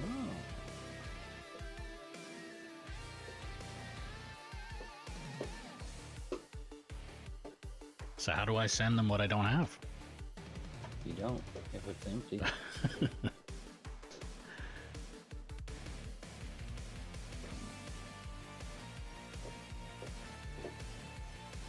Might be a thing you might need to ask Grumpy or Split about. Yeah. Oh, I could probably go in the Discord and see if somebody else has an idea. I am a member of that, I want to say NMC. It's not NMC, is it? Yes, it is an MC. NMC? Oh, yeah. Okay. I'm a member of that Discord in there too, so I could probably hop in there and see what I can gum up.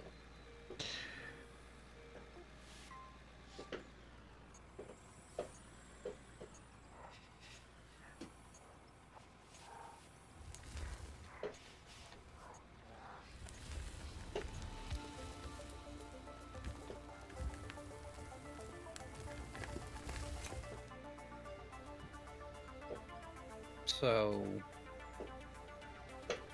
it may have just that may have been an internet wobble for you then.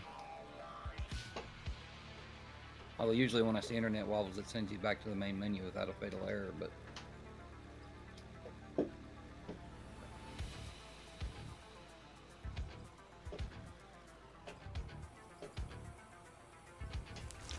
Always learning on this channel. Definitely learned how to not take a folder and just tell it it's going to be a new file.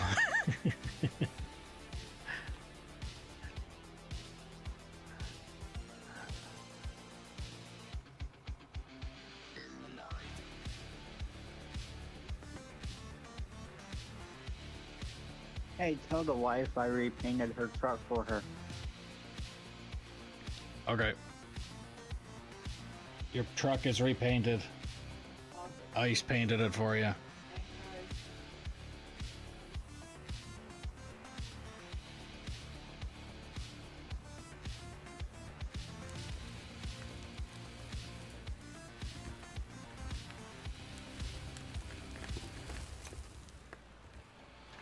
Do I? Stop thinking. Yeah. So I think what I might wind up doing, I gotta go drop the wife off at the bus stop there in 40 minutes-ish, something like that. What I could probably do is just leave the computer going, leave this map going, and then I'll be back, and then I'll take up where I left off when I did that. I should only be gone for maybe an hour.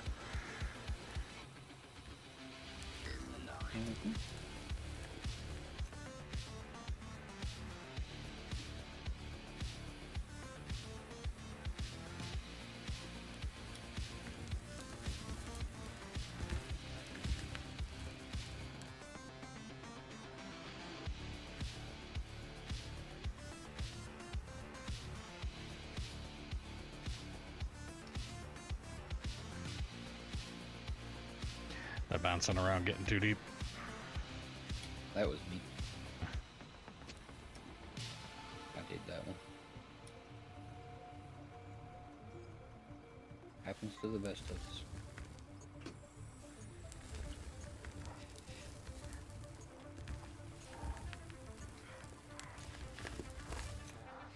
Well, it's just part of, you know, sometimes you can't stop the loader from doing stuff like that. You just recognize that it's done it, stop. Dump a load of stuff on it, do your best to fix it. Don't just Yeah. keep digging.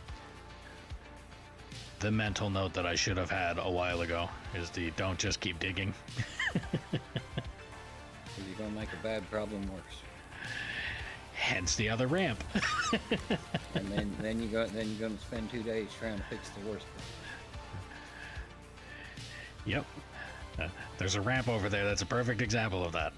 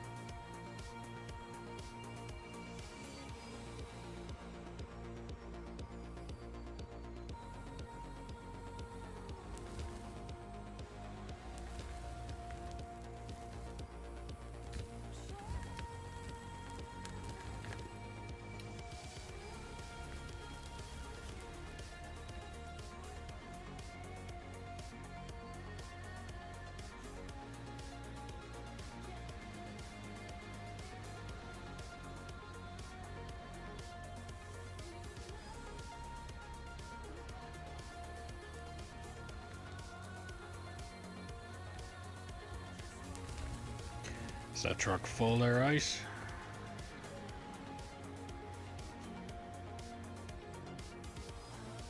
Or are you No, just not in a yet. painting? Not full yet. Alright, I'll put a load on there.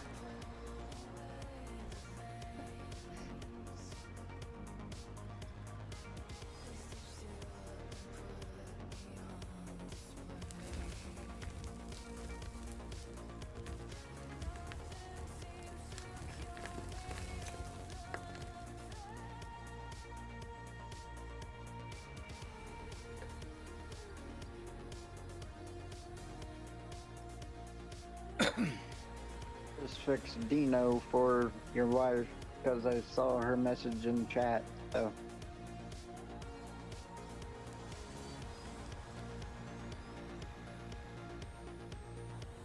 Yeah, she said thank you.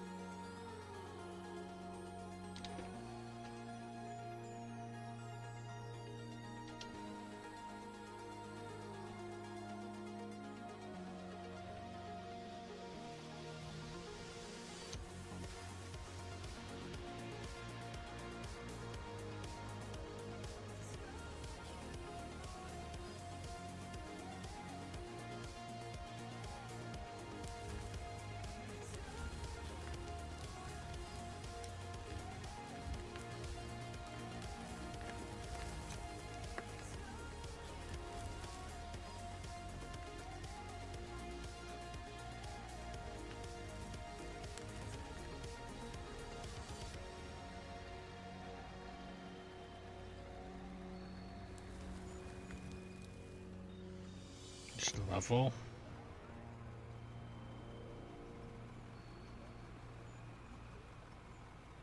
That thing's about as full as you're gonna get it unless you side dump it.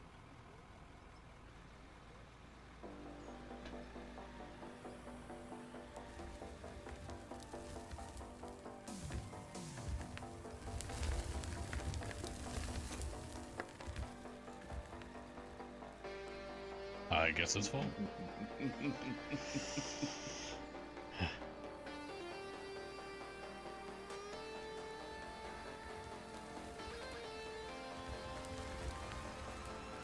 Technically, I ain't really though. Could have took the side dump, the dump on each side will fill it up.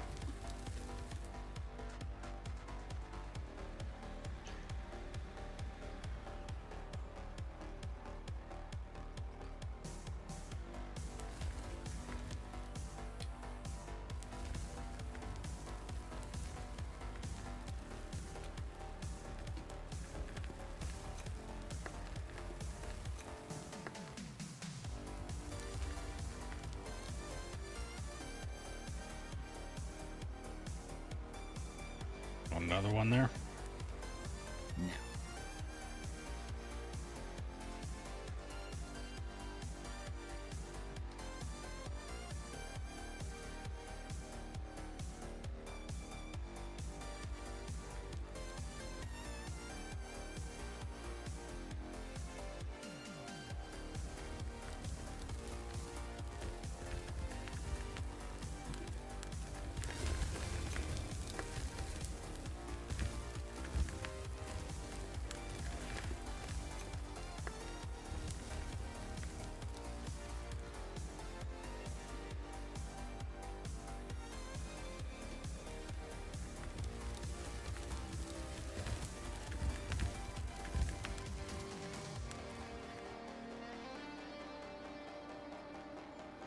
So I've gone up way too high there where I am I?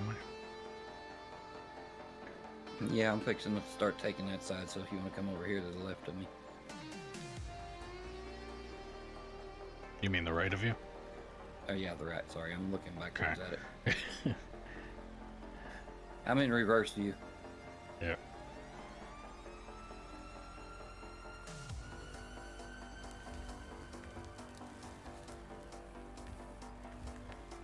I'm actually watching the bucket of the loader come at me.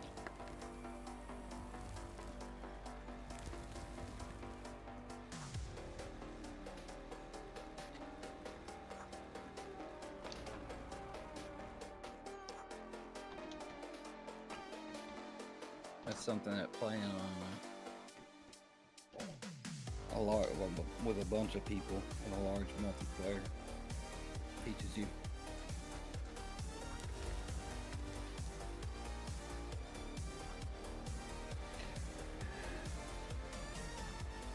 I know I wouldn't be able to get it, but it would probably be a good thing for people to learn how to use the compass that's on the top of the map. But like I said, not even something I'm going to be doing. I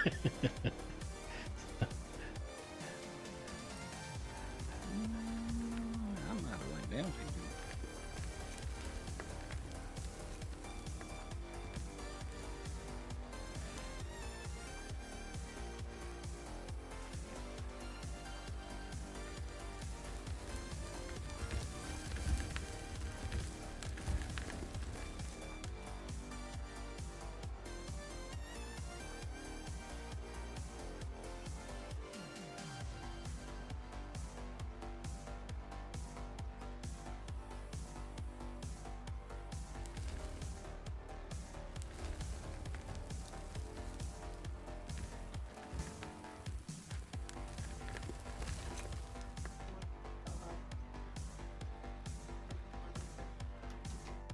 I didn't even have any of my friggin' streams up.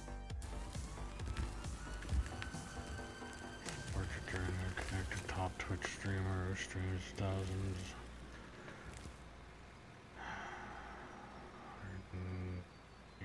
10K followers and earns big. He helps streamers gain organic viewers, active chatters, and loyal fans who donate gifts and subs. Growth, add him on. No, I'm not adding anybody. Not adding anybody on Discord. For anybody that wants to do anything with Discord, my Discord is able to be joined.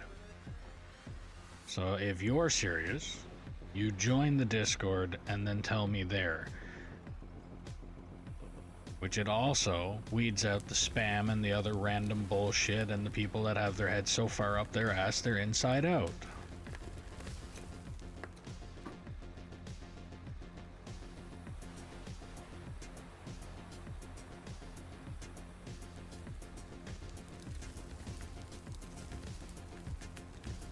Now you can leave it.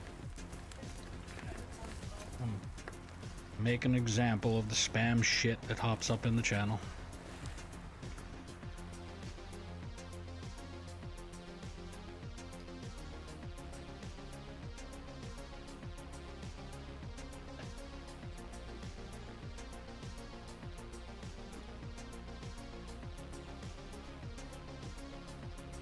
So is the left side a little bit closer to the actual height of the ramp you're wanting? Yeah, actually it is. I don't Okay. know how I got off so bad over here, but I did. I'll pick up a couple scoops and put it next to you on the other side of you. I'm suffering to fix it. Looks like I'm also gonna need to hit that with some explosives right in front of where you're at too.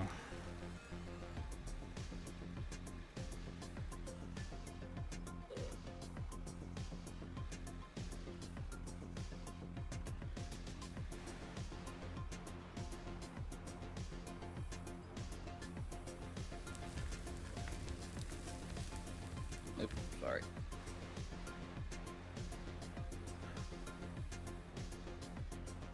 Actually, yeah, I'm gonna back up a little bit here and I'll hit that with explosives so it doesn't turn into an issue later. At least this way, if it's needing to be fixed and I put a hole in the ground, it's still gonna be a hole in the ground.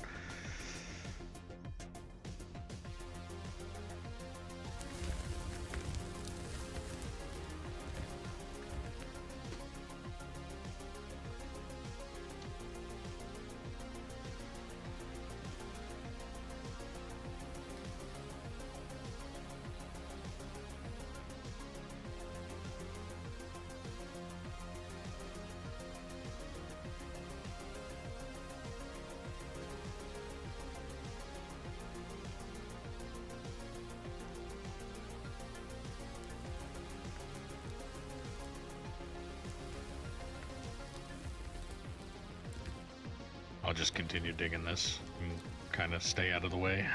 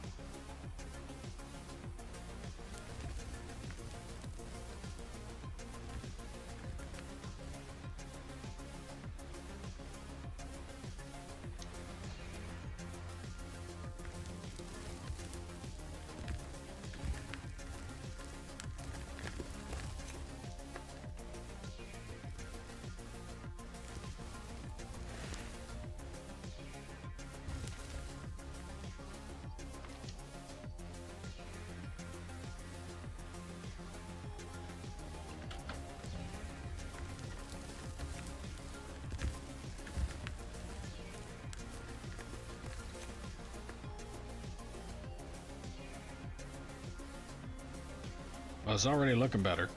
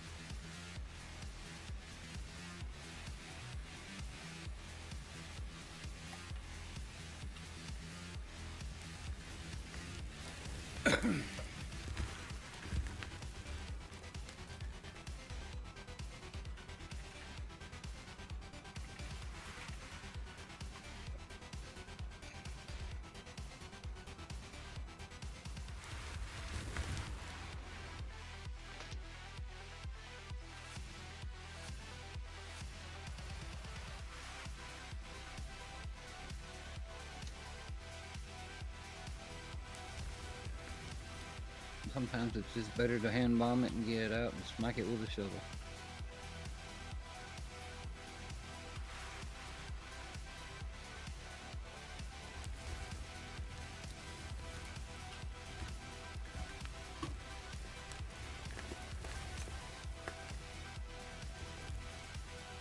See, I got off there and I kept going. I didn't stop and fix it when I originally got off. But honestly, I didn't think I was that far off. And that's the way my eye works. It's like, hey, I wasn't that far off a minute ago. What happened? Traffic jam. Empty truck incoming. Where's the truck there?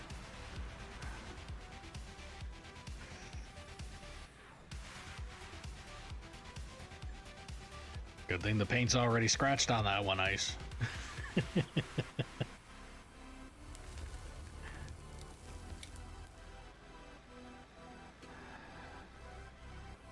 Put some hair around it, that'd be alright.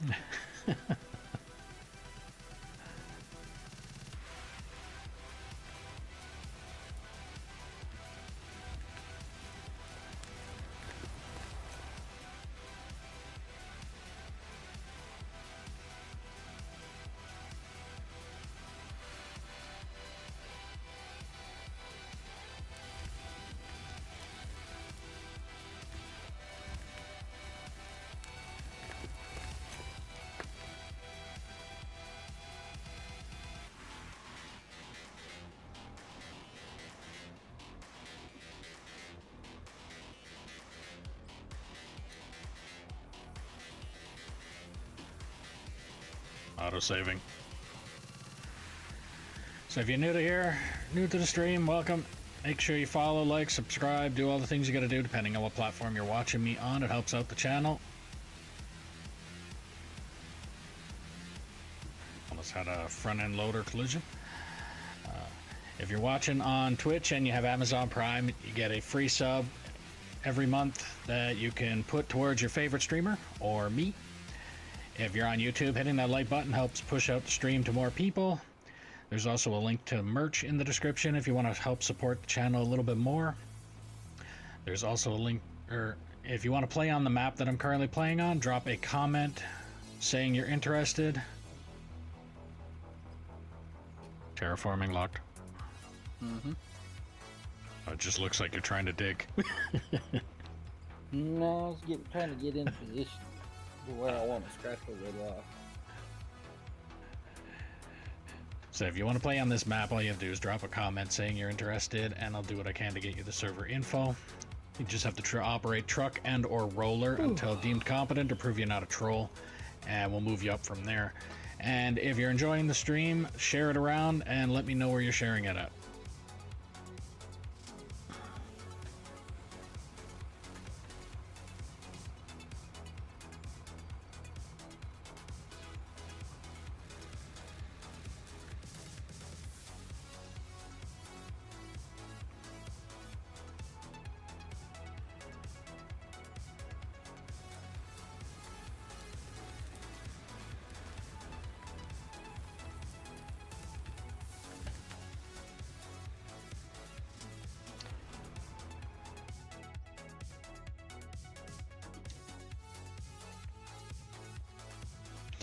I know with the giant dirt boogers there, every time I see one, I don't care if the next scoop is gonna possibly get it or not, I'm getting out and hitting that damn thing with a shovel. There's way too many times that I have been stopped in a bagger or a shovel with a lump of dirt that I couldn't see for at least 2 hours worth of pissing around to try and find out what it was. Oh, yeah. Well, been there, done that. Got pissed off and pulled out the plowshare. I got rid of it. Pulled out the what? Plowshare.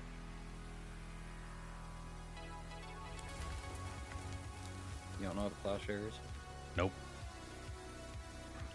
Go look in, go in your store and look in explosives. Oh, the nuke.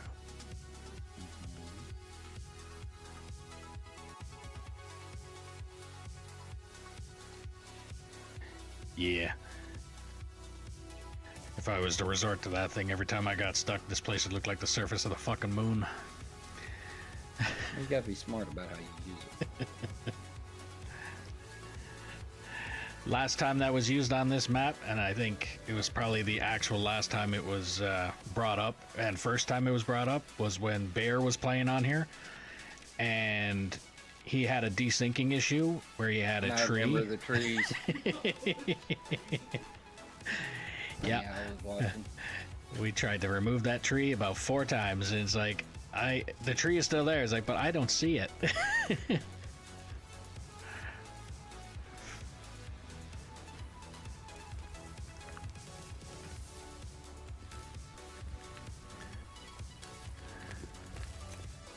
So yeah, that was the first time I used the nuke. The invisible trees.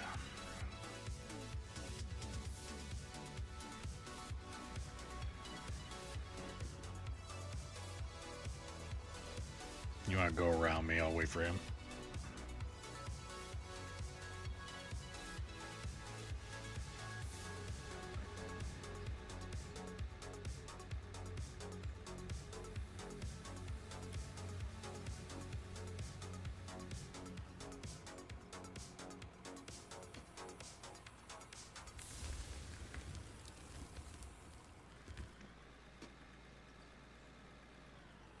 So here in about 10 minutes, I gotta go, but like I said, I'll leave the map going while I'm gone, and then I'll be back right after. I'm gonna be leaving here shortly too.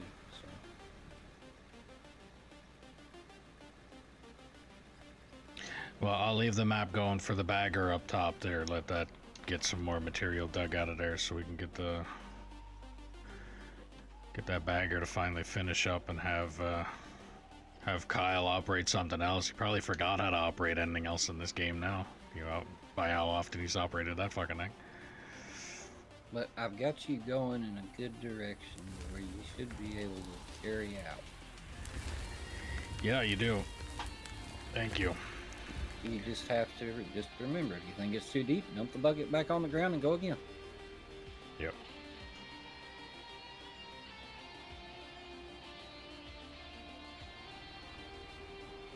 I keep changing it up and yeah.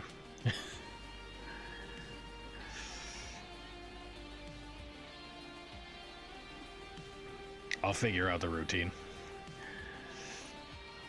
Oh, you're good.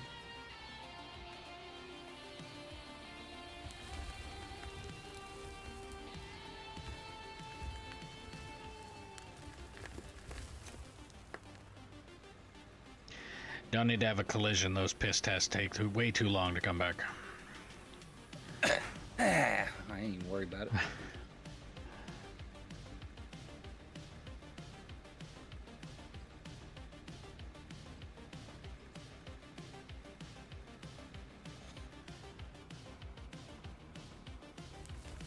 Been a long, well, no, it ain't that. It's been maybe 6 years since the last time I was able to have anything. I haven't had it in longer than that, but it was just a matter of how long it takes for them to. Oh, it's clean. It's like, yeah, I told you it would be.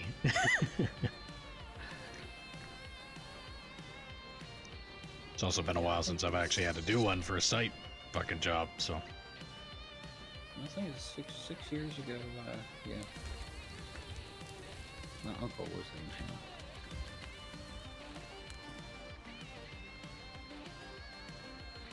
Dude, I eat gummies every day. Yeah, well, unfortunately, it's not legal in my area. They ever legalized the broccoli? You don't recognize me. my old self will come back. Y'all think I'm quiet now? Yeah, I turn into a security camera when I do it, so that's why I don't.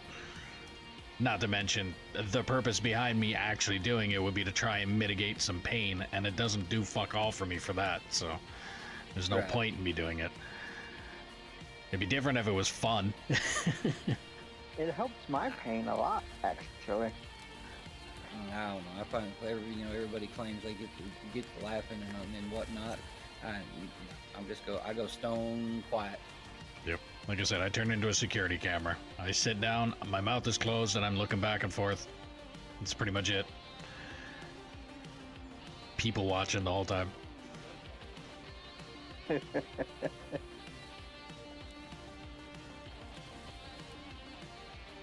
Well, it's legal in America. That's all that matters. Not all of them. It's not legal here. no. It's legal all across Not- Canada. Not in every state, but the ones I've went to have been. That's fine. Yeah, come on over to Georgia. They don't allow it. Georgia won't even let me carry my gun, man. Mm-hmm. Georgia was pretty strict.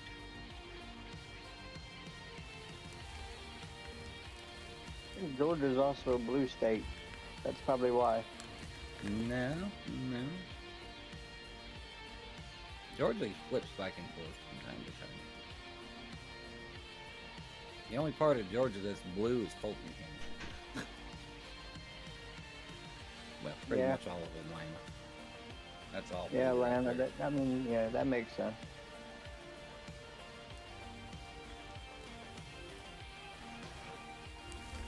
But then there's Athens, where Georgia University is. Oh yeah. Guess we're gonna have to go for a piss test. Just making sure Just you're awake.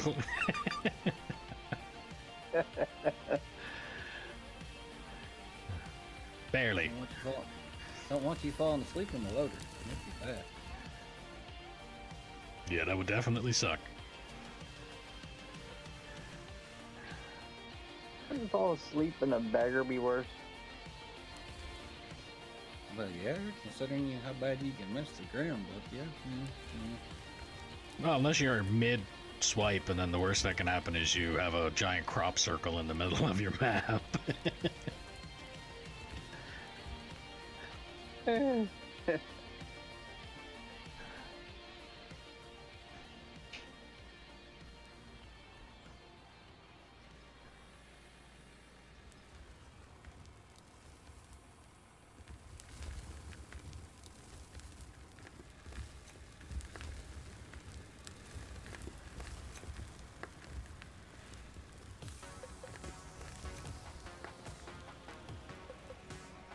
Be like me running the trucks one day back and forth from the. I had a recirculating system set up on one of my benches for all the ore from the bagger. So I could just back under it, load the truck, and go down. Well, I did it so much I literally fell asleep in the truck driving back and forth. Drove off the end of the bench, and it was low live streaming, so I was live for about 45 minutes with me asleep. The truck laying on its side, wide open. I mean, I would see myself falling asleep operating the bagger, but not anything else. It's one of them times that I hadn't been getting the best sleep, like today, you know? Well, yesterday.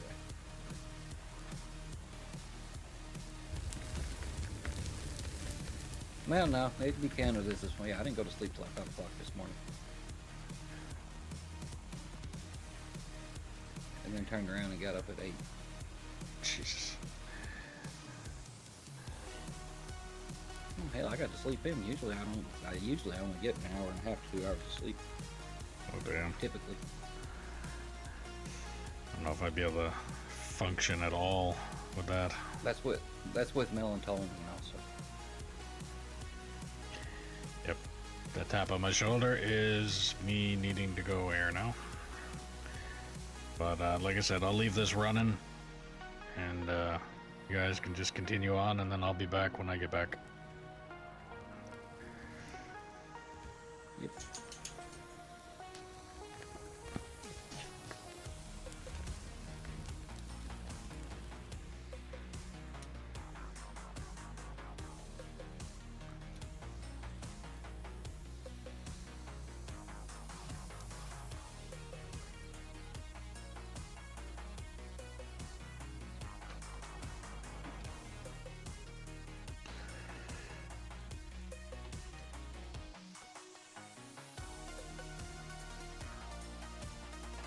I will keep the camera pointed this way.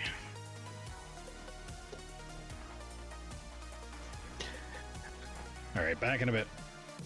Yep.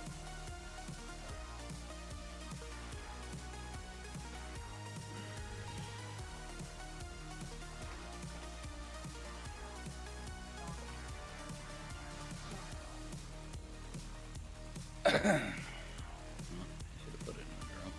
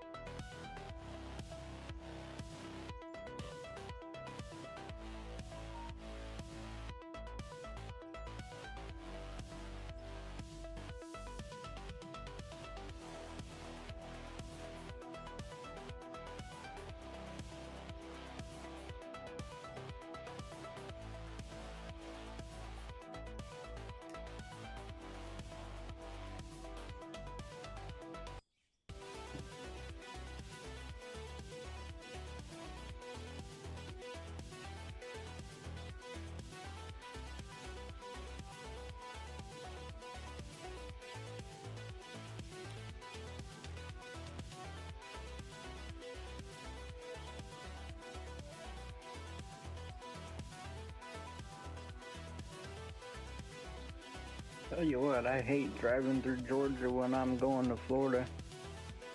Have to put my damn gun in the trunk. Yeah. It's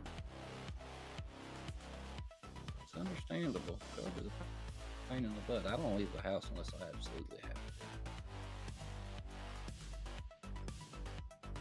Like, I gotta go stop at a rest stop and put the gun in the trunk. It's like, I.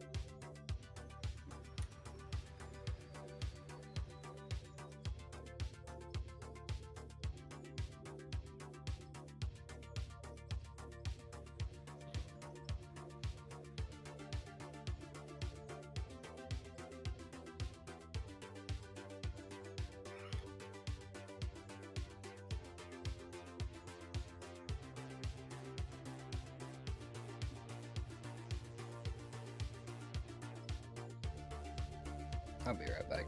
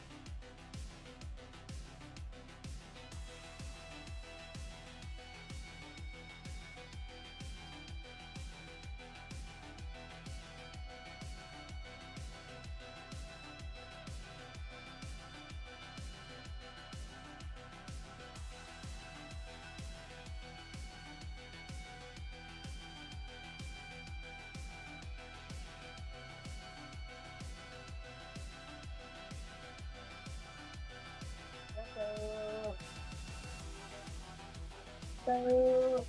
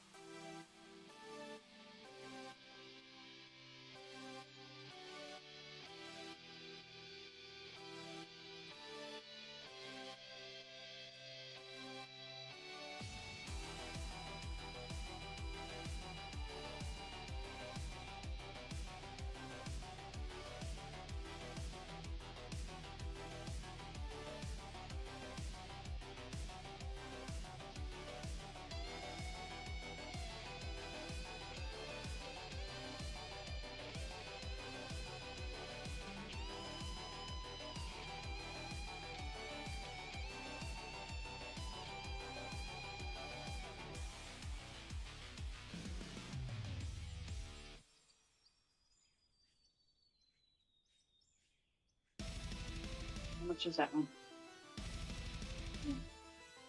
Doesn't say on the window.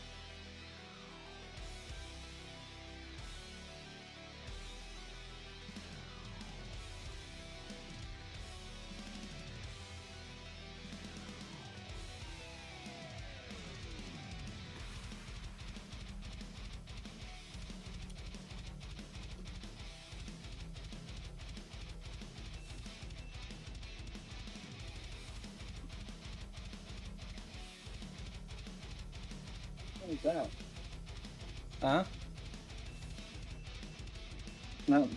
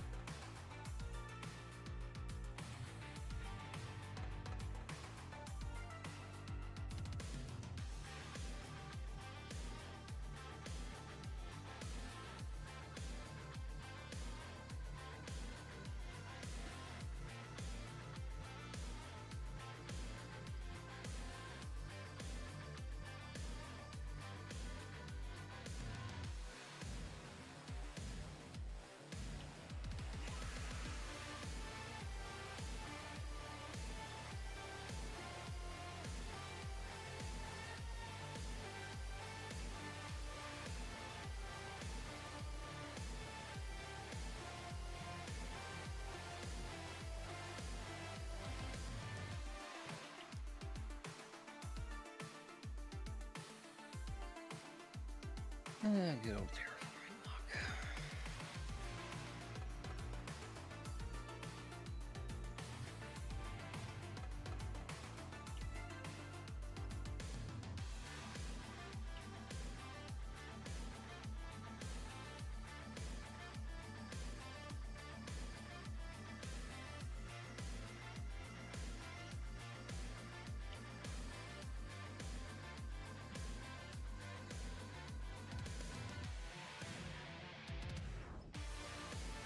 Mhm.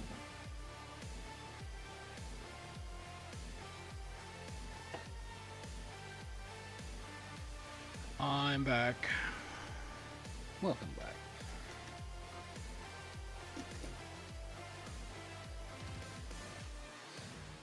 I'm about to the bottom.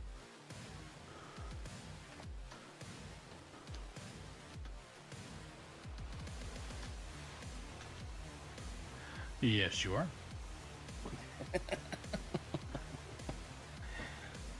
Well, about to the bottom of the trench that I dug anyway. We're just gonna keep on going until we get to the wall, though. This part here. Yeah, we just flatten out.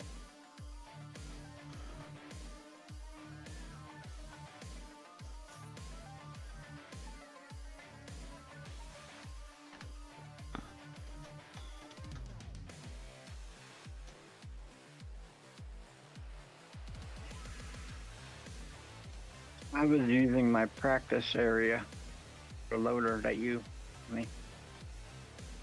And how you doing on it? Much better than last time. I'm not confusing reverse and left trigger again. That works.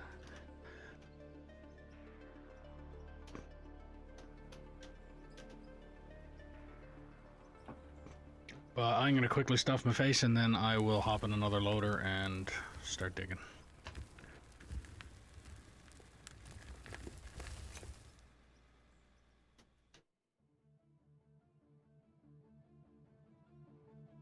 Yep.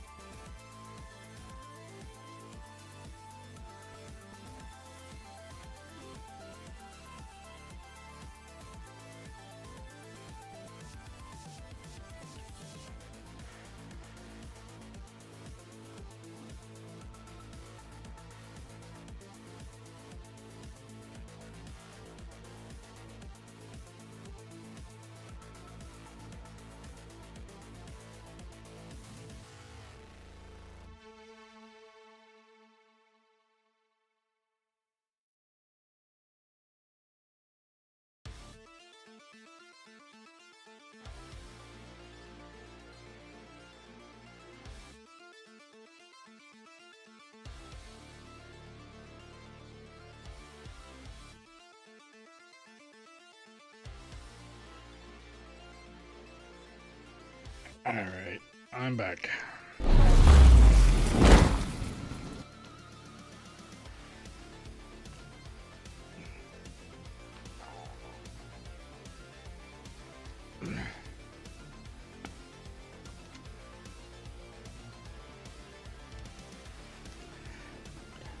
So you're saying that we're gonna start leveling out now? Or just keep going down until...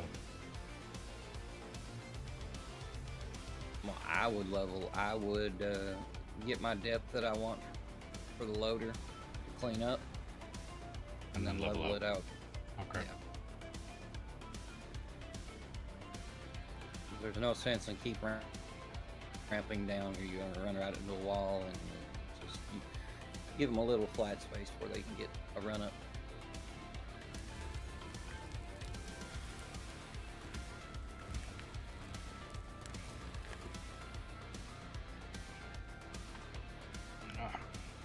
Sorry.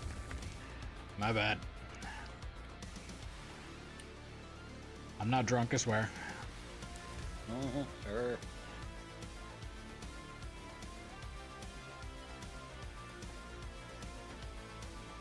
What they all say.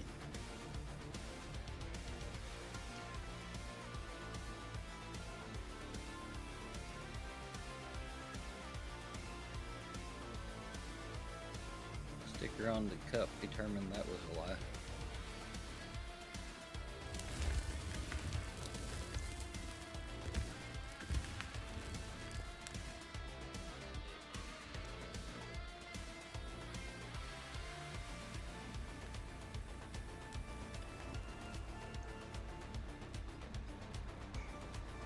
It's not the first time this stream that I've bumped into that loader with this loader.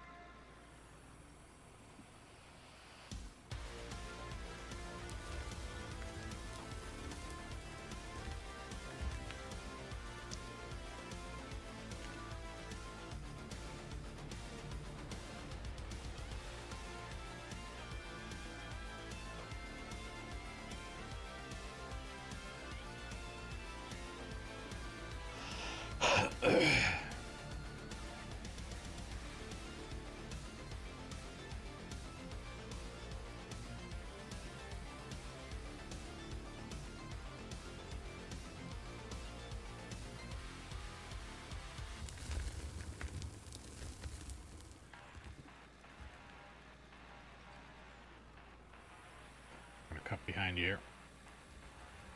Yep.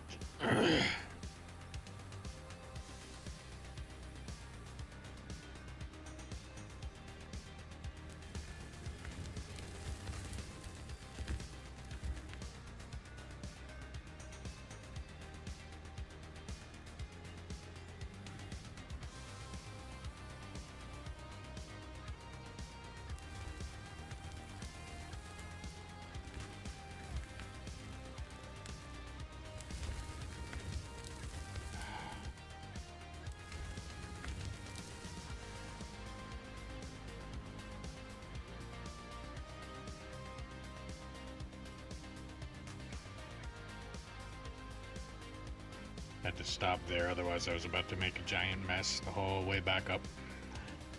The bucket decided to do that whole dump dirt everywhere, even if the bucket can't hold that much dirt.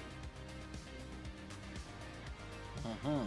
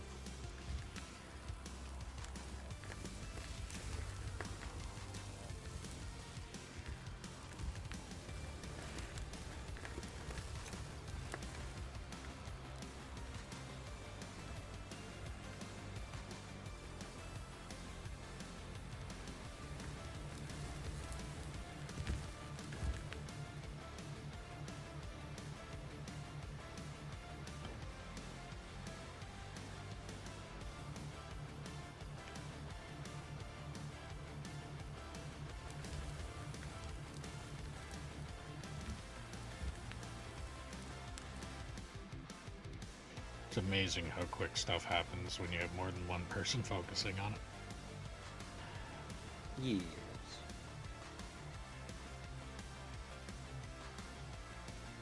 Yeah.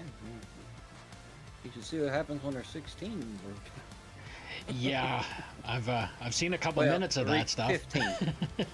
15. Sorry, 15. Yeah, 15 because the 16th person is a camera.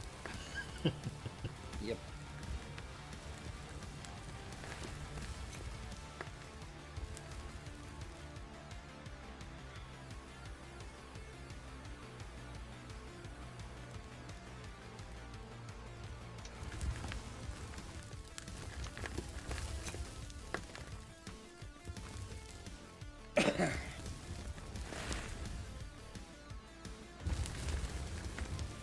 we've done some crazy numbers in there for people we have sometimes. So is it almost every stream that he has that he's maxed out on people? No. No, it's not. This last live stream he did, we only had like 10 people total. Oh. And then we fell back down to 6 or 8. One day I think I might just take one of my streams and spend the time on his map for a bit. Just see if I can get my name out there a little more. And take a look at the actual size of his map, because I know just watching it on stream doesn't do any of it justice. No, it's pretty big.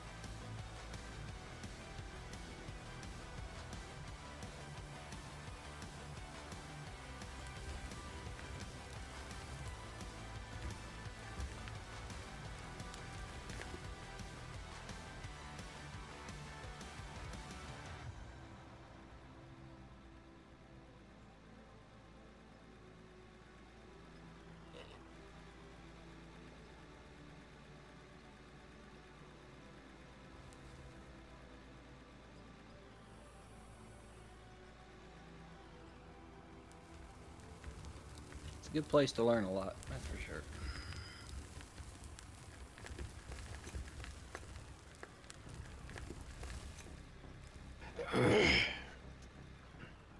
Ah.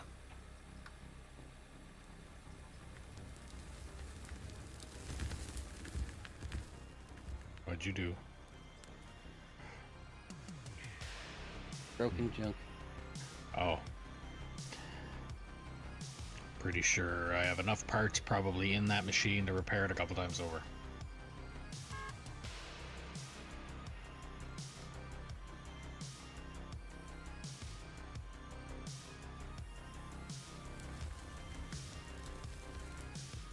Like, what the hell happened? I got fuel? Oh yeah, he's got his broken parts on. Oh, that's right, you got yours turned off. I forgot about that too. Yeah, I don't use it because it's just a pain, just a hassle. Every time you turn around, you having to fix something. But I said if they, well, I'll turn it back on if they can, whenever they get around to balancing out a little better. And I'd love to see paint stick around a little longer. Yeah. I'd also love to be able to actually give unit numbers or names to equipment so that I can hop in a specific truck that I want to hop in instead of all of the exact same colored unit truck or loader, things like that. It's like if you got Yeah. multiple of them laid out on the map and all you do is hop in a loader. Like I do, except I know. Honestly, I pretty much know which truck is which, and which bagger is which. Loaders and rollers, though, not so much, but the baggers and the trucks I've got down to where I know about which truck is which. If I jump to this one, I know exactly where I'll end up.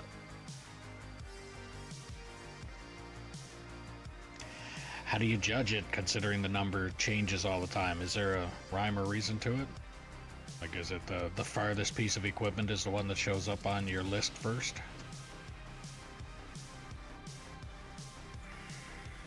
It's yes and no.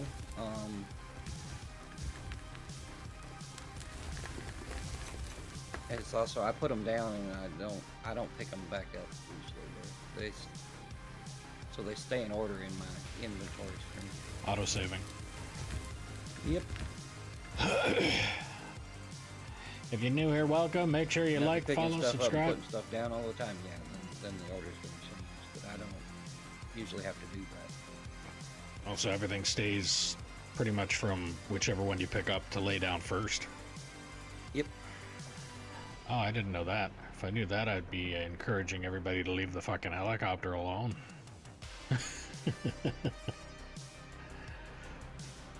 But at the same time, sometimes you got no other choice but to use the helicopter either, because you can get this stuff into some tricky situations that you can't get out of. Sometimes.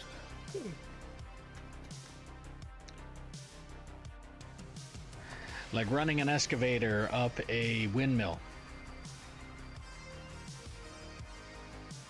Yeah, I'll do it. I don't know how, but it showed the bucket on the windmill's, like the tube that goes up, and the excavator literally just climbed up to the top of the windmill. Yeah. Yeah, up by the plant there is where it happened, and I got a wicked kick out of it. Actually, I think I labeled the video that's in. I think I named it something about the excavator climbing the pole.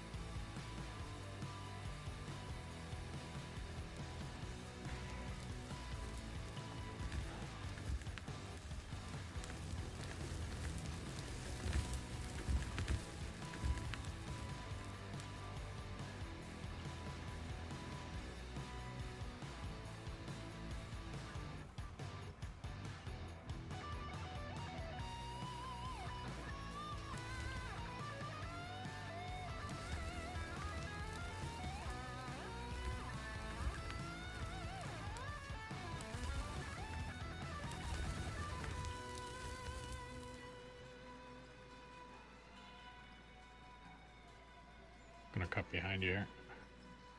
Yep.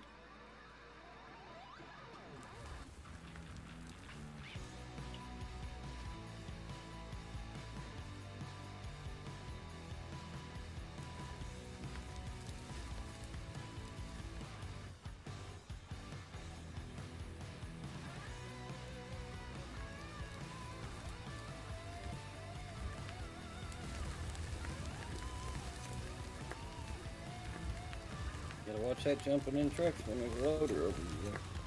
Nice. Yeah, I'm getting an insurance claim for whiplash going here now from that one.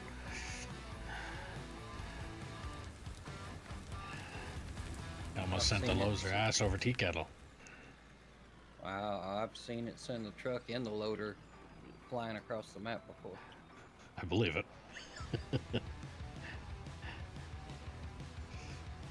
The problem is, I didn't even want to get in the truck. It just put me in there.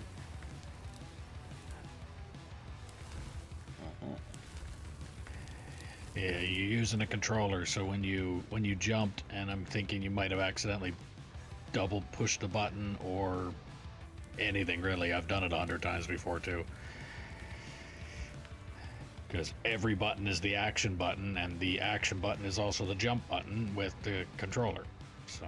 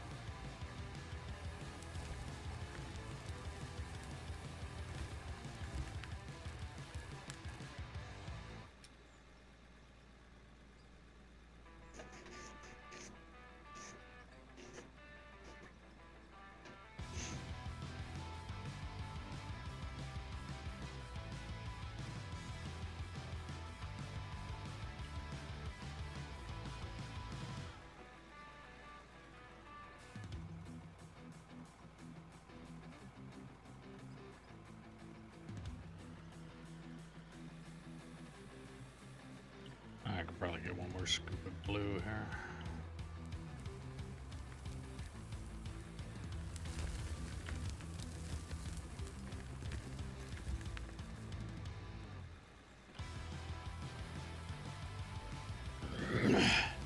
Oh, the roller's coming out. That means we're getting close to finished. Ish.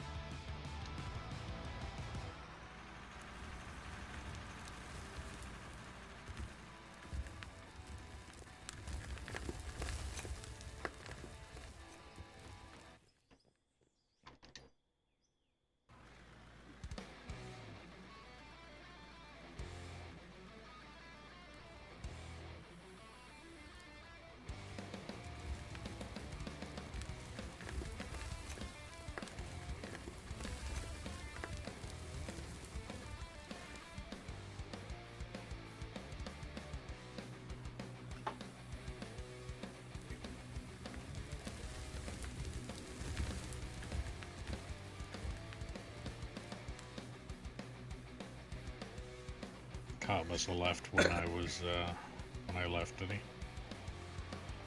Yeah.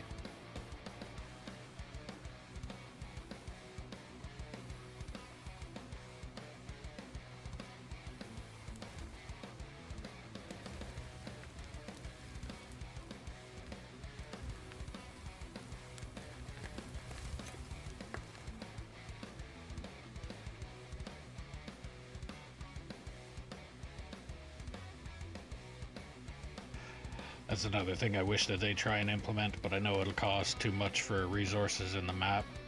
Is to show, like, more pronounced area of where the roller is rolled.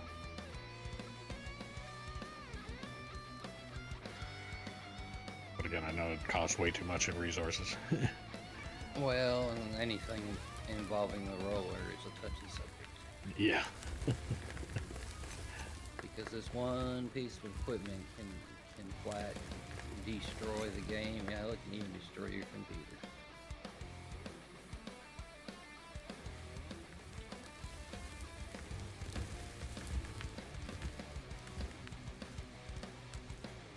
That's why they haven't made it any faster or any wider. Yep.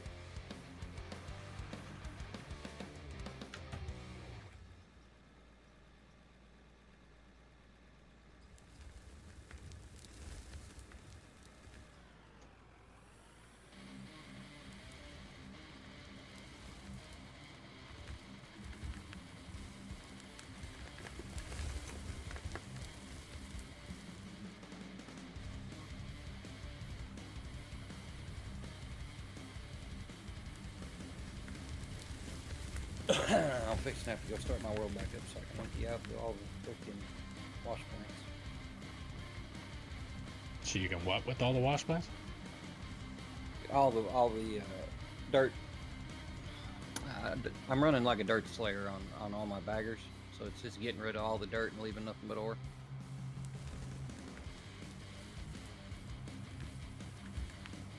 So yeah, so I have to go in there and I have to start my world back up and let it run so all those plants can run out. There's a couple million pay dirt or ore sitting in each of them. When I did a clean out 2 days ago, I had a little over 12 million in just ore and blasted rock. Jesus. But that's what happens when you get 5 baggers going at once. Yeah, that would do it. Definitely. I think running 2 on this map is painful with lag for some reason, so I could just imagine what it would feel like with 5 going. Like I said, the lag ain't that bad. The only thing that I get is the lag from the hopper animation. If I have too many hoppers out. Okay. Well, I know I got a lot of those out too right now, so could be that. So yeah, there's a thing with the animation on the hoppers that when they're overloaded and they drop dirt out the bottom, they have the animation of dirt falling out the bottom of them. Oh yeah. And then the animation of them moving. So all that combined with a large quantities of hoppers out at the same time will cause you to lag. And Kyle's up there with a string of hoppers with more hoppers on top of hoppers. Like I said, if you were to follow his belt system that he's got up top there, and you were being shot at by a sniper, he would not be able to hit you. So the best thing you can do, that might be where your fatal error is coming from. Turn it all the best conveyors. thing- yeah, the ones that the hoppers that he's not using, put them in conveyors.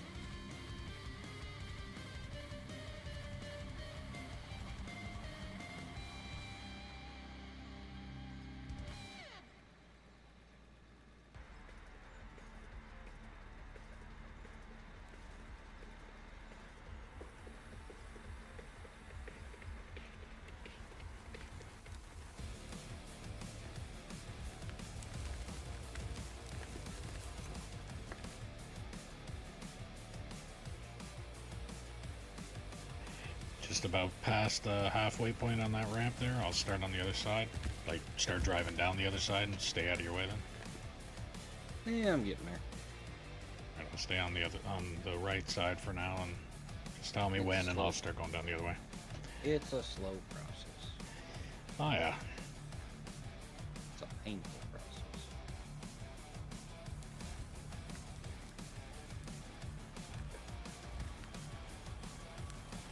Actually, I'm in the middle. It don't matter what side you go down there. I should probably start flattening out here soon. Yeah, probably a good idea.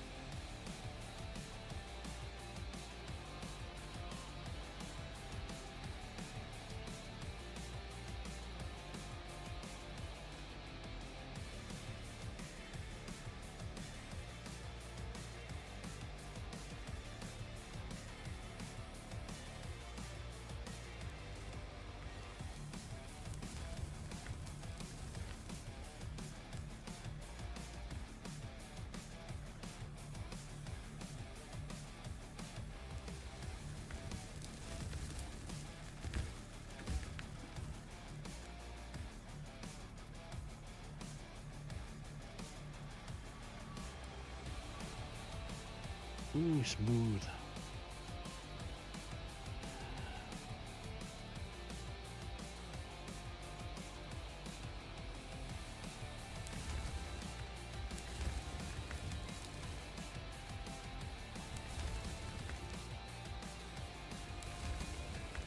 Smooth doesn't need it needs a fuel truck test then, does it?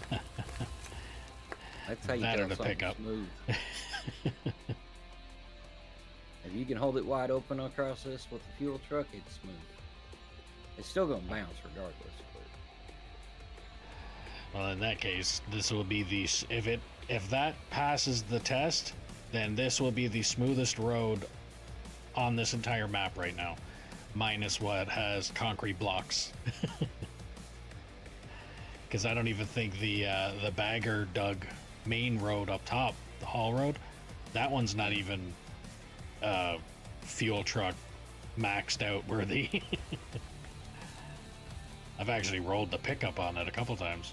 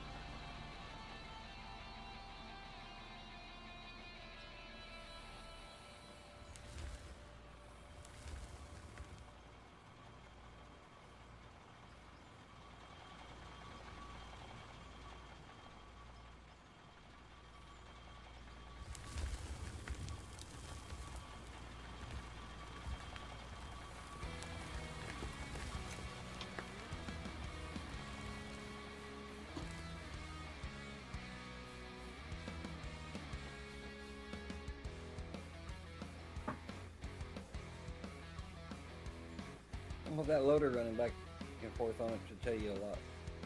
Yeah.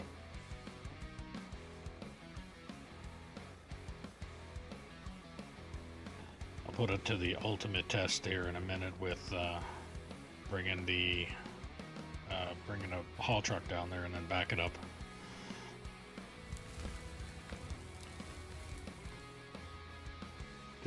Just because it's smooth for the fuel truck doesn't mean it's on the right incline for the haul truck. I'm pretty sure it is. It's way less steep Pretty than the close. other one. Yeah. Close. I could have went a little less steep than what I did after we got down there and seen how much room I had. Choices had already been made. Yeah, you pretty much just did kind of the opposite of what I did up top when it comes to... So the ramp starts at the very edge of the top road and then has a little bit of a flat spot before you get to the turn at the bottom of it. When meanwhile, the other ramp, it has a little bit of a flat spot before you go down the ramp. And then at the end of the ramp, it's your immediate hairpin turn on the left. Mm-hmm.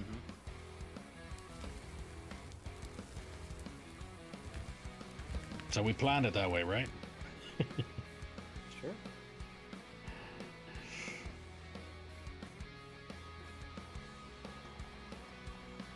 Like I say, I don't really plan nothing. I just look at it and draw a rectangle in my mind and run the line, you know, running like isosceles. That's what it's called. I don't know, Triangle? I failed horribly at geometry.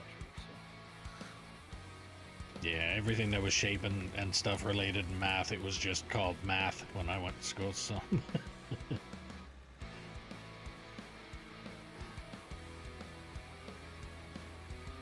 I don't know. I went to geometry for a little while. I was in the regular, or if not the dumb classes, so. I graduated Well, with this a was- diploma this was called con- IOP. This was considered a dumb class. Oh, Still geometry though. yeah, when I went to school, it was just math, science, social, and English. That was it.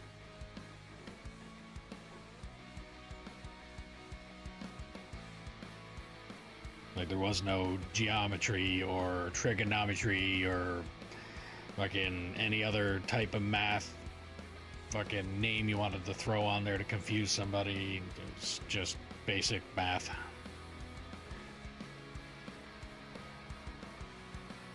I don't know. I think I do good to remember what I do remember.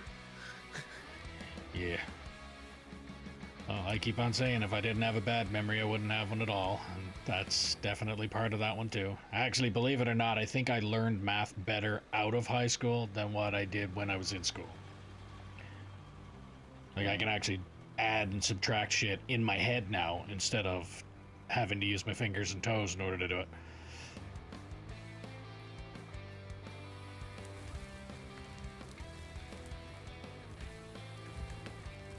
The teachers kept on telling you you'll never have a calculator when you're outside of there, so how wrong they were. Uh-huh. Yeah, teachers always told me I'd never make money looking out a window either. Or were they wrong?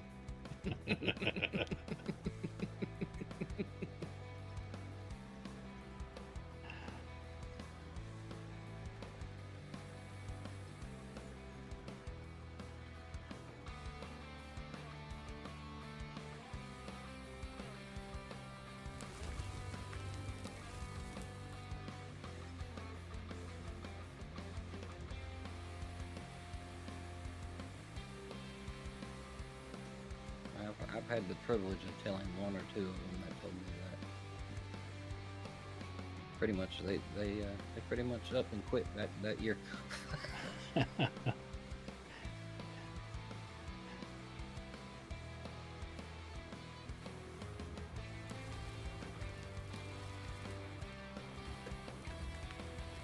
Let's check that phone. I need to go drop a like over there anyway. 2.3K.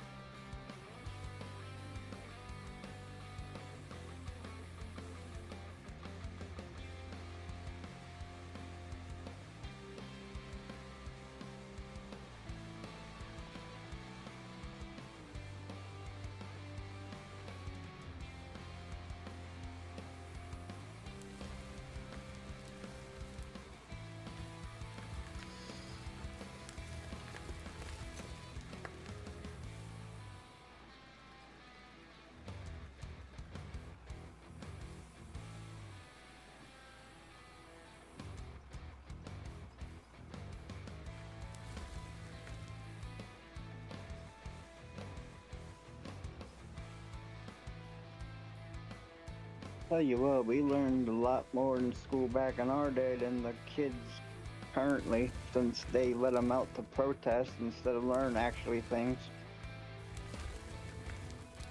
Yep.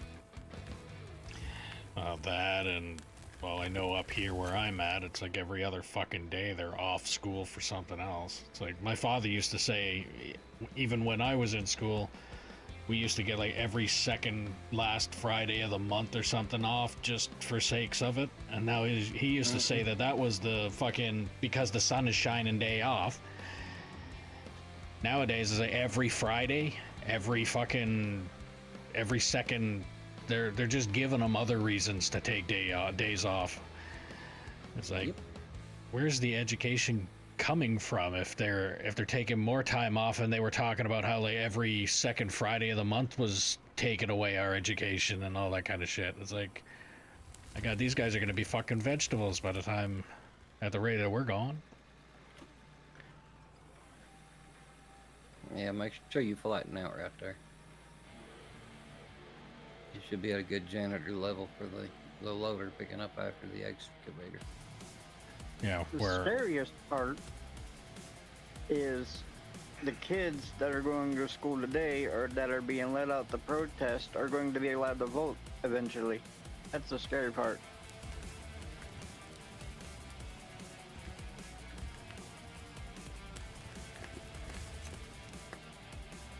yeah. Not gonna be fun. Yeah, they.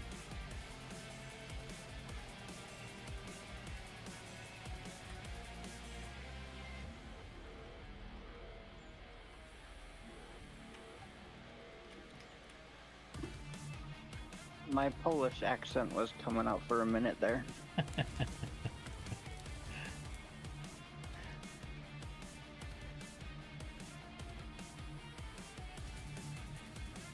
Wow.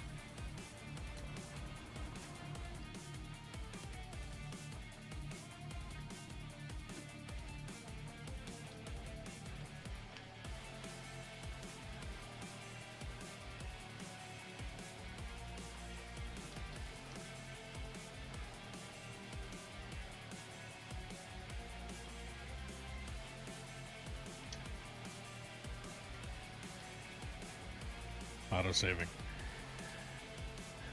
Yeah, it's nice. I'm riding around in the fuel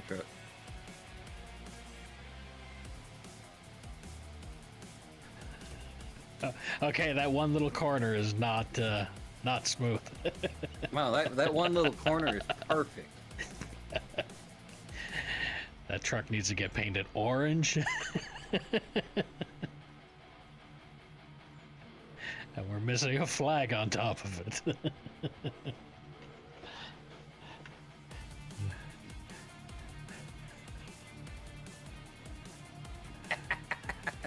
Gotcha.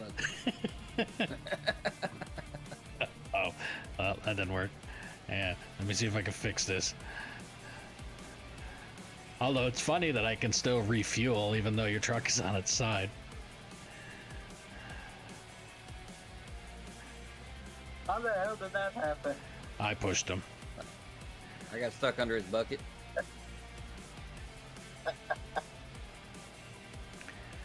Oh, tank empty, no fuel available to transfer. Well, that's the first time I've seen that. Yeah, it's empty. That's why you're able to get so much air. No, dude, I about jumped a bagger with a full truck the other day. Yeah, there's no weight in this game. Like, no weight difference. If the vehicle's full, if the vehicle's empty, it don't matter. Same thing with the haul trucks. When they're full with dirt, when they're empty with dirt, they work the same way. But again, another one of those things that I don't develop games and know anything about it, so I don't know how easy or hard that would be to add or possibly break the game if they did. There's also, like, some people talked about the difference in material that you're digging. The only difference in material is you either can't dig through solid stone or you can dig through everything else. But there's some people that think that you should be able to dig into other materials a little bit easier, or some that are a little bit harder or whatever.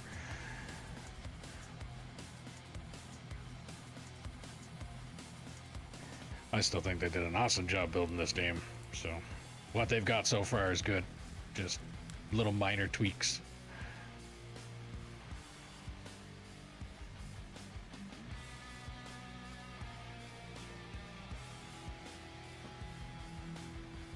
I need workman's comp. I got ran over by a hauler.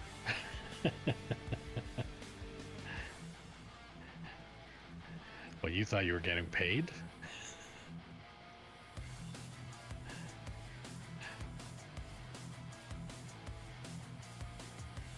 Yeah, it's not bad at all. She shoots the gears. Even in reverse? Even in reverse. Dead stop from reverse. Oh, that's good. There you go. Perfect.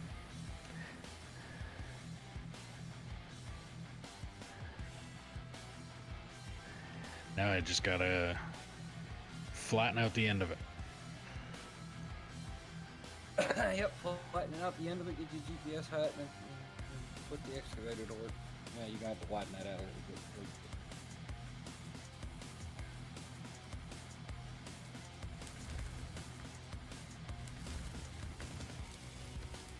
You can put shovels away.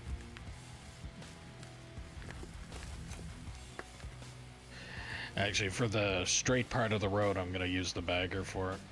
As much as I don't like using the bagger, it's one of the fastest, easiest way to make a smooth surface.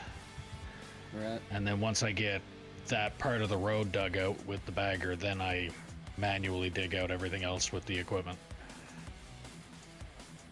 I like to change it up a little bit, try and keep it a little bit interesting, and avoid staying in the bagger for as long as possible. Alright. And it also keeps me up to practice. Like, I don't operate something for so long and then I hop in it and try and think that I'm still finish operator worth. Yeah, right.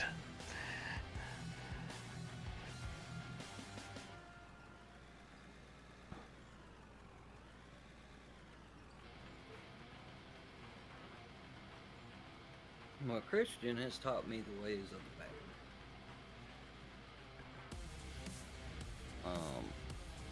That dude can cut a flat floor, not leave a mark in the floor, and cover a crap ton of ground in a hurry. You don't even have to go back and roll it. That's how good a finish he was. Oh, damn. And the trick to it is he's not sending it all the way in. You know, he's just barely putting the bucket through.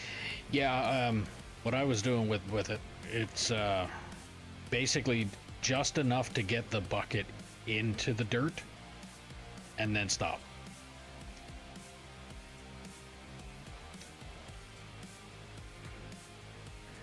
It's like if you do any more than that, and there's a couple spots on this map that you can see if you do more than that. I think where Kyle was going up top. But again, what Kyle is doing up top is literally just removing material so that he can get it with the bagger underneath it. So it's not meant to be driven on at all. So it can be a giant mess and don't matter. But there's spots up here that I've dug out that kind of got impatient. Like, well, I want to hurry up and get this out of the way, and then wound up trying to drive the bucket in a little bit farther than I should have been. Yeah.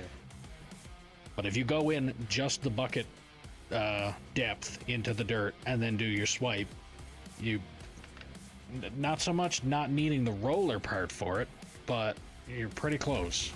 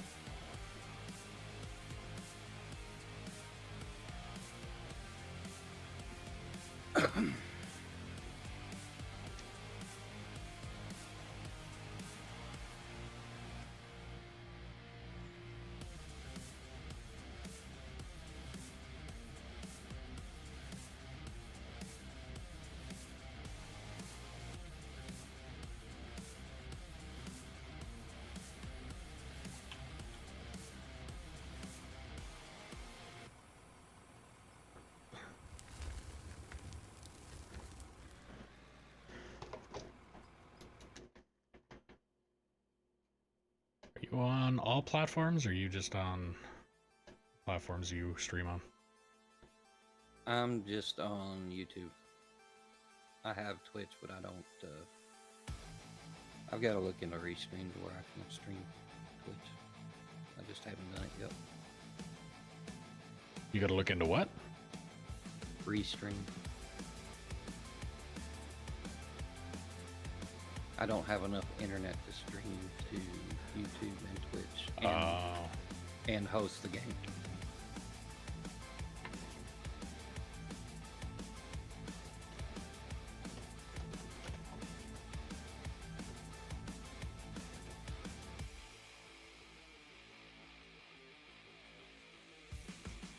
I've got decent internet.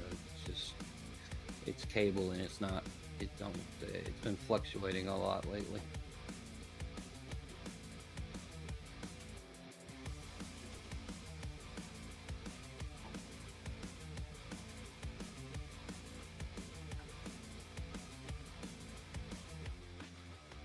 And the only other internet choice I have and where I live is pretty much. I mean, it's might as well be dial-up because that's about what the speeds are.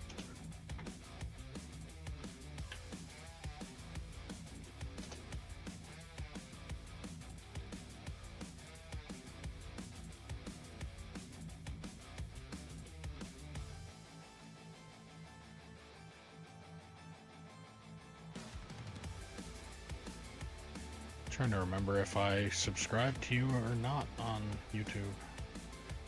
Is it spelled the same way you have it in Discord? Yep.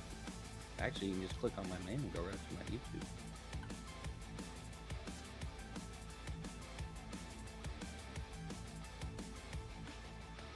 Because it is my Discord and YouTube are linked together.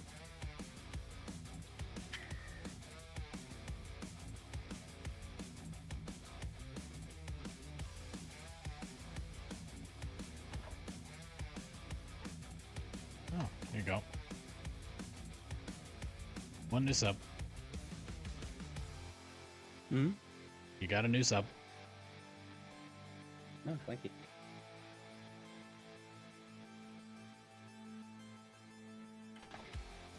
I'm steadily closing in. 349. Getting there.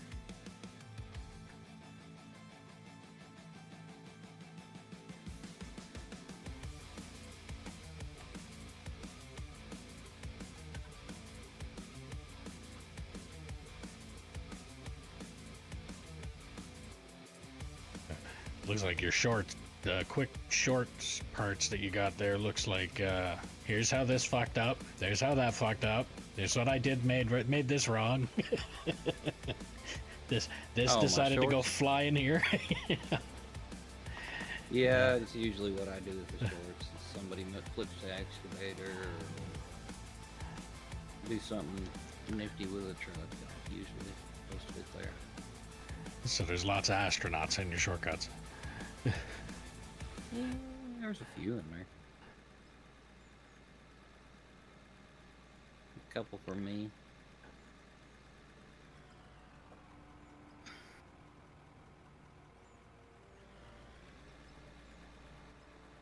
There's my there's one in there where I tried out the Out of War Space Program DLC.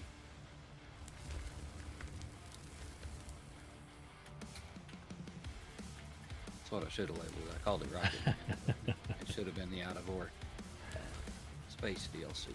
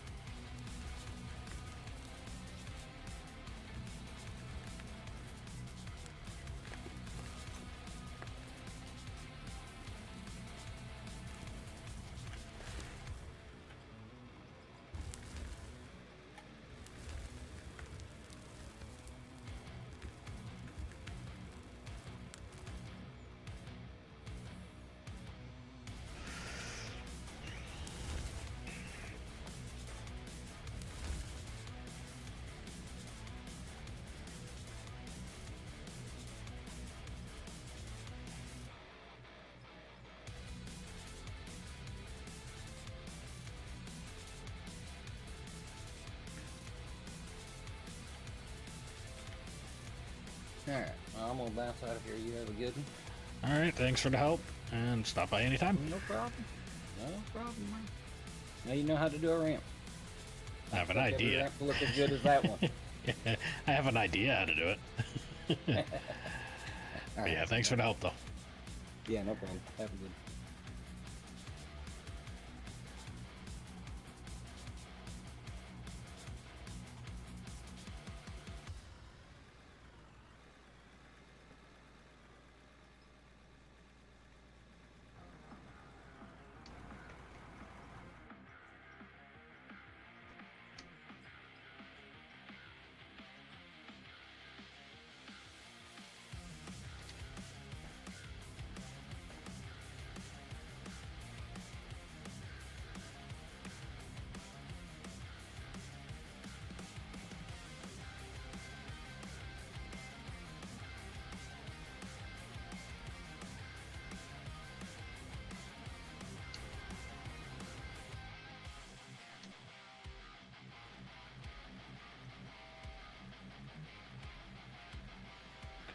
is it? There we go.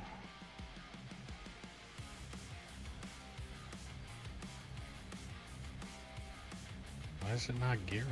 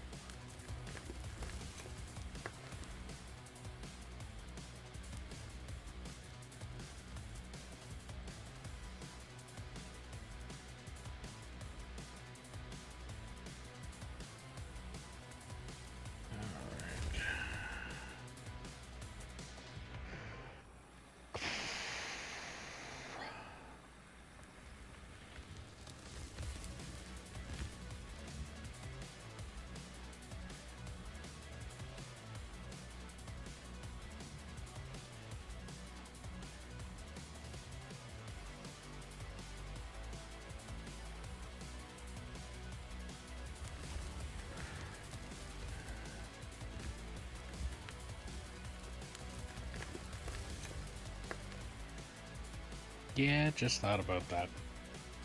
Asking him about his YouTube channel's name and how he spells it, and then I could have just clued in that his YouTube name is the name of the words that he typed in the fucking chat. Could have just looked at it that way. But, no. Brain didn't want to work there on that one.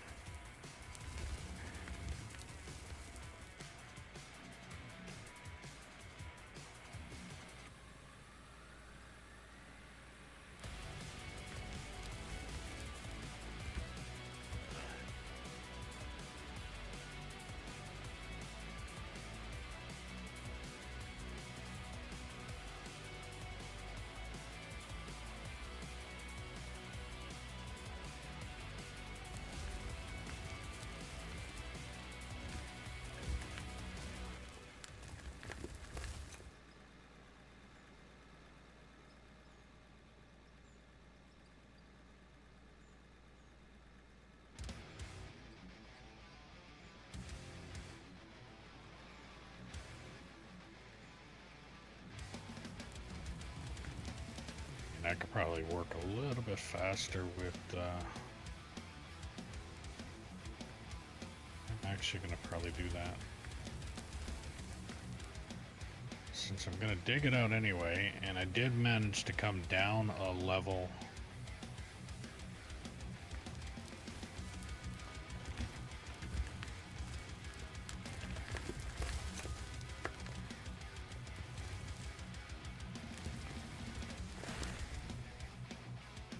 Let's see if I can do that.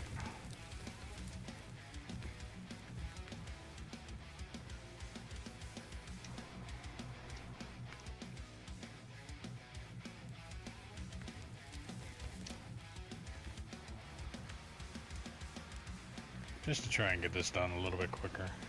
Auto-saving. Alright, well if you're new here, welcome. Make sure you follow, like, subscribe, depending on the platform you're watching on. Really helps the channel. If you're watching on YouTube and you have Amazon Prime, you can link your account and get a free subscription every month to your favorite streamer, or me. If you're on YouTube, hitting that like button helps push the stream out to other people, to more people. There's also a link to merch in the description below if you want to help out the channel a little bit more.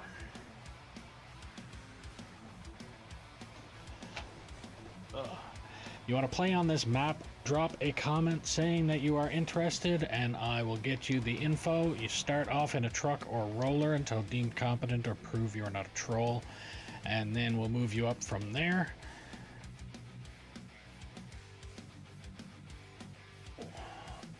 And if you're enjoying the stream, share it around and let me know where you've shared it.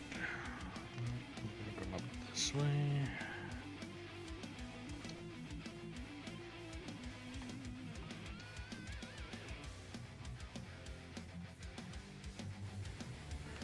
Do I have enough room to do this?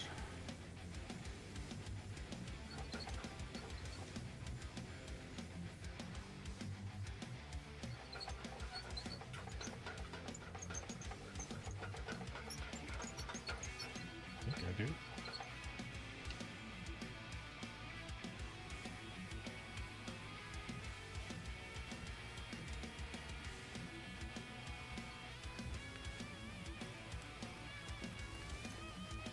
Save me the mess.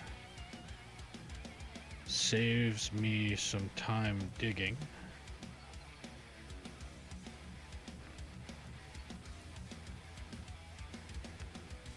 Because I think I'm already below the excavator's limit. So I can max out the dig. And then just got to get the loader in on the bottom to take care of the rest.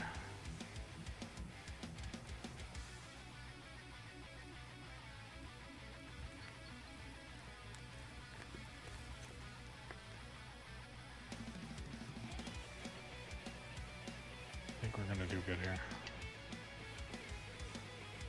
Oh, now I realize why I'm shaking. Yeah, okay. It makes sense. counterweight of the machine is hitting the back wall. The wall behind me. Right now.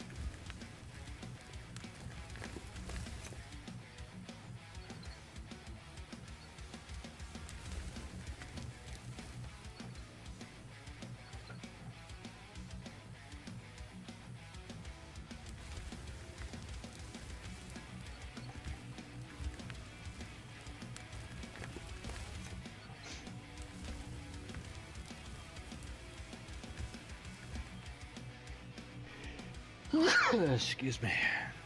Ugh.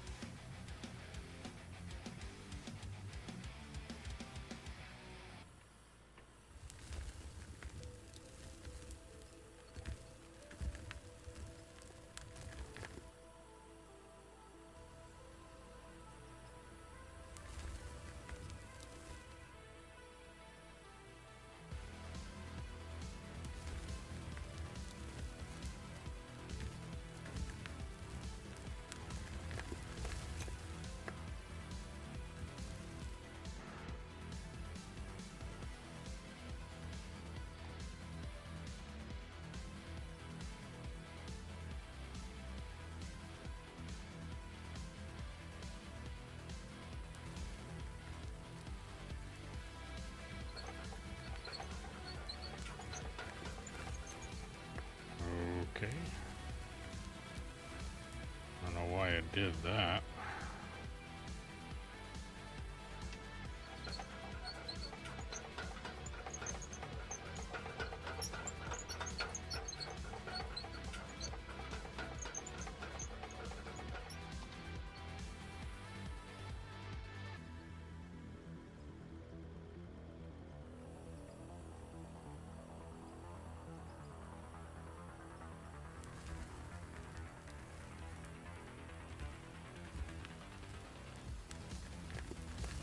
Okay, that truck is full. Let's test out the ramp.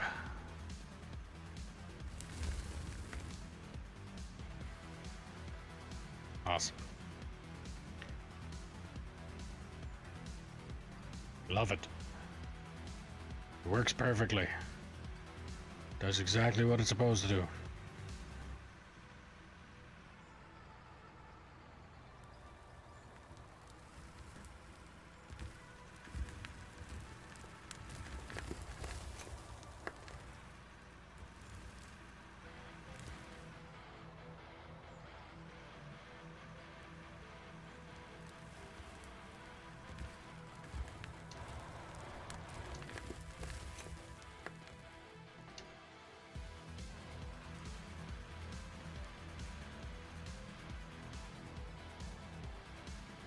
See, I think I'll do that. I'll dig the area with the excavator, clear out basically everything that the machine is sitting on up to the wall behind it, and once I'm done getting it all the way back that far, or once I actually can't back the truck up there anymore, then I will use the loader and clean it up.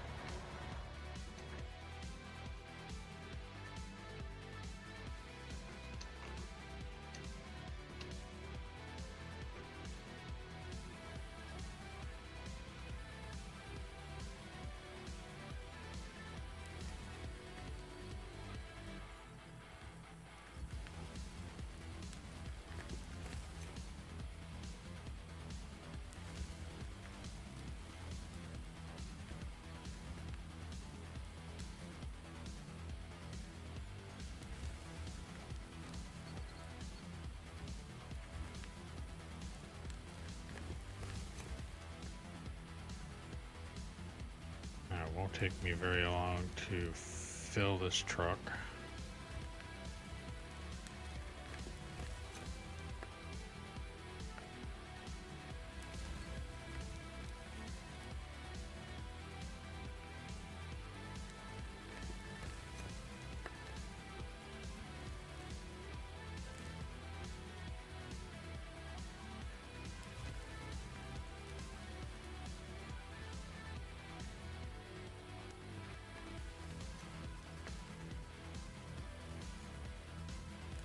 Hey, Gorax. Yeah. I need an ECU. I don't have one in storage.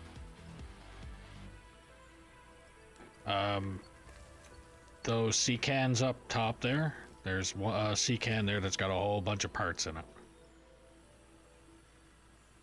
Okay.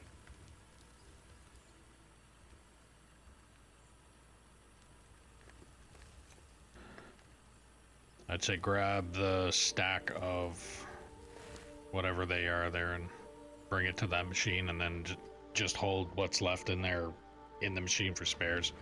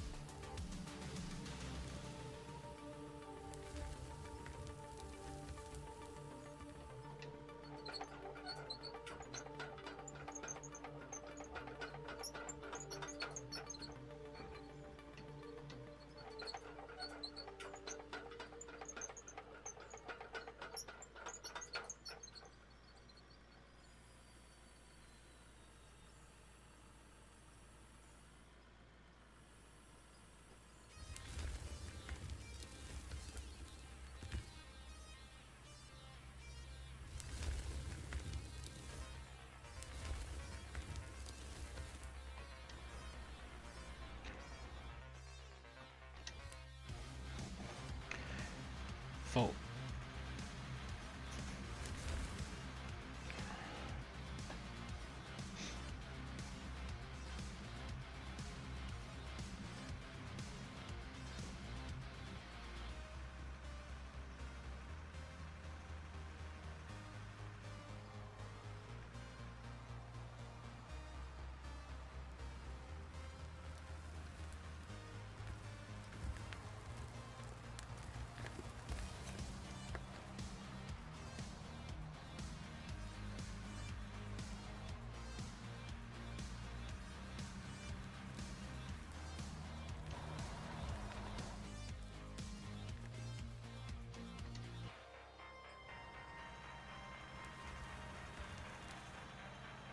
Sometimes the camera angles in this game will make you lose your mind.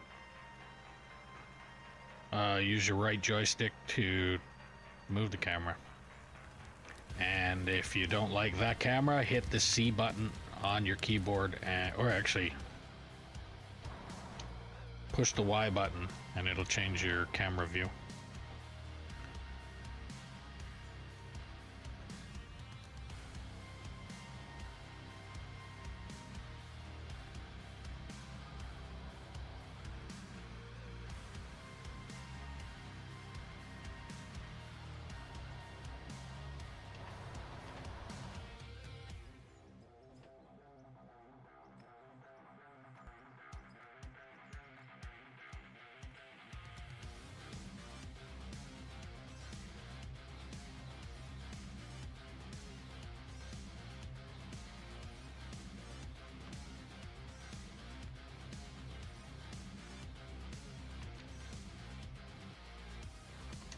That make it better, or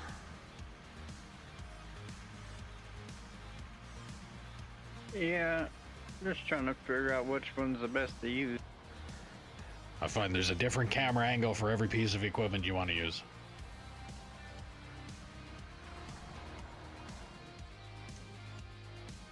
I think I'm set to focus driver camera for something now.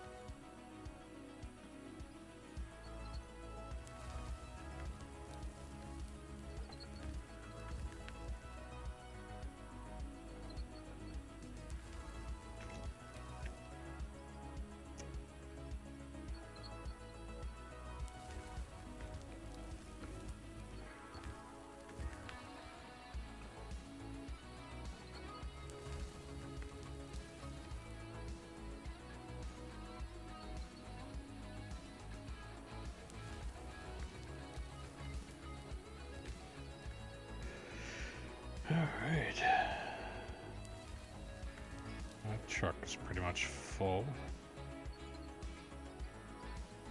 I'm actually happy that I'm comfortable enough to use this freaking thing to do what I'm doing now. Basically just digging out enough room to get the machine to roll back that way.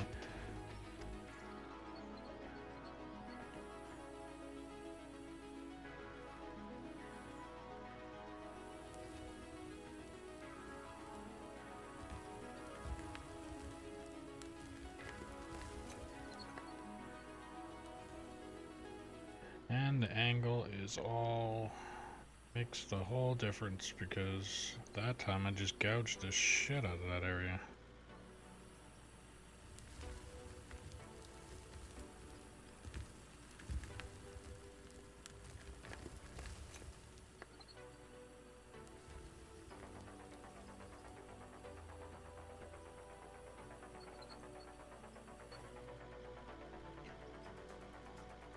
I mean, nice, if you really want to test yourself out, you could hop in that excavator that's next to you.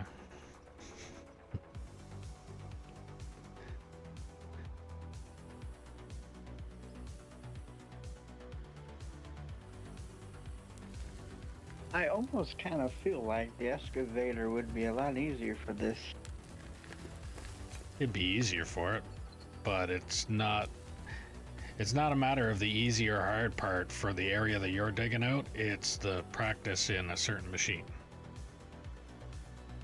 Because if I really wanted to, I could just come up there with the excavator and just chew it out like I was before and set it up so that it's kind of like the where my loader is now, like how it's smoothed in that area. I could just dig that whole section right on out of that, but that kind of defeats the purpose of leaving it there for a little bit for practice.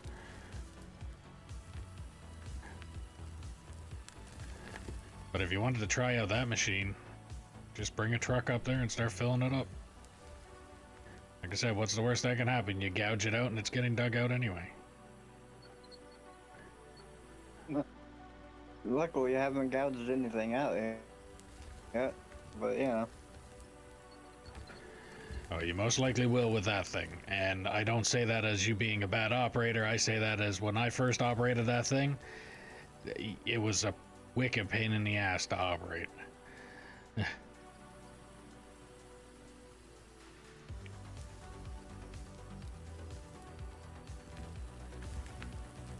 But I am also kind of a little bit of setting you up for failure, because I did say before that to operate that thing, you should operate the one I'm in right now first.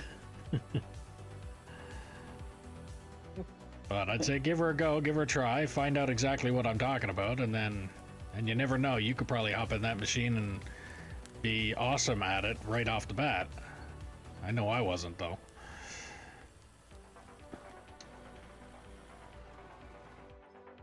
My part is my surgically repaired brain is getting in the way of effectively using this thing. I mean, I'm doing pretty good so far. Yeah, don't look too bad up there.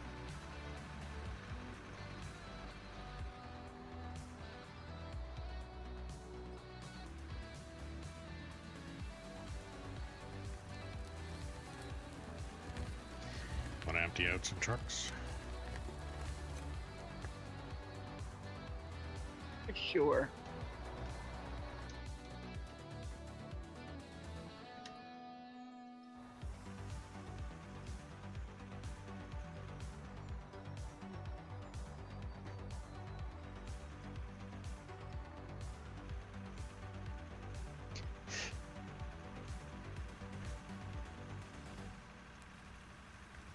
Well, workers' comp, you're gonna definitely need that after that run. You run over by a haul truck, I really don't think workers' comp is gonna do anything for you. No, I think that's pretty much toast. Toast actually has more texture than what would be left of you.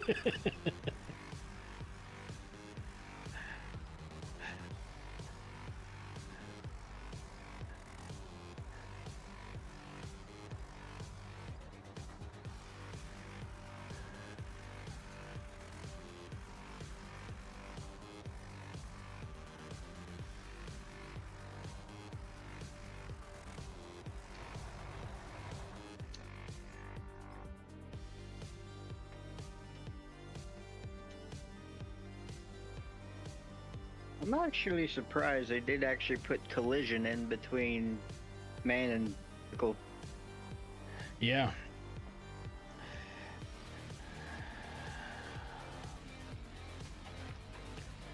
Oh, look. Fucking possible ban invader monitoring? What? Let's take a look at that.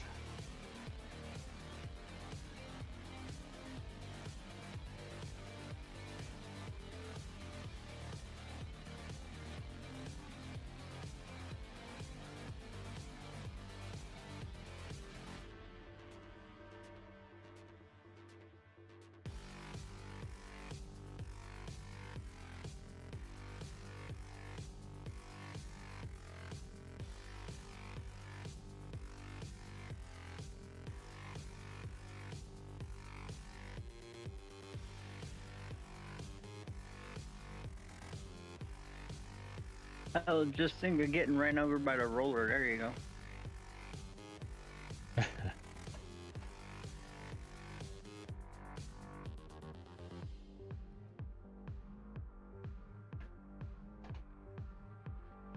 You'd be looking almost like the guy from Roger Rabbit. Yeah.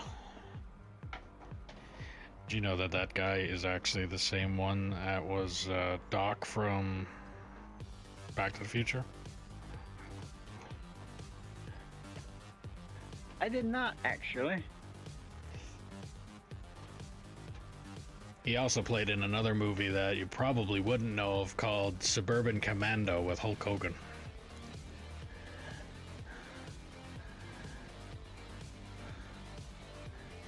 Yeah, Hulk Hogan movies were pretty bad. As a kid, they were good, just like wrestling.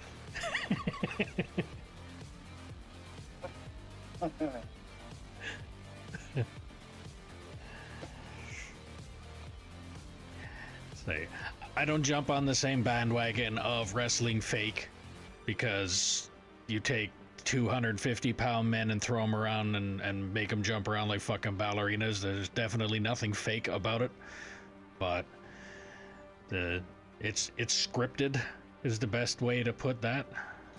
So that's why I can't watch it. It's like I know before any of this happened, they already know essentially what's going to happen. But as a kid, I had no problem watching it. And the same thing with Hulk Hogan movies and stuff like that. Or, I mean, even Who Framed Roger Rabbit was another kind of it would be called cringe movie now.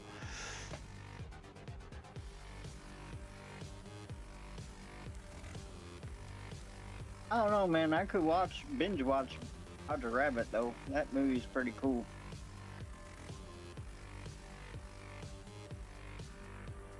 I get a kick out watching it every now and again. I can't continue watching it over and over and over and over again, but I can watch it once and then wait a couple years and then watch it again and something like that. But I guess it's the equivalent of kids and watching like Space Jam and stuff like that now. Closest thing to bringing your cartoon to life.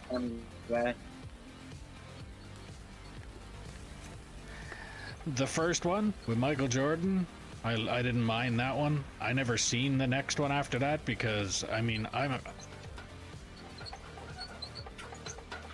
wouldn't watch it anyway because it was, what, LeBron James, right? The second one, I never bothered because, well, I mean, at the same time, if there's a movie that was made and then all of a sudden they decide, hey, we're gonna just remake it. Kind of like The Mummy. Tom Cruise decided to make The Mummy. It's like, what in the fuck is this?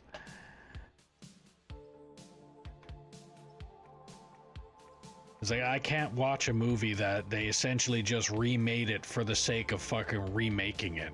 It's like, oh, let's see if we can just make some more money. We remade it just for that reason. It's like, no, I don't agree with that.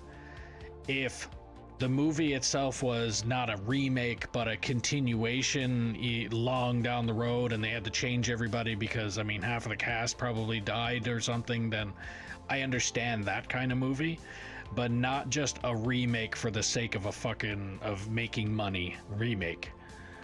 That annoys me. Tom Cruise was only, good for a couple movies anyway. It was Top Gun and Mission Impossible. Yeah, Mission Impossible, what? 1, 2, 67, or 85? How many more are we gonna go to? Hopefully the last one is the last one, but who knows? Yeah.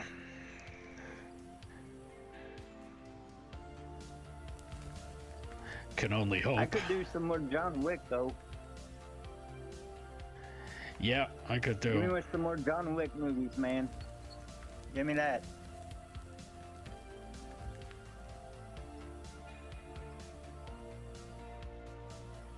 Better yet, do some more John Wick and Matrix movies. That'd be even better. Well, they only came out with a new Matrix movie not too long ago.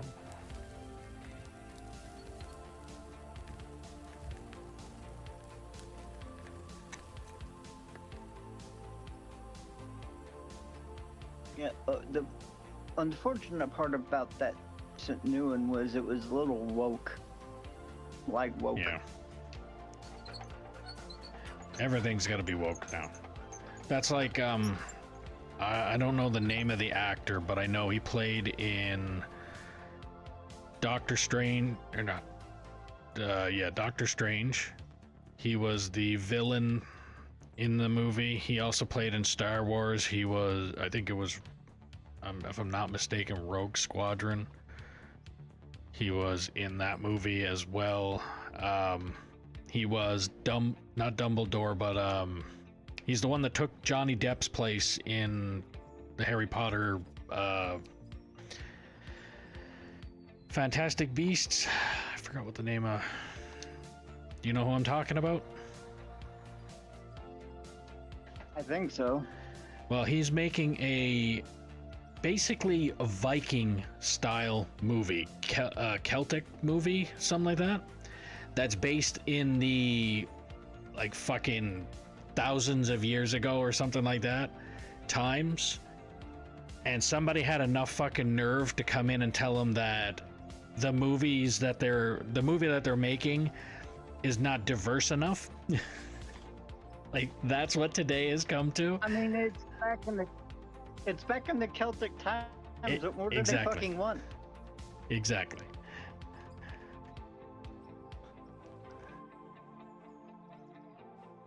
It's like, yeah, they're saying that it wasn't diverse enough. It's like, what are you talking about? Like, and that's the first thing they said. It's like, oh, here we go, right off the bat, huh? And then it's like, yeah, you got to realize that this was made in the Celtic times. Like, fuck off.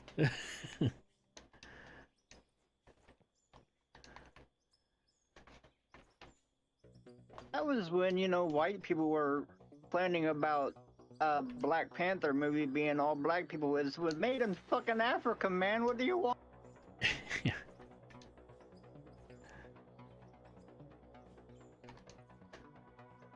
Nah, some people just need to literally give their head a shake up against a wall a few times.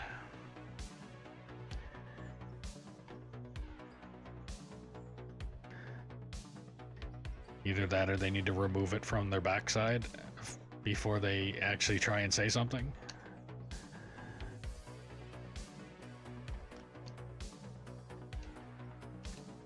People in today's world need help. Yep. The insane asylums are getting empty. They need to be refilled. Did you hear there was another assassination attempt on Trump? Except he wasn't there. Well, that just tells you the intelligence of the people who are trying to assassinate them, huh? Yeah, they broke into his regular house that he lives in Mar-a-Lago down in Florida when he was at the White House. In place. You mean the house that he would prefer to live in over the White House? Because his actual house has more accommodations? Yeah. You know you're a rich fucking prick when. Yeah, I don't want to stay in the White House. That's like poverty.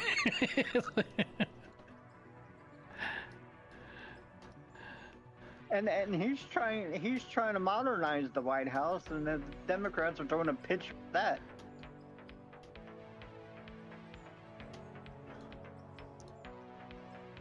Because he removed the East Wing for the ballroom. Like, who cares? Oh, yeah, He's trying to they're- make it bigger. Yeah, they had a fit when they found out that he had started construction on the White House. It's like, are you kidding? Look into history. I know a lot of them don't like history because that proves how idiotic that 90% of the bullshit that their side went on with is basically they keep calling him the evil guy with the very short mustache. They keep calling him when really it's their side that's been closer to resemblance of that than this one. See, you're smarter than half the people that live here, man. Don't tell anybody.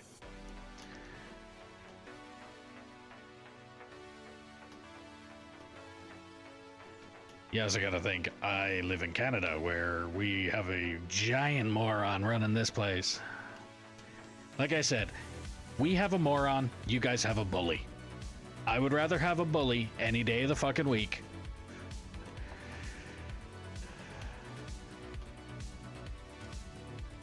I just got a kick out of when me and the wife went to Vegas and we were talking to somebody about that. It's like, and I mentioned the exact same thing because I have no filter and I don't give a fuck. So somebody mentioned how they voted for Trump and they mentioned how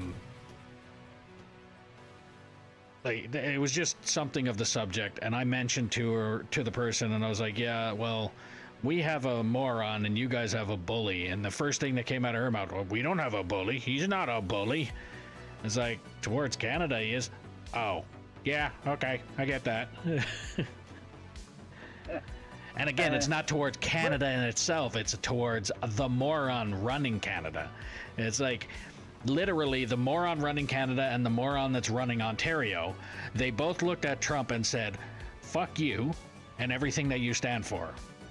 We don't like you, we don't like what you're doing or anything like that, so we're just gonna do everything that we can to essentially piss you off. And what does he do?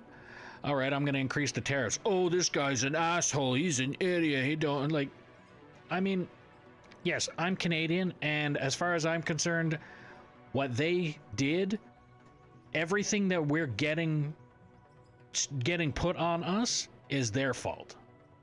Not Canada in itself, not Trump. It's fucking Carney and Ford. Those two morons are the reason that we're getting what we're getting. Well, I mean, Trudeau didn't help you either.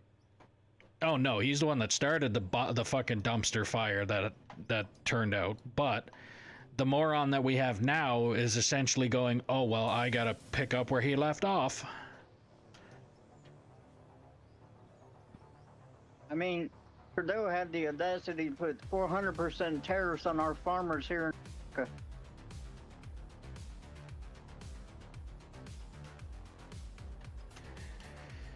Yeah, and again, like I said, there wasn't a whole lot of thought process involved with this guy, and the only reason he got elected in was because he legalized pot.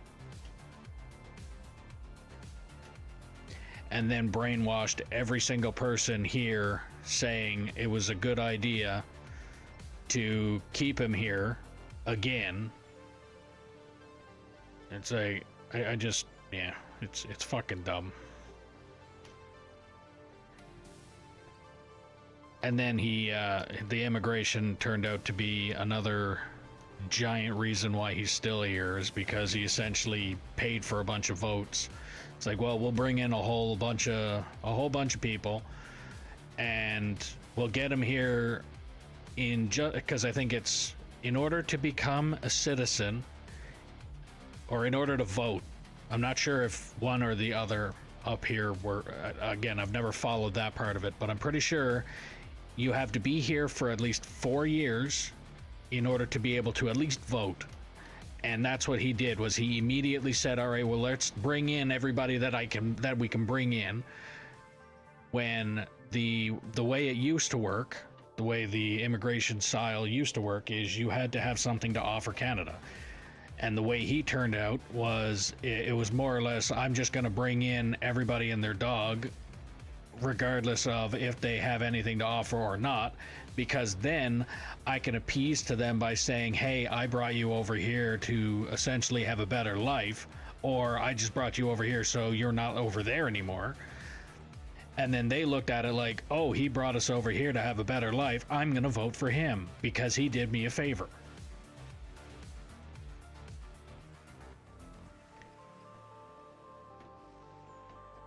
And that's how that turned out. So now we're insanely overpopulated by a bunch of disrespectful people that think that they're doing us a favor being here when they're not. And I'm gonna reiterate it as much as I possibly can. I am not racist, prejudiced, or anything of the sort. But I am very observant. And when I see stuff like this, I can see that it literally turned out as, bring a bunch of people over that will vote for me, kiss their ass until it's time to be voted in, and then once I'm in place, who cares? Yeah. That pretty much sounds like the liberal playbook over here in America. And that's the liberal playbook here in Canada. That's what they are. They're liberals. The only thing the part that confuses me is literally where you guys have your Democrats and then you have your Republicans. I don't follow them enough to be able to say which side is which side. I don't know what one Trump is. I just know that Trump is the one that's hated by everybody except for his own party. Trump is Republican. Okay.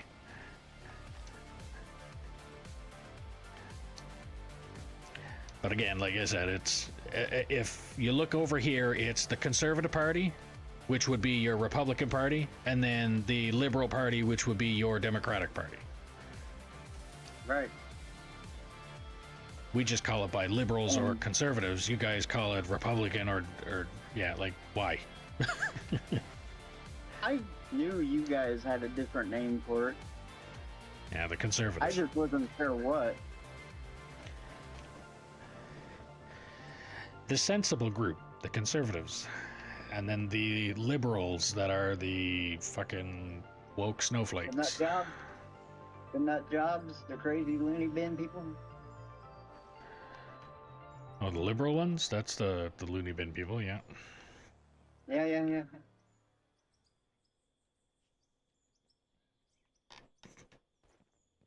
The glorified snowflakes.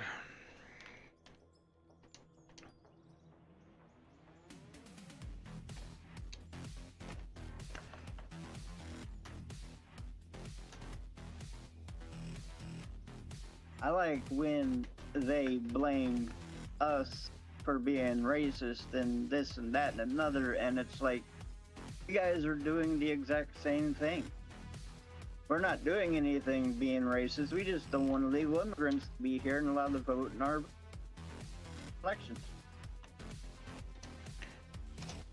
And I mean, it makes sense. And that's the same thing with that basically voter ID.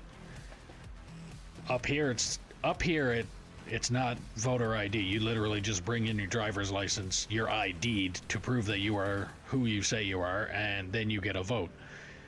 And the reason behind it, and the reason that the other party is against having it down there, I know, is because if I up here, I go in and I vote. I have my one vote, and that's my one vote, and that's it. If I'm dead, I can't vote, and I can't go in and have 16 other fucking votes at the same time. Yeah.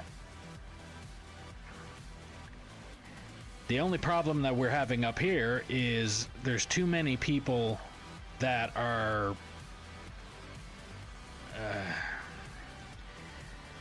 basically the people that are sitting behind the stand that are counting, some of them are either not counting them right, and this is proven, by the way. This is not just something that I'm thinking up out of the top of my head. It's been shown, and they've actually, just after our last election, they actually found a bunch of old ballots. Like, literally somebody went into the voting area, and when they took all of the ballot boxes, they took a few of the ballot boxes and threw them out.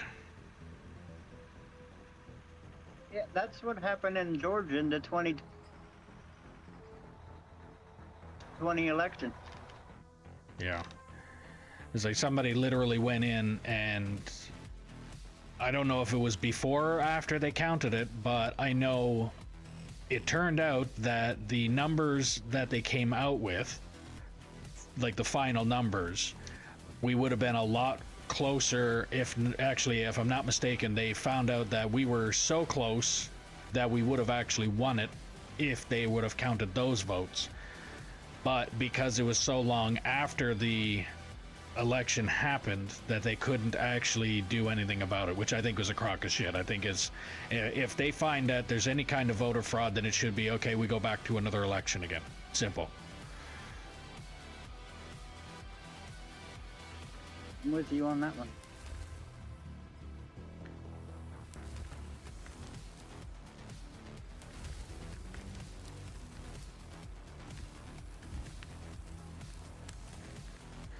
But that's like, I got a kick out of it because my father is just, he watches the mainstream media news. And I know this sounds like, oh, he's a conspiracy theorist. He's using those words, the mainstream media. Right. Yep. But no, as far as I'm concerned, every news outlet out there, they're all paid by the fucking government. No matter how you look at it, they're all paid to basically be told, here's what you're allowed to say, here's what you're not. You're not allowed to say anything really bad, necessarily full out bad, about the opposing or the team that's currently elected. And if you want to say something bad about the other team, then okay, fine. We're not going to tell you you have to, but you're not allowed to say anything bad about the current party in place.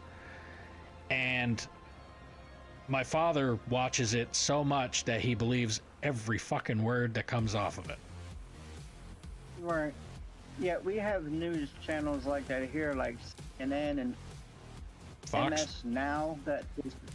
Well, Fox is actually a conservative news outlet. Oh, I thought that Fox was fake news, and Trump was all about trying to, like, No. fucking... CNN and MS Now is the fake news shit, and that's all they do is mouth the Republican Party.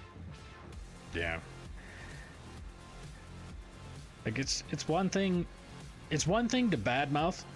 It's another one to say something that's a complete fucking lie that you could take 3.5 minutes, go do, like, just bring up the next. And that's something else too. When it comes to listening to what somebody says, if a best way I can explain it is in regards to what's going on up here. If somebody says that Pierre, the opposing team, the conservative, he's basically, if he says something, and I watch a video where it's him actually fucking saying it, and it doesn't have the stupid extra different type of voice kind of concept. Like, I know the difference between AI and not AI, and the people that can't, I don't understand that. But if he says something, I'm gonna say, okay, he said that. If somebody else says that he said something else, then it's like, did you really watch that? No. So how in the hell are you gonna tell me that that's what he said? And then it's the same thing with, and a lot of the YouTube news networks that I watch, the reason that I watch them is because they have the ability to go back. It's like, hey, this guy said this, or hey, do you remember when he said this? And then they bring up the clip when he said it. News networks don't do that because they do not want to be held accountable No. for bullshit. And another thing around here too is, you know, how the liberals like to record on their phones and be like, "Hey, ICE is doing this, that," but they don't show the whole thing. They just Oh yeah. don't show what actually happened. That's the equivalent of, I'm sure you've seen the picture on Facebook where it shows a guy running away from another person. It's a cartoon skit where the camera takes a picture of the guy running away from somebody with a knife, but the camera zooms in where it looks like the guy that has the knife is being stabbed by or chased by the other one. Like it's the way the camera focused is essentially how it is. It's like they show you the tail end of this issue and they don't tell you what happened at the beginning or show you what happens in the beginning. And then again, the YouTube channels that I watch, they're like, hey, this is actually what happened because this is the beginning of the fucking story. Or We just got it illegal to rape 12-year-olds that are knocked out. Got him arrested. Was it illegal? Well, let's see what the Democrats say about that. Oh boy. yeah. But yeah, they got, it's too many moments of shit like that where they're like, oh yeah, this is the story that we're gonna push, this is the agenda, and everybody is gonna believe us. Like, the only people that believe them are the people that are on that side. And I hate to say it, but I mean, it's like, it's conservatives show proof. No, that's not. Conservatives show no proof. They believe it hook, line, and sinker anyway. And then liberals show proof and they go, no, that's not the case either. It's like,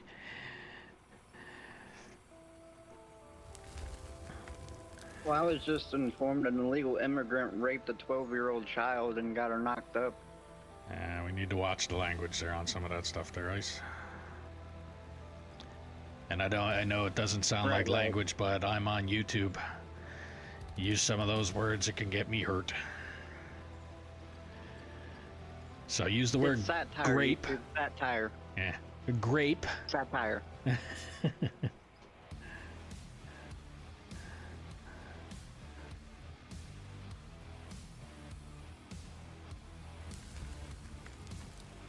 It's like Yeah, it's some of the things unaliving that and makes- things like that. Yeah.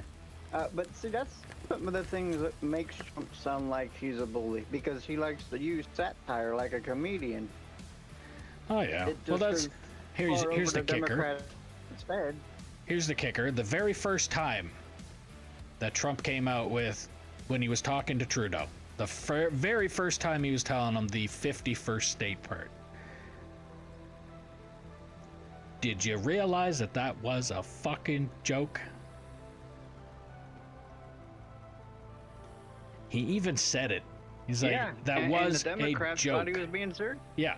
It's like he said that is a fucking joke. He even said he said that as a joke. Same thing as him talking to Trudeau and calling him Governor Trudeau. That was a joke. And then, and him being who he is, and I can understand, he's New Yorker, isn't he? He's from New York? Yes, he is. He's from New York. Yeah. And New York has the tendency of being known for the I don't give a fuck about your feelings. I like who cares, and very direct to the point. And if you're pissed off, he's just going to use that to his advantage to continue to piss you off even more. So that's what happened. And I'm a firm believer that he joked about it the first time, and every time after was literally a hey, you got butthurt because I used that statement, and now I'm going to burn the fucking statement into your brain to the point where you're never ever going to forget it or let it go. Yeah. That's a New Yorker for you. Yeah, exactly. But that's what it was. It was the, hey, oh, you didn't like that? Oh, you're getting pissed off about it? Let me do it some more because I know it pisses you off.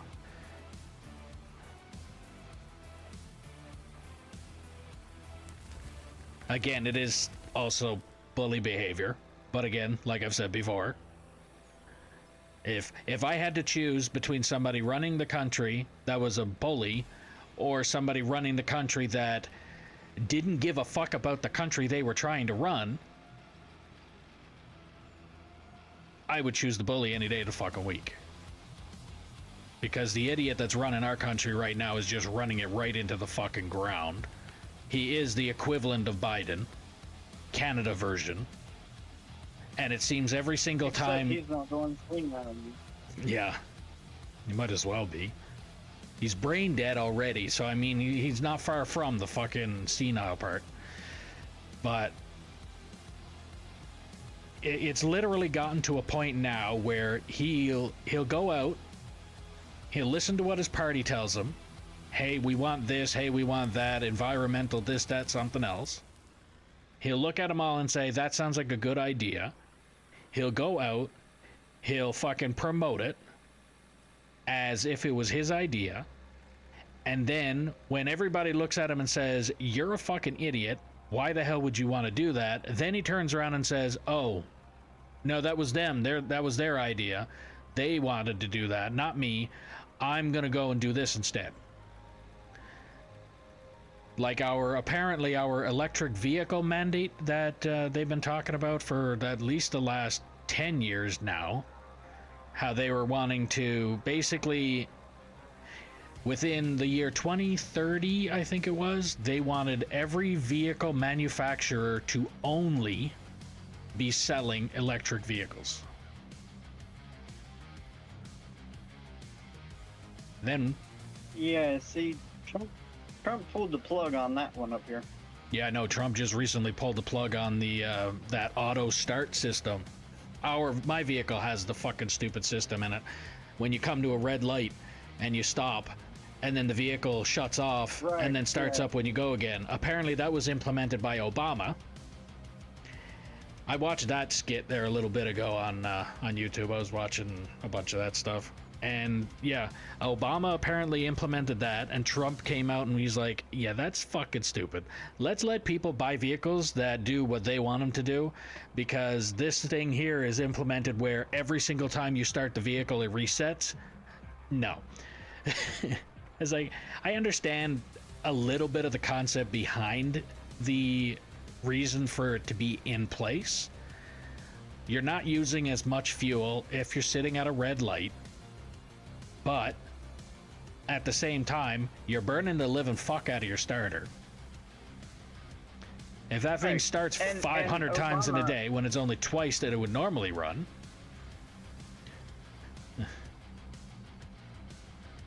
And also, Obama only did that because of, you know, the climate change and all that bullshit.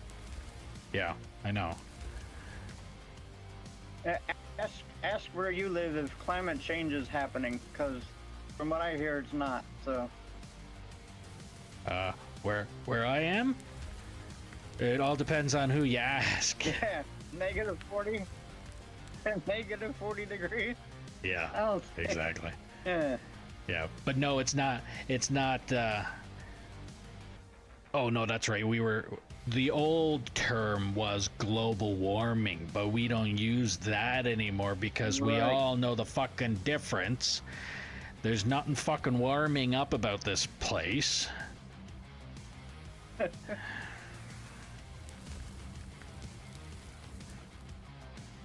Alright, I have to figure out how to ban at fucking Tomcats as a word on my fucking Kick stream, because this dipshit keeps on fucking spamming his fucking name in my chat. I don't know how to moderate Kick. You want to try? Join Kick, tell me what your name is, and I'll make you a moderator, and then you could figure it out. Because this is annoying the living fuck out of me. I have at least I mean, your top streamer probably doesn't get as many chats in their chat as I get spam on Kick. Probably.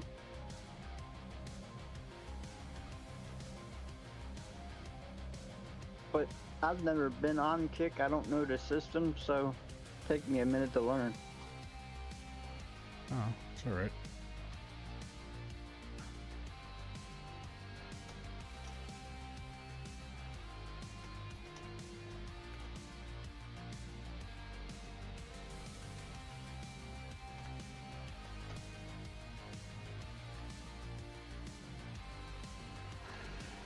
All right, I have added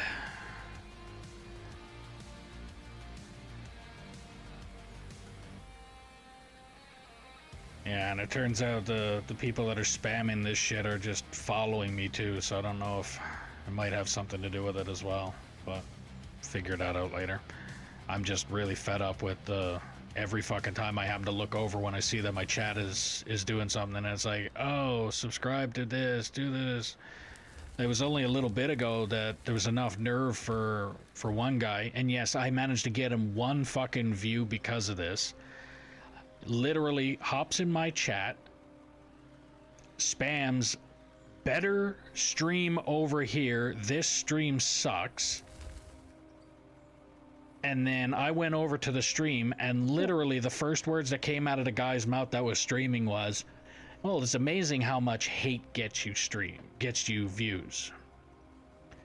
So the ignorant piece of shit was literally doing it on purpose, just to get people to go over and watch him. It's like, I don't care how many views I would get for that. It'd be different if people came over because they didn't like me and then they came in and hate speech the living hell out of my chat. That's one thing, because of stuff that I do, I believe in, whatever like that. But I'm not literally going out and spamming everybody's channel just to fucking piss them off enough to get other people to come join my chat. Not only that, but that sounds like a liberal job. Yeah, exactly. And I'm definitely not one of them.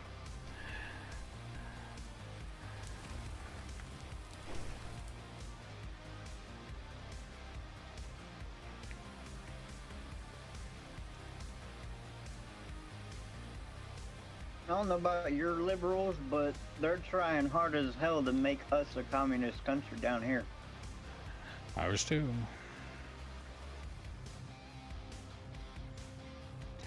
They're trying to fucking get into coots with China down here. Yeah, Or and up here. Trump's not happy about that. No, I can't blame them though either. Like, and the sad thing is, and here's where the moron-ness part kicks in. The guy is saying, we're gonna go deal with them so we don't have to deal with Trump. It's like, buddy, you're really shooting yourself in the foot at this point. The only thing is, he just shot himself in the foot with a fucking 50 cal at that. He's gonna shoot himself in the foot, and he's not gonna have a leg left when he's done, because they're literally going about it the complete wrong way. It's like, I understand that we depend on the states too much. I agree with that statement. Almost 80 or 90% of everything that we had up here came from the states. So I agree with the idea of us depending on you guys too much. So branching out with other places is a good idea, but branching out with some place like maybe, I don't know, the UK or Australia or places that actually have a decent head on their fucking shoulders. Yeah, not the Chinese Communist Party. Exactly. It's not a good one. I mean, and again, I say Korea because I'm not 100% sure which one's the good side and which one's the bad side. The one that's got North Kim Korea, Jong-un, whatever the fuck his name is. North Korea is the one that's got him. Yeah. So, not dealing with them. deal with the other guys, like that kind of thing, where yes, we need to branch out and get, like, diversify a little bit out there, but to flat out look at somebody that it's the equivalent of literally opening up a store where you have a whole bunch of product, and every single time a customer walks in the door, you look at that customer and say, you're a fucking idiot. Or every time you have a supplier come into your store, you look at them and say, you're a fucking idiot. That is the equivalent of what Carney is doing here in Canada. He is looking at our suppliers and saying, you're a fucking idiot. And then he's looking at every single person that's going to buy this stuff from him and saying, you're a fucking idiot. It's a good thing that you guys have your own oil, because we have Venezuela's oil resources now, and any deal with China is probably going to put a pause on letting oil get to other places that are going to trade with China. Yeah, well, here's the big kicker on that one, and I don't know if it's gonna work or not, but here's another one. Fucking spam.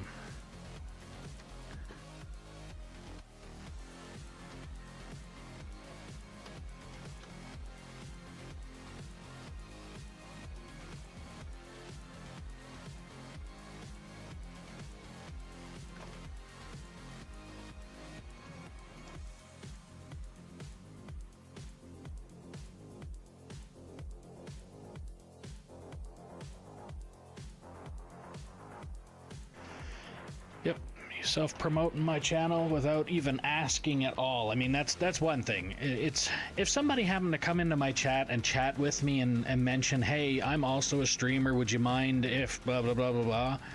Sure, why not? You asked. But to literally just jump in my fucking chat and the first thing that comes out of your mouth is some random fucking idiot spam chat, like their channel name, and then it says, I'm not using their name and I've already banned them out of the chat, but it's like, you can spam, or you can, yeah, they can't even use the right words. It's, yo, can you spam W in random idiot's stream? It will make his day. And then another one, check blank stream on Kick. That's the first two fucking messages that came up with that person.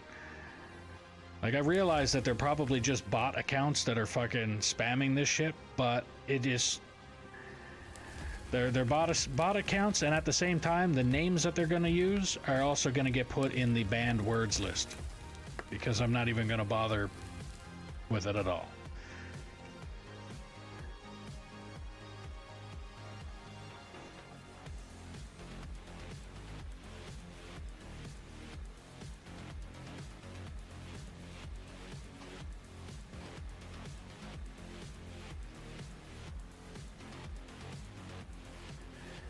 I just need to figure out a way to, I'm pretty sure Twitch has the ability, I just don't know how to set it up or haven't set it up.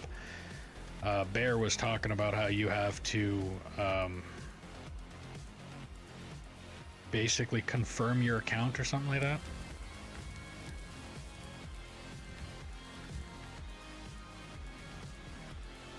No, I don't know I if... think I know what that is. Is basically where... Yeah, you gotta confirm your account to be able to go into a chat room. I think I know what that is.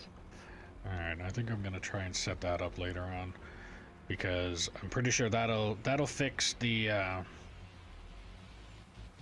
that'll fix a lot of the problems with Twitch anyway. I just don't know if I'm able to do that with any of the other platforms. I don't see it happening on YouTube.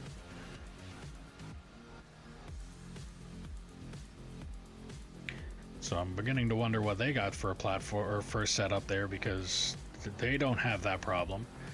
And another problem that I am having with Kick is a lot of times even the banned words that I put in, it doesn't auto-mod it out.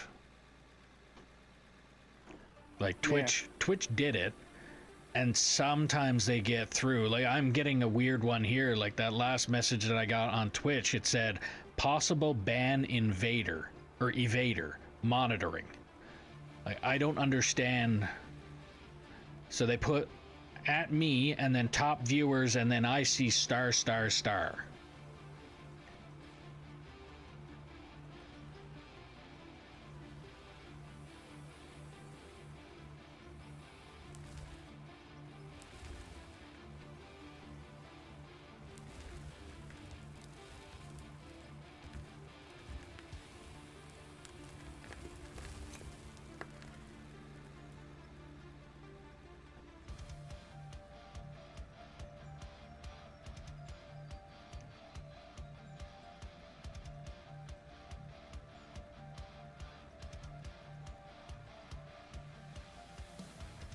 I only just recently set up my OBS to where I can actually see all 3 chat logs, one right next to the other.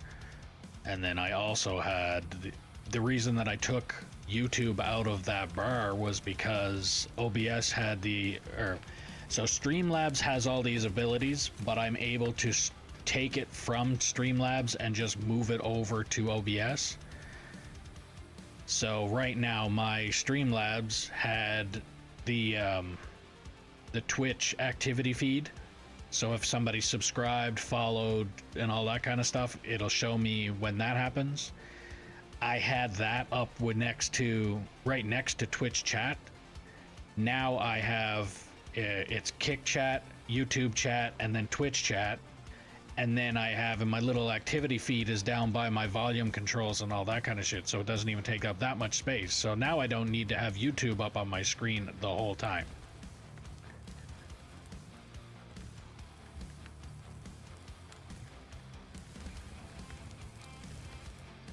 I've only ever streamed it on Twitch, or done YouTube.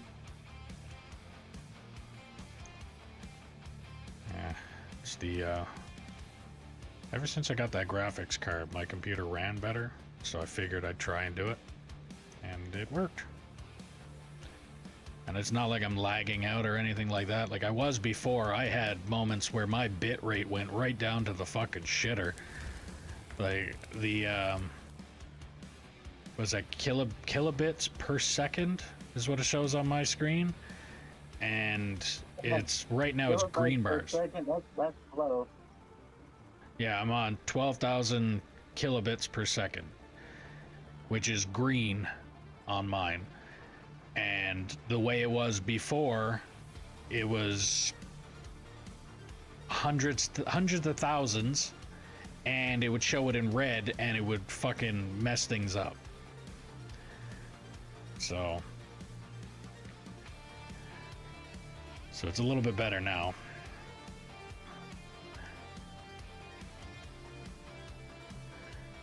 But ever since I noticed that was able to happen, I decided, fuck it, I'm going to try multi-streaming. I ended up doing just a YouTube and Twitch. Found out that Kick existed, and I was actually able to function with that on my system too, so I said, fuck it, why not? I mean, if I can run multiple streams and possibly make any kind of money at all on any of them, then why not?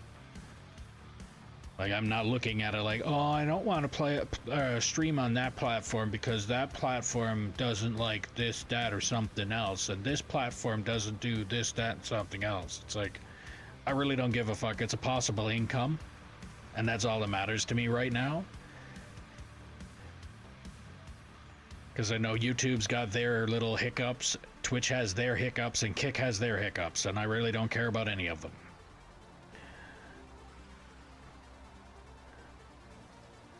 Because somebody came on here and they're like, oh, I can't believe you're streaming on this platform. Did you know? It's like, nope, didn't know, didn't care.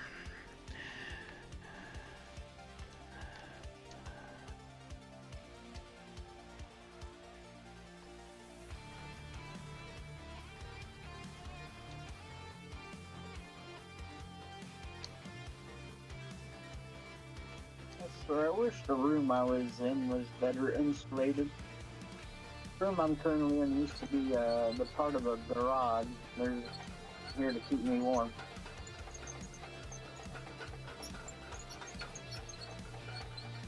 So you're freezing your ass off down there. Yeah, in very. your shorts and t-shirt weather. Yeah, yeah. For you, maybe. We've already confirmed it's definitely for me. It didn't even get that cold in Poland, man, and that place wasn't fun in the winter.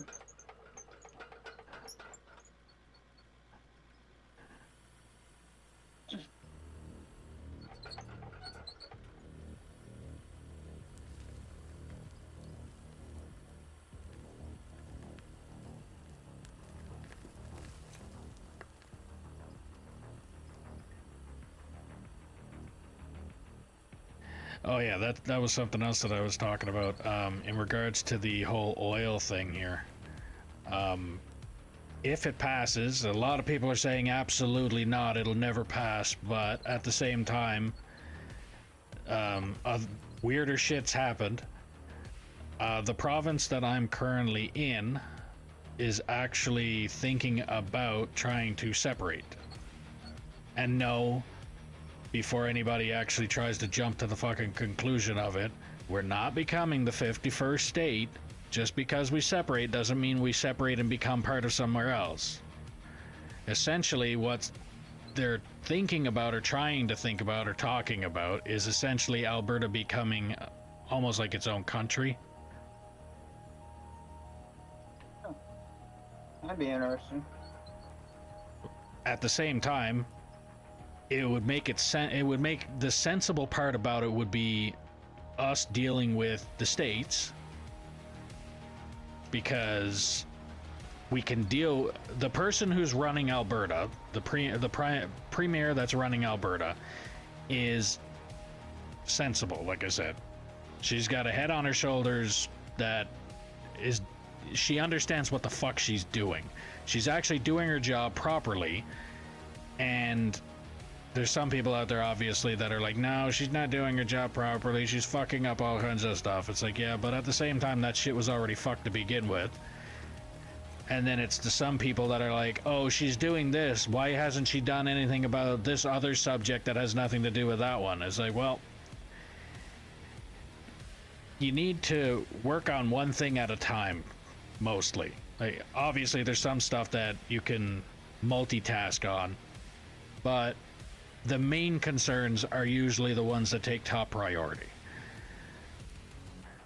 And everybody thinks that their issue takes top priority, so that's why a lot of them are complaining about that. But as far as I'm concerned, she's doing a good job, and she has a good head on her shoulders to know what the fuck she's supposed to be doing. But they're talking about how they're wanting to separate from the rest of Canada, and if she was to be essentially the prime minister of whatever country we become, Alberta, I know she can negotiate with Trump, and I know Trump will actually negotiate with her. Like, they will actually have conversation where it would not turn into a giant pissing match. It would actually be a sensible fucking conversation of, hey, this is what we want, and we know this is what you want. Let's see what we can bargain with. And I know he would actually deal with that. Not like now, where it's basically like, oh, you've already pissed me off. Why am I going to sit there and even fucking think about a conversation with you? It's like somebody literally looked at you right to your face and said, fuck you, you're a goddamn idiot. Oh, you have that? Oh, how about we do this? Let's talk about this for a second. Like, it don't work that way.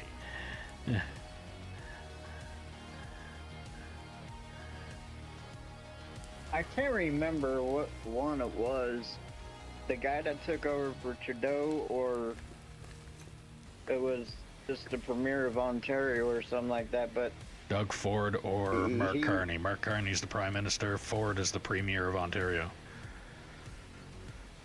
One of those two threatened to cut off the electricity to the entire United States. It wasn't the entire United States. It was just the state that Ontario supplies power to. And that is literally a legitimate act of fucking war to do that. So that's why he didn't. But that is also why I say, so Doug Ford is labeled, and he's only labeled conservative. As far as I'm concerned, he's the biggest turncoat fucking liberal you could possibly think of. But yeah, it was, what's the state directly under Ontario? That's literally attached, that's not New York. I know New York's where Niagara Falls is. Yeah, I want to say, was it Minnesota or Wisconsin or something like that? There's one of them that's right there. I mean, well, there's a few. I mean, you got Minnesota, Wisconsin, and probably even Michigan, maybe. Yeah, it was one of those. That's the states that Ontario supplies power to. And that was, yeah, I heard about that one, where he threatened to turn off the power down there.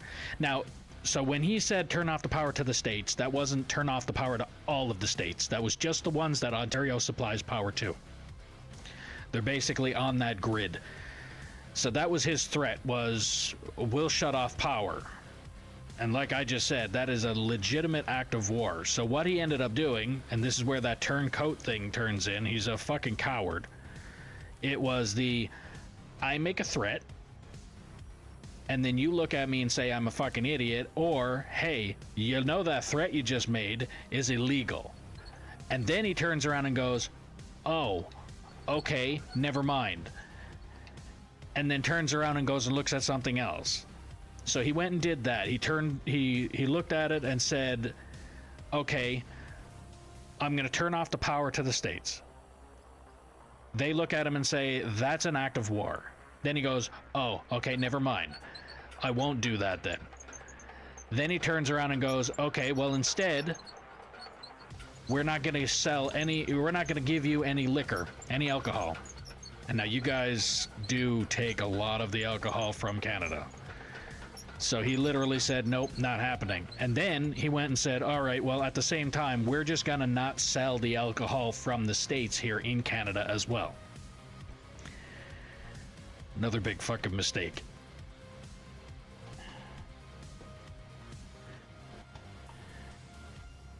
And then he also turned around at one point there and he did a, what was it, Ronald Reagan? There was an ad that he brought up that Ronald Reagan was talking about how bad tariffs are. And it turns out what he did was he clipped it to the point where he made it as if Ronald Reagan was saying tariffs are bad, period. And then I think Trump even came out and called his bluff on it, like, okay, here's your fucking ad, and here's what he actually fucking said. Tariffs are bad in general, unless you use them in certain aspects, which is what Trump is doing. And then Trump did end up turning it into oh, you don't like me? Here's more tariffs. Oh, I don't like what you just said. Here's more tariffs. That's what he's ended up doing.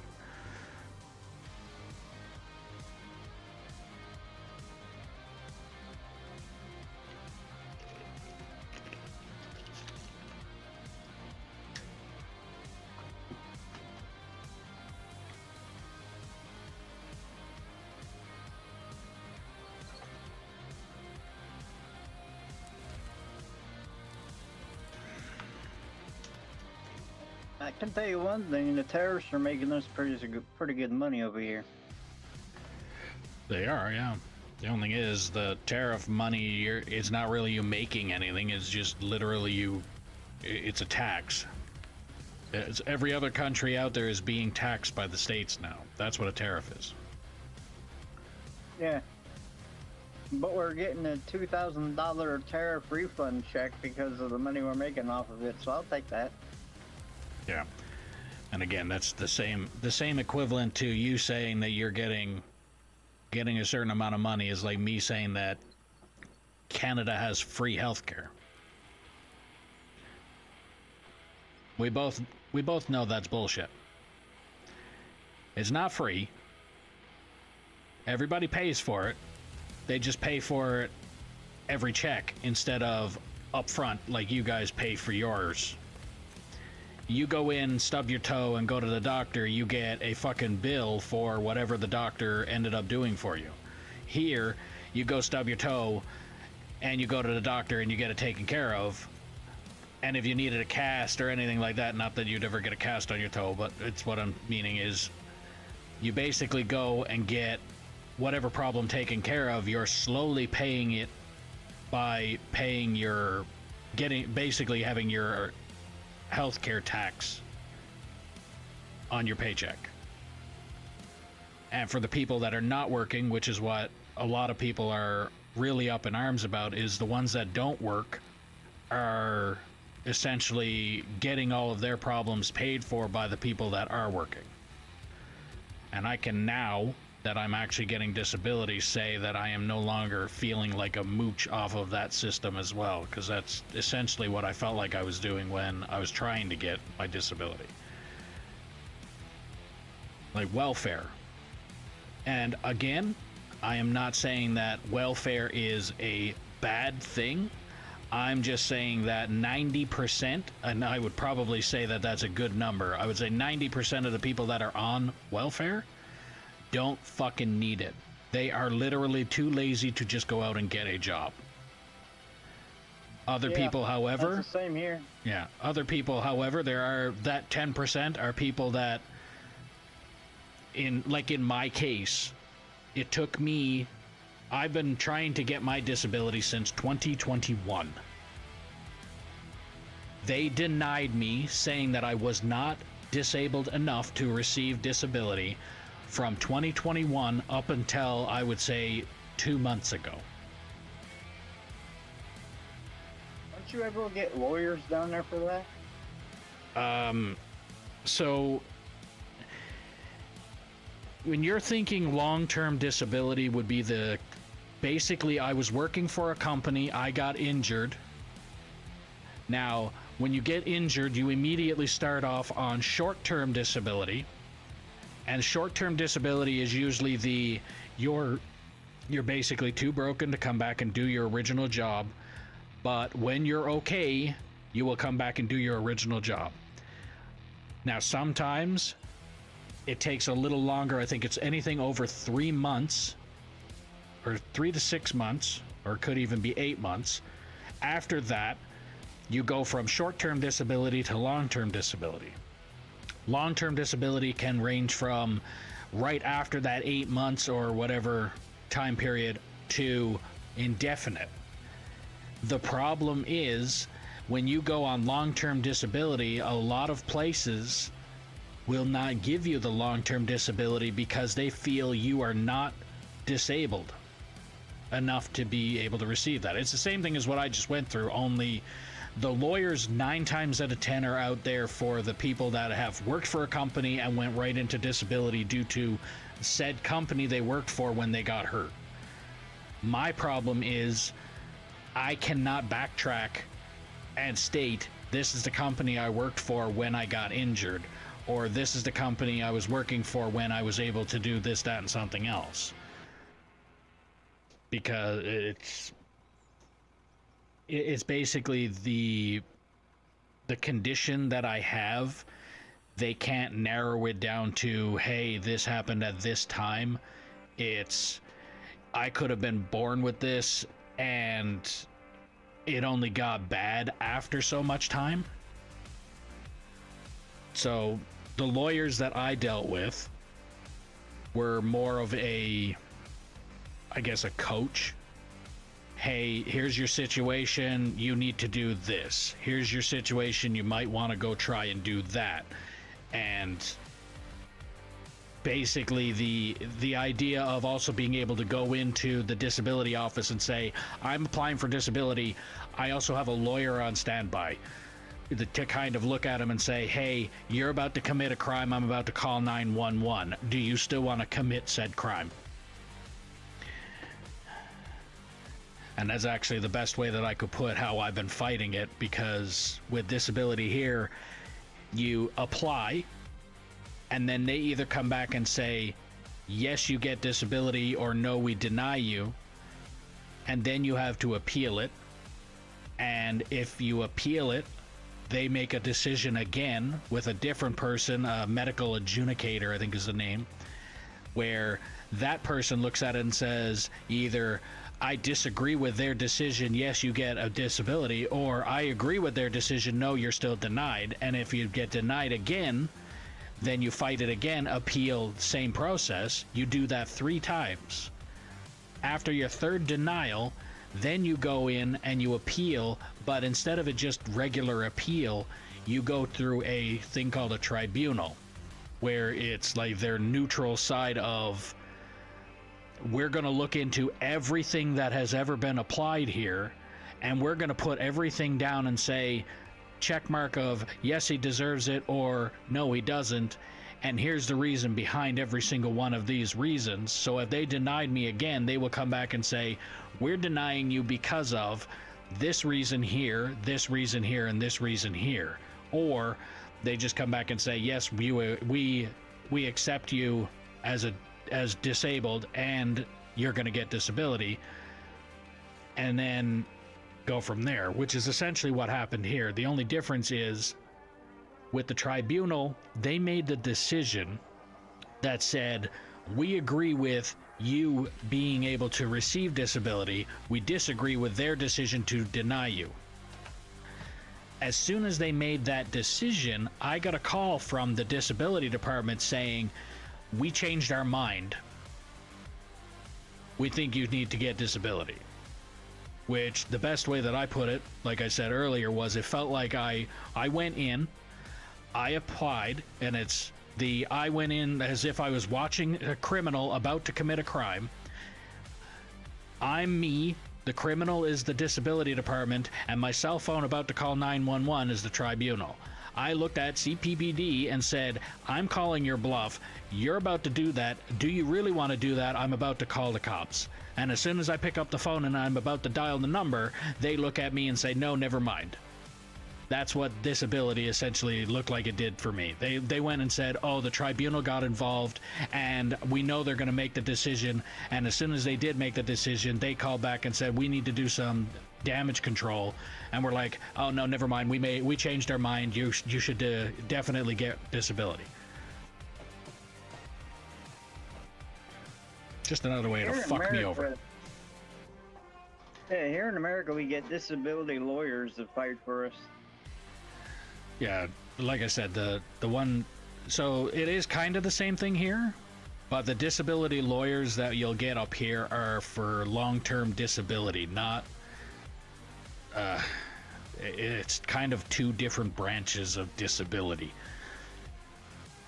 Mine is not necessarily work related. Like, I didn't get into a car crash while working, or I wasn't working at a steel factory and had an I-beam drop on me that caused me to go disabled.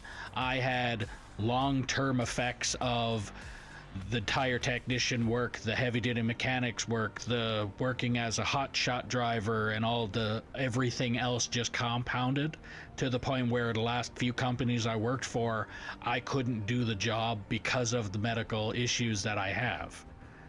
So I got put on disability as my doctor essentially says I'm not able to go to work, not my company that I worked for said I'm unable to go back to working for them because of said disability. And at the same time, they look at me and say, well, we're not hiring you back, but at the same time, you're not getting disability because, and that's where the lawyers come in, where the lawyers will come in and say, again, there's a commercial on TV or on the radio that I keep hearing. They talk about the long-term disability where the company feels that there's not enough evidence to prove that you're disabled. That's why the lawyers come into effect. In my case, it wasn't a matter of them not having the enough evidence to prove it. It's that disability, CPPD or Canadian Pension Plan disability, looked at me and said, the problems that I have are not enough for me to be considered disabled. And then I still ended up turning around with all of the, it's basically what I did was, here's the info, all of the info. They look at me and say no. I go in again and I say, with the exact same stuff, I say, here's the info. They say no 2 more times. Then I go in with all of the exact info and I say, here's the info. And they finally turn around and go, okay, we were wrong. Attempt number 4 is when they looked at me and said, we were wrong. I gave them all the same information. They just turned around after the 4th fucking attempt and said, okay, we were wrong on that. That's what irritates me the most. I got denied 3 times for my brain surgeries, and then I had to get a lawyer to get it.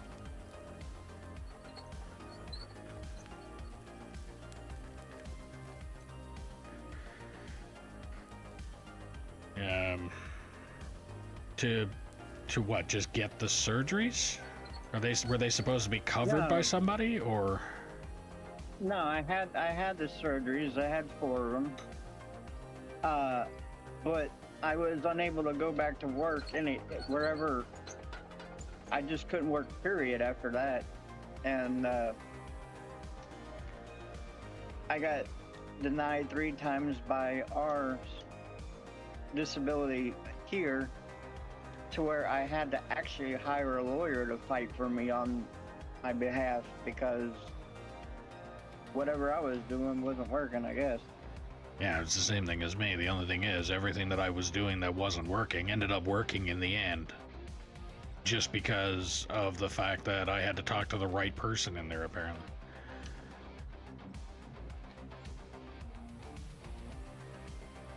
No, but see, when you hire a lawyer to do it too, you still have to appear to court. See, that would have been the case with me with the tribunal if CPPD decided to go all the way through with this, and if I was to have been denied again by the tribunal, I would have had to go in and physically speak with the tribunal. So I would have actually had to hold a hearing or whatever if they denied me again. But because they didn't, and I actually had my lawyer tell me everything, that all of the paper that I handed him and all of the papers that the tribunal said the same thing. When I handed it to both of them, the lawyer and the tribunal, they both said, what we see in front of us does look like you... Like, it's a matter of just how long do you have, how much patience do you have left in you to be able to sit here and fight this, because at this point in time you do deserve it. It's just you have to wait until you get the right person to tell you that you're getting what you deserve to get. Because right now it seemed every single person that I was talking to was the wrong person. That was always like, as far as I'm concerned, the way I think disability works, you apply first, and your first application, unless you're, and actually I can't even say unless you're half dead anymore, because there was a person that I was talking to, she had stage 4 cancer, and I don't know where the cancer was, but apparently it's terminal, and she was still denied. So that tells you what kind of shit they're planning on doing there. Like, she was denied after being proven that she has stage 4 cancer, where it's essentially like she's on her last legs, is the best way that I could put it. And they still denied her for that. But before I found out about her, I was saying that the way disability worked for me, and the way I felt it worked, was they immediately, on your first application, unless you had a reason, they would deny you anyway. Just straight up denial. Oh, they applied? Nope. First application, you're denied. Immediately, no looking at it at all. Second one, they look at it like, okay, maybe serious. We might take a little bit longer look at it. And then, in my case, they came back and denied again. And the way I look at it, I honestly think that the more denials that this freaking branch gets, I think they get a fucking bonus at the end of the month or at the end of the year on how many denials they hand out. Now, of course, they're not going to say that that's the case. They're not actually going to go out and say, oh yeah, we give them a bonus for how many people we turn away. But I still have a feeling that that's what they're doing. They basically look at like, oh, you're employee of the month. You denied 4,000 people instead of giving them what they actually should be getting.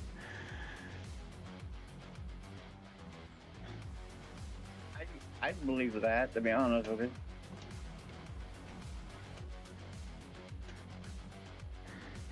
Don't back another one in there. I'm actually going to start scooping out some of the area that I'm digging out there, and maybe get enough room to get another truck in somewhere else so I can dig out some more better. But yeah, I honestly think that it's like they have a bonus system for the most that they deny, and if that's the case, then I made somebody a whole lot of fucking money, because they've denied me at least 3 times, and the 4th time was me fighting them for them to finally turn around and say, oh, okay, maybe we do give you what you're asking for.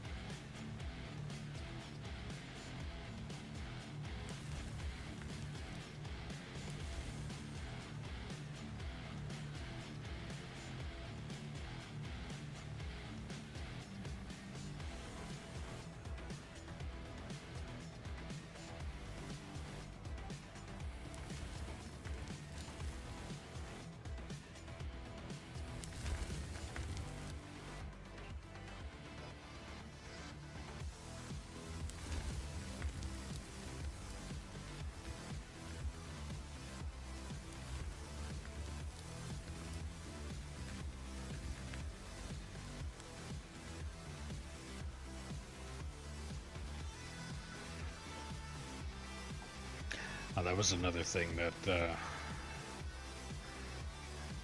a particular in-law was saying about when me and the wife are going down to Vegas, that we need to be careful what we say when we're at customs, or we need to make sure that we don't have any kind of anything saying anything bad about Trump on our phones when we get there.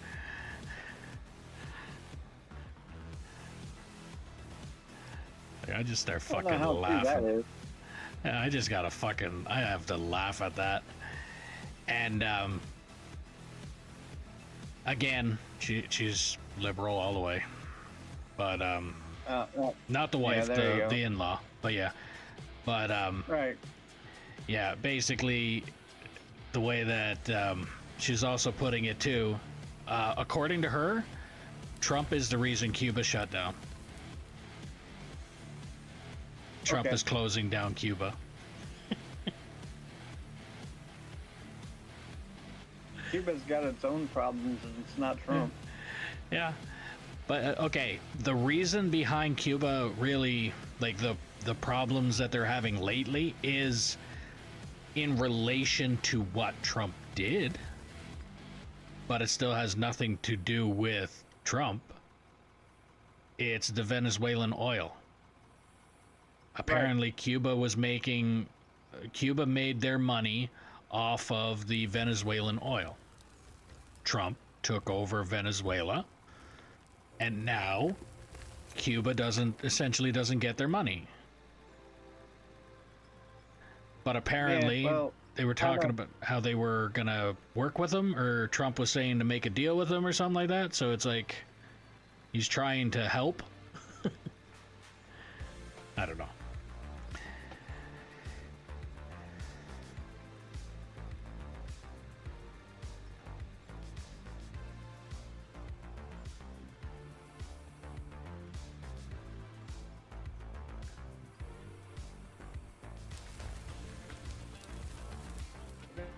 Bad things on your phone about Trump would not deny you entry to the country. That's not how it works. Say that again. You lagged a little bit at the beginning of that. Having bad things about Trump on your phone if you were crossing the border isn't exactly how it works. They're not gonna just deny you because of that. Yeah, I know. I knew that. Like, it's fucking hilarious.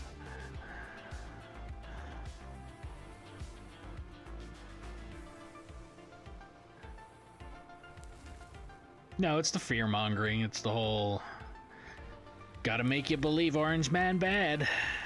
It's like, but the thing is, he not. Like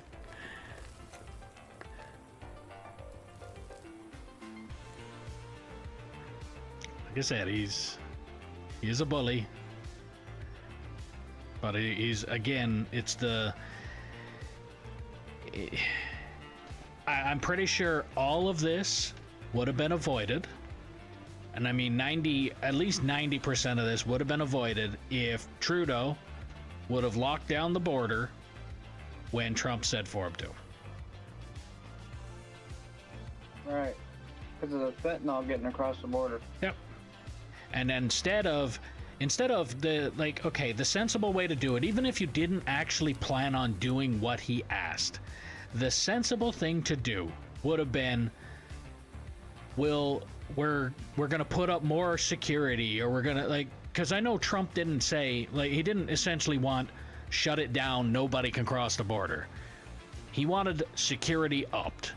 And it's the same thing with the whole build the wall thing on the Mexico and United States border.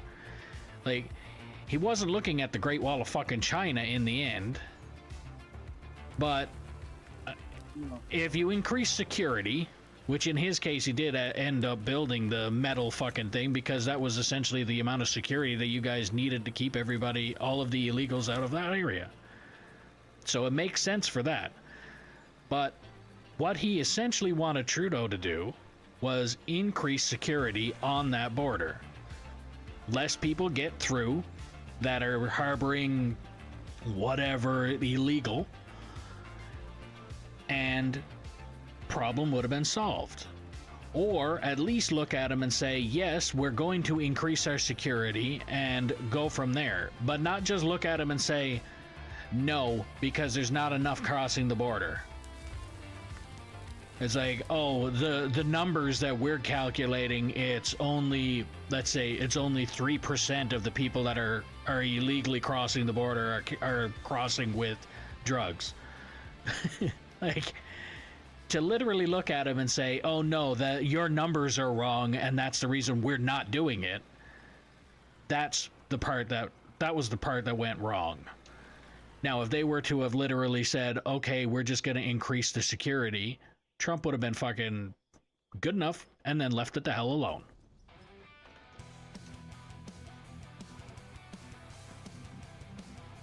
And that's what he did. He looked at it, he's like, okay, you guys either increase your security on the border or I'm going to add tariffs, which is where that argument started to come in.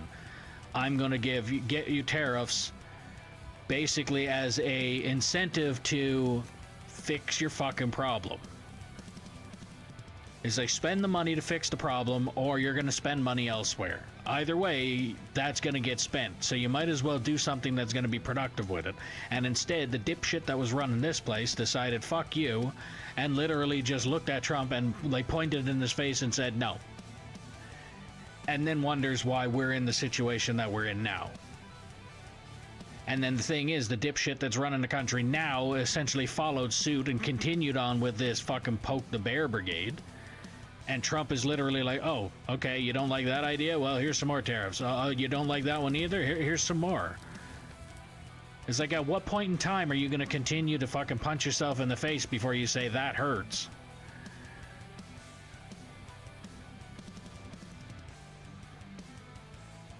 Yeah. But there's Only people more that are still people going to... thought like you did. Yeah, I wish. But there's still a lot of people that'll still vote for the moron that's in there now. There's people that are actually thinking that he's still doing a good fucking job.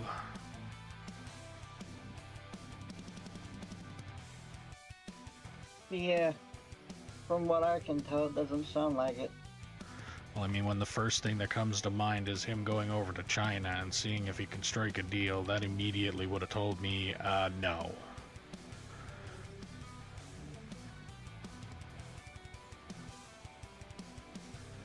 Like trying to strike a deal with Russia. I mean, Trump's got a better chance of doing that. Because according to everybody, he's all buddy-buddy with fucking Putin. Yeah. That's what the liberals want to believe anyway. It's fucking hilarious, though. It's like, oh, every time we see them, they're all buddy-buddy together. It's like, yeah, okay. Yeah. When in reality, Putin is scared shitless of Trump. Every single time. So when Biden was in, what happened? Trump was in, nothing happened. He actually, not bordered, so he stopped there's several different groups of people that absolutely fucking hated each other, and he brokered it. Basically stood in between them and said, if you two don't fuck off, I'm gonna nuke your asses. And they're like, oh, okay, well, that's good enough for me. I'm gonna go shake this guy's hand. That's essentially what happened. Now, I'm narrowing it down and paraphrasing the hell out of that, but that's essentially what it was. And then in the process, I think it was the same situation was going on with Russia and somewhere else, and it wasn't Ukraine at the time, but it was Russia and somebody. And Trump went in, and Putin's like, okay, I've had enough of that, and stopped doing what he was doing. And then what happened right after that? Biden came in, and what did Putin start doing? He went right into war with Ukraine. What ended up happening right after Trump got elected? Putin fucking essentially called it off. Because Trump looked at him and said, if you don't fuck off, I'm going to push the big red button and you're going to disappear. And that was it.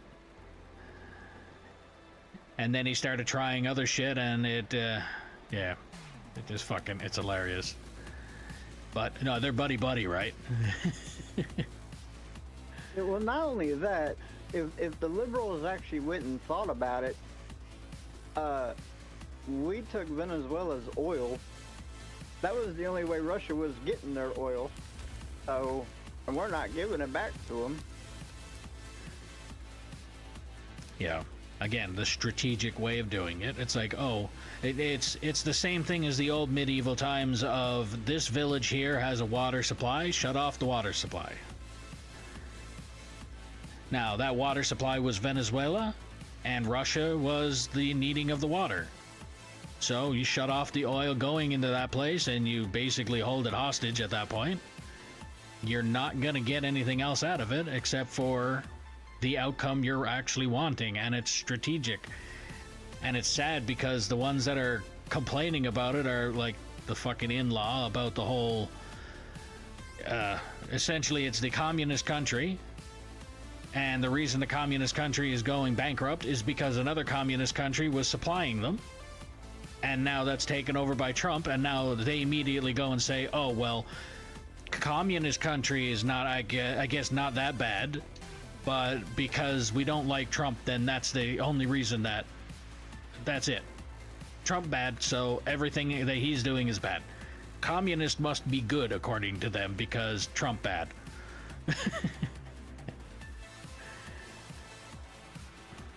It's like when liberals were here protesting in the streets when that whole Palestine and Israel thing was on. Oh yeah.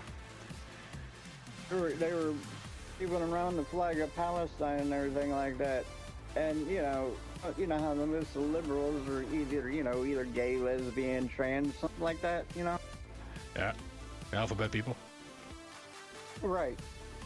You know, if they want to experience Palestine so bad, go over there, because the first thing that's going to happen is, oh, you're gay, you're getting thrown off a roof. Pretty much it. Yep. And there's a dipshit that's on Twitch that's all about fucking talking about how they're, what was it? The exact words that he used is they are weirdly pro-trans over there.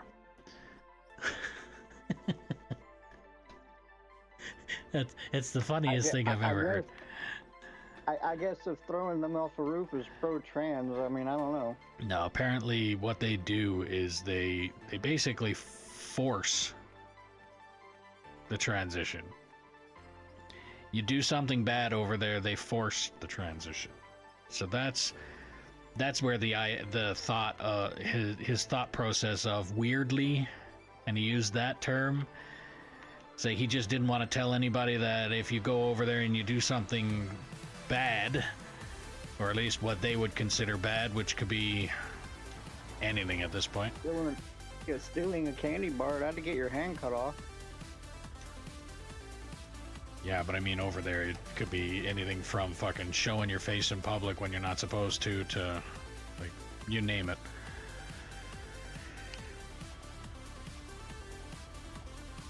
But yeah, that was the argument that he had, was they're weirdly pro-trans over there and shit like that, where it's fucking stupid. And then I don't know, I don't get it.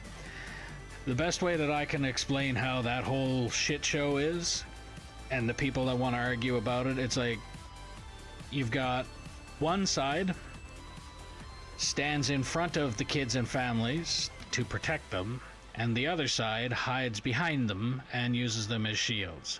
You can use whichever one you want to think about and put them in that position. I really could not give a flying fuck. I know which one is which. Or you can drive your vehicle into a federal agent. Oh yeah, that too. And then tell everybody that she didn't deserve to die because it's like Yeah, their excuse is she was trying to drive away. Yeah, right into an agent. Sure, okay. Yeah, that's the same thing as the guy that got shot. Now that one there is finicky. Okay, I will agree with the finicky part of that one. With that one, right? He had, but here's the problem.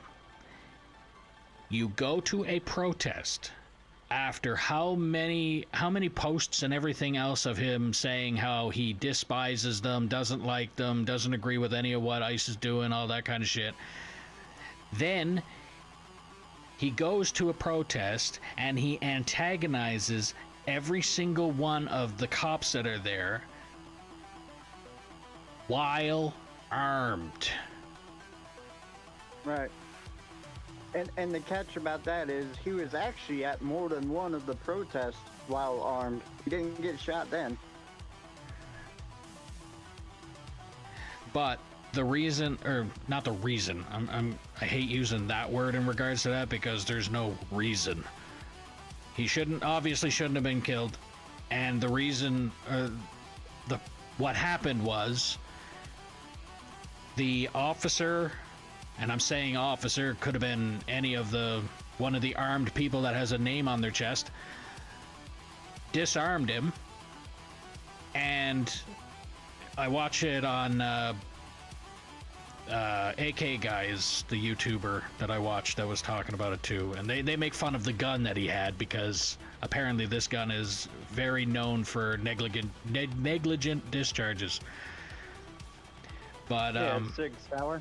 yeah. So the gun that he had a negligent discharge from the officer that disarmed him. When it had the discharge, not everybody seen the fact that he was disarmed and thought that he had his gun and shot it.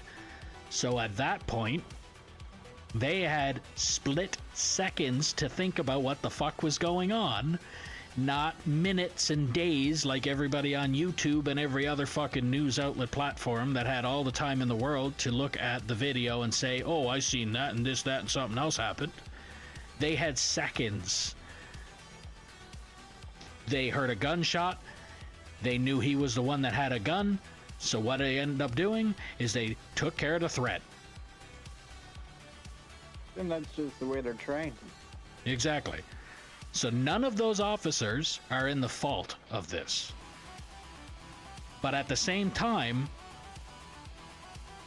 if the guy would have stayed the fuck out of it, for one, or if you're gonna go antagonizing a bunch of armed fucking officers, then you probably shouldn't go in there with a fucking weapon to begin with. And then there's idiots that want to go with the Kyle Rittenhouse fucking thing. It's like, oh, well, look at this situation. It's the same thing. No, it's not. Yeah, not even fucking close. Cop showed up. What's the first thing Kyle did? Hand off the gun. Gun hanging off his chest. Knees on the ground. Hands in the air. Cops came up and arrested him. Done. This guy, when the cops told him to do anything, he fought them. Yeah. He resisted arrest. Exactly. So I'm not saying he got what he deserved because he didn't deserve to die in that situation, but it could have been completely avoidable, and he is the reason it could have been completely avoidable. Simple as that. Yeah. It could avoid it by just simply staying home or going to work. Yeah. I mean, okay, protesting, fine. What they're protesting against is a matter of opinion. Whether you agree with what they're protesting against or if you disagree what they're protesting against, it's still their right to protest. But to protest against armed officers that you know are armed officers and then fight them while also being armed and you know what they are going to possibly do and are capable of doing, he put himself in that fucking situation. That's all that's to it. He did. And you can protest all you want, but that's not how you protest. You're supposed to protest peacefully. That was not peaceful. No, exactly. When you start fighting back against officers, that is not peaceful.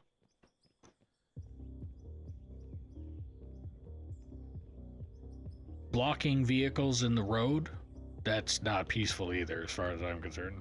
And if I've seen those oil protests, the ones that are sitting in the middle of the road, like, I wouldn't be running them over, but I can guarantee you one thing. I would literally back my vehicle right up to it until the exhaust is like damn near blowing right down their fucking throat.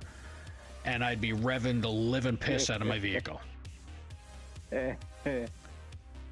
I mean, they'd be outside, but they'd be fucking the closest thing to having carbon monoxide poisoning outside that they can get if I was the one there.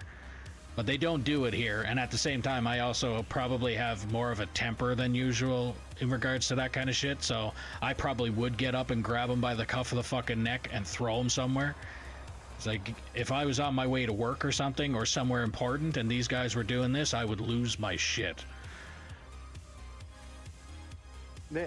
And the liberals here, don't forget, they have a mob mentality, so if one starts attacking your car, they're all gonna do it. At that point, I will run them over. Oh yeah, if I happen to pull up somewhere and I see a whole bunch of people running after me, I'm not stopping, I'm not slowing down, I'm going. If you happen to get under my tires, that's your fault, not mine.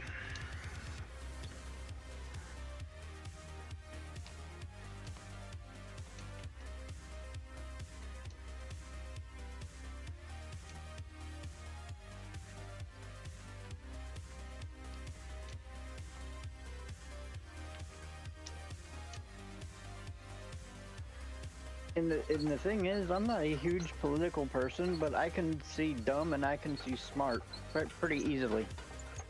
Yeah. That's the part that annoys me the most, though, and the sad thing is, a lot of times the people that are caught up in between it is usually because they don't get the proper information or the misinformation. And 9 times out of 10 is the fucking liberals that are giving out the misinformation, and then they're gaslighting the shit out of everybody to make them believe it.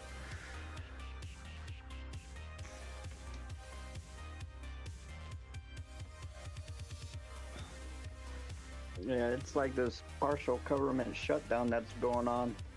Everybody's blaming Trump because he's the president, but that's not he's not the reason why the government shut down. It's because the Democrats want certain things in bills, like to defund ICE, for example, and that's just not going to happen. Yeah, they're essentially they're throwing a tantrum. Is what they're doing. It's like, we want this. Oh no, you're not going to give us that? Well, we're going to close down Parliament.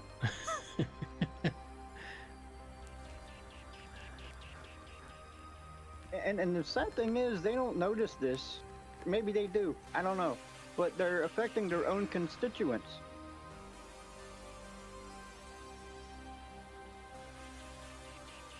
I mean, poor people who work in TSA ain't getting paychecks now.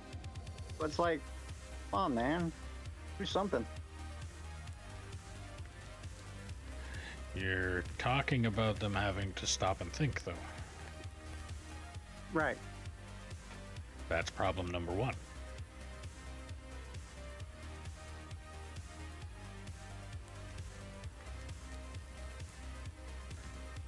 Can't do that and throw a tantrum over something as moronic as that at the same time. It's counterproductive. Yeah, because at the moment right now, Department of Homeland Security isn't getting funded. ICE is still getting funded because they already passed a big beautiful bill. I don't know if you've heard of about that, but you know. I've heard the words, I've just never followed up on it. Yeah, so that means ICE is already funded. They're going to start throwing temper tantrums over something that they can't fix. I mean, it's kind of dumb. But their tantrum is going to consist of, hey, you already have them funded, so now we want you to defund them. It's like, turn around and take all of that money back because we said so and we're throwing a tantrum, we're putting our foot down, you're going to do what we say.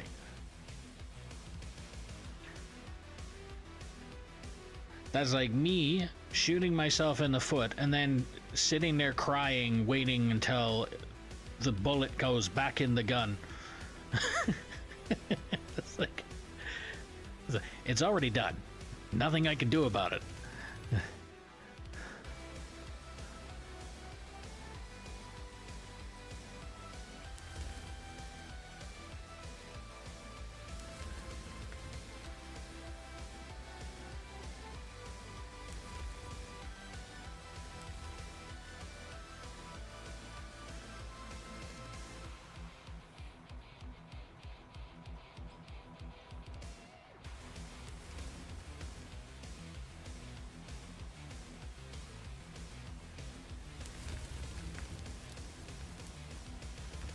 But again, there's too much thinking involved in order for him to think about it properly.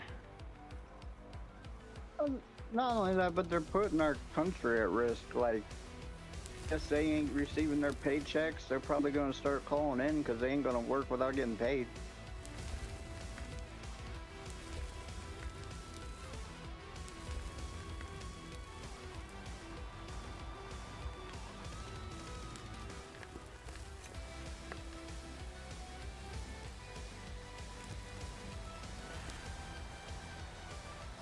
Department of Homeland Security isn't getting funded. Coast Guard ain't getting funded. All that shit. FEMA. And there's New York and all these other states just had about 8 to 13 feet of snow. And with no FEMA, no one's getting aid for the electrical outages and everything like that. Yeah, but didn't New York do that whole? They're screaming about the whole fuck ice thing there too, aren't they? Yeah. But still, I mean, those guys, those poor people without electricity at the moment, with how cold it is, like, you know, you have FEMA to help that situation, but they're not getting funded, so.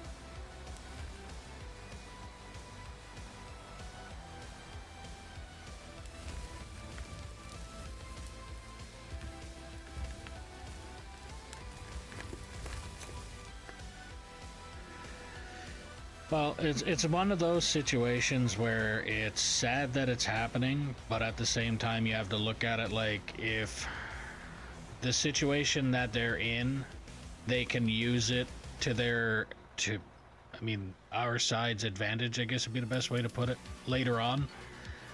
During election time, when somebody decides, hey, maybe I'll vote for them, and you go, well, think about this time. This is what they did. This is what they caused. And that kind of thing was put into effect because these guys are idiots and this is the shit that they caused. That's what I'm hoping people actually do think about, because we do got midterm elections coming up. Oh, we can't handle any more Democrats, that's for sure.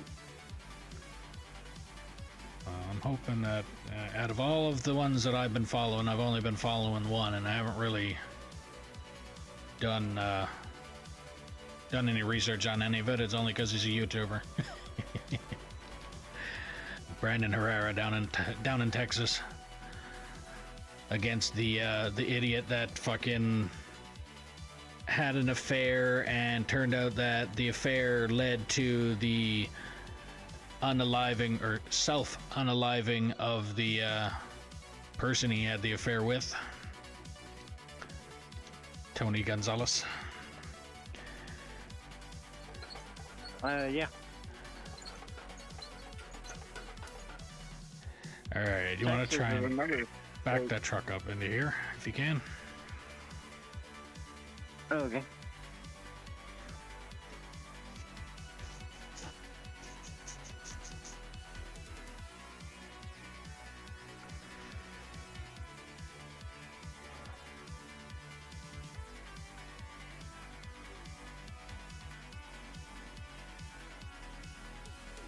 Like a glove. It's almost like I made a parking stall for it. Exactly.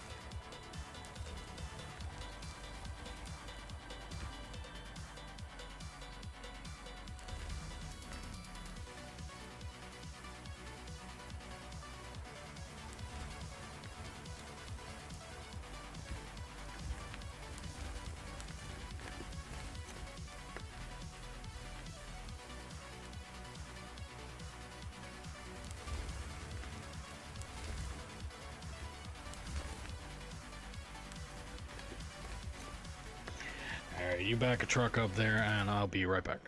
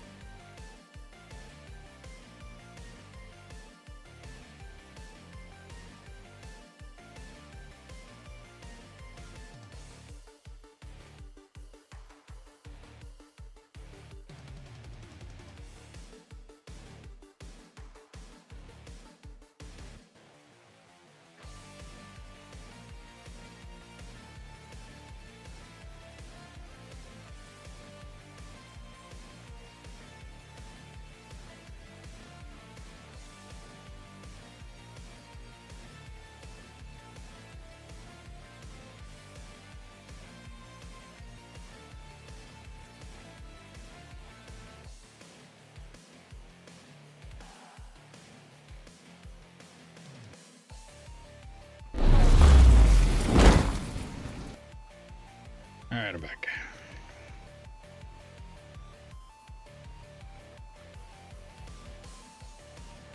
I had a fail. You can't park there. Yeah. You see, it kind of blends in, and I forgot it was there.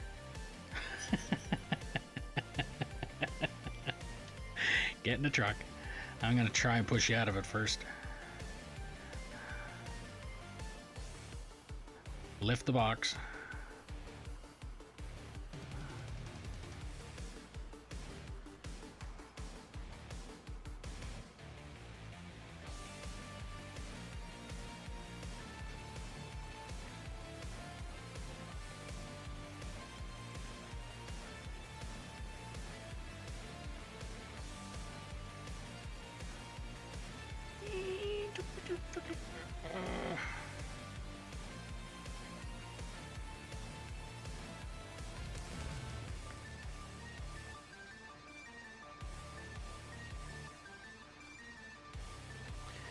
Alright, well, I got you out, but I'm definitely using the helicopter for this one because I do not want to gouge out the ramp that we just finished spending all that time fixing. Yeah, I don't blame you. Okay.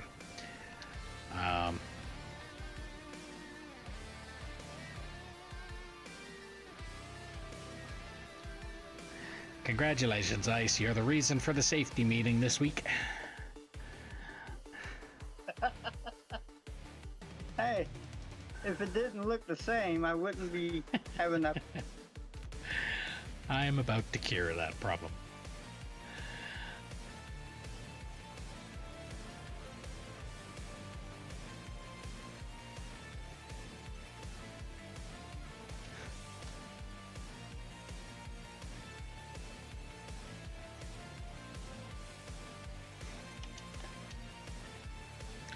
So when asked, so why is there barricades all up the line of that?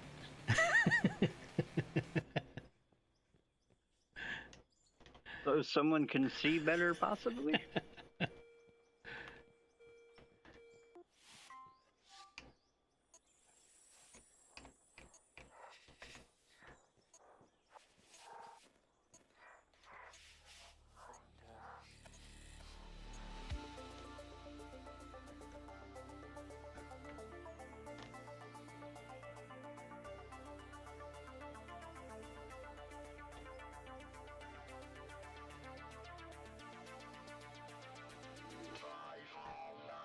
Did you want to place these down?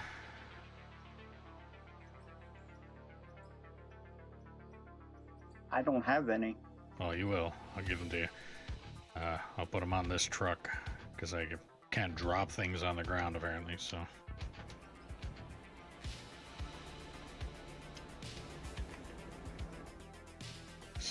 fuel truck.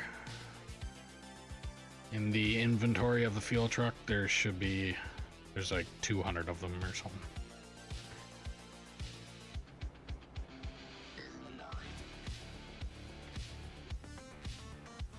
Did you get them?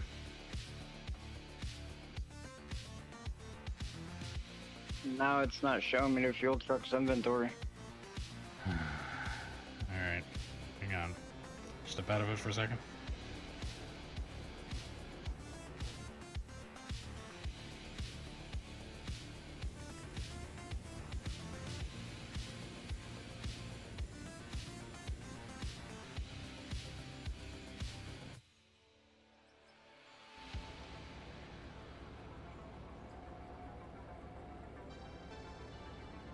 That worked. Perfect. You want to back that back up where it was when you're done taking the inventory out?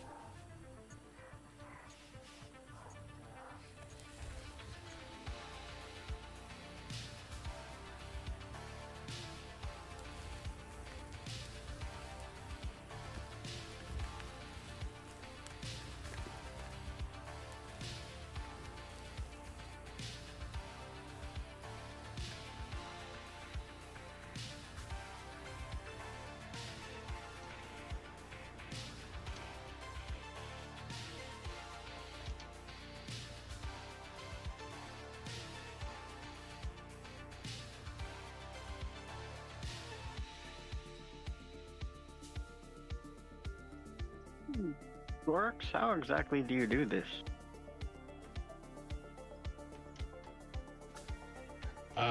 So hold left bumper.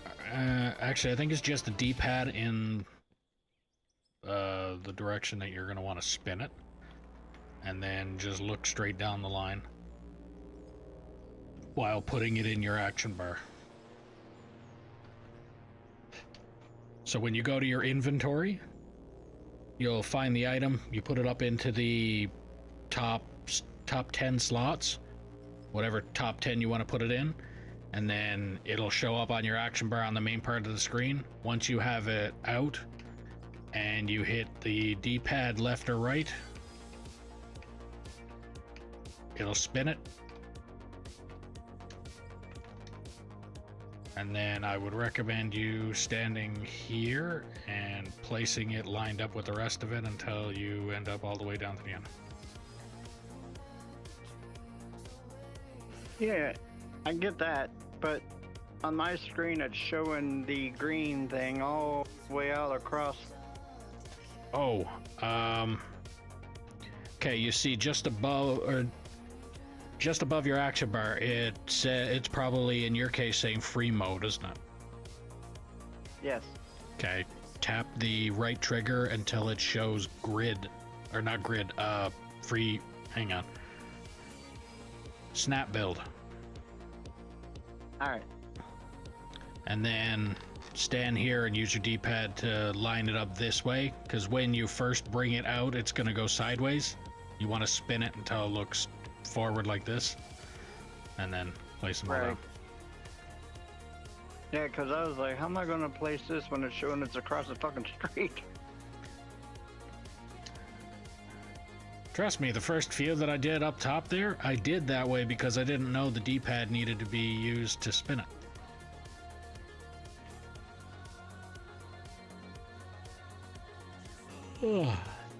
If you're new here, welcome.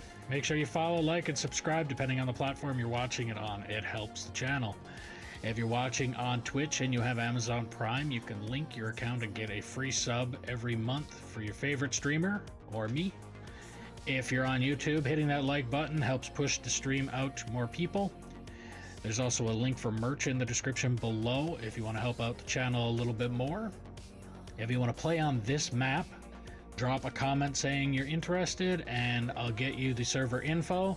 All that I ask is that you operate truck and or roller until deemed competent or prove you are not a troll, and then we'll move you up from there. And if you're enjoying the stream, share it around and let me know where you're sharing it.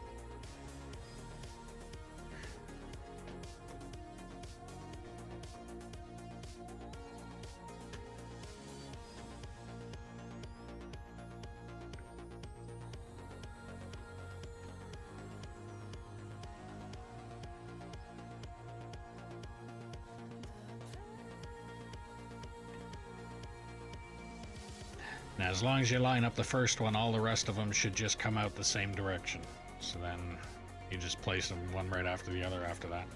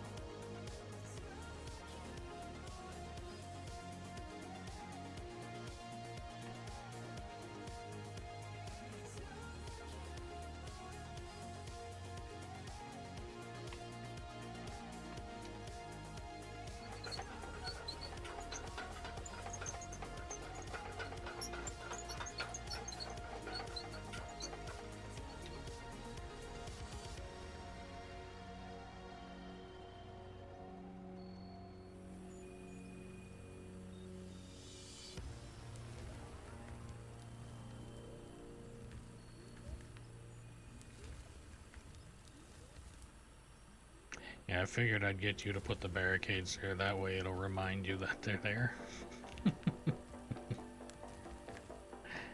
I mean, they're pretty bright and orange. I think I can figure that one out.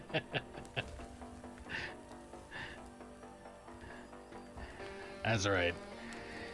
The, when this map was when I first started this map, the original pit that this mine starts with, I don't know if you've looked in the Discord and the pictures channel there, see the progression, but the original mine that this map had, all of the roads were the same way. They didn't have anything preventing you from flying off the edge.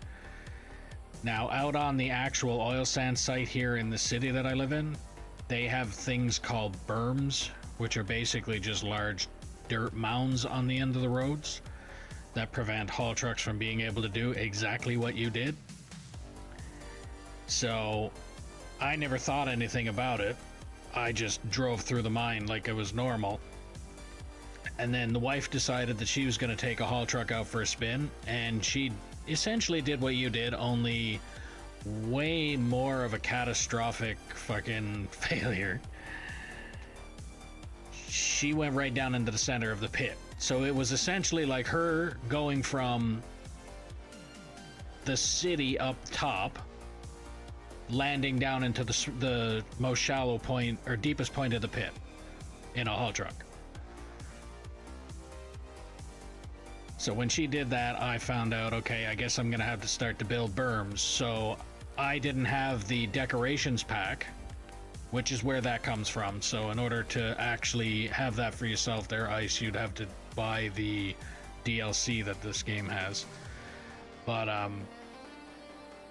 I figured since I don't have that, or I didn't exist at the time that I bought the game, I decided, fuck it, I'm just gonna put dirt mounds on the end of every haul road and go from there.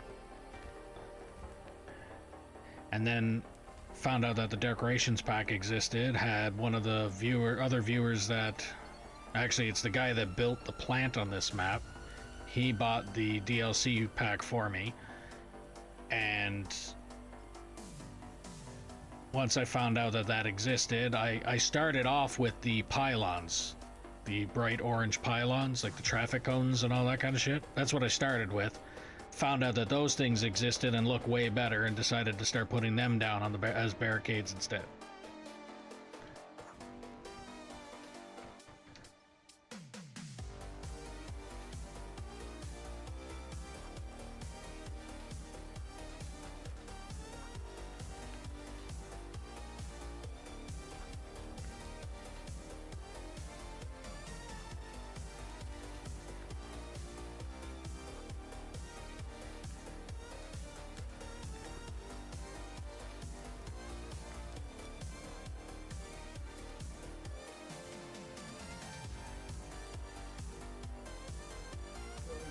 Ain't you going to bed? What's the matter with you? Going to bed, old man? Have you had a mountain lately?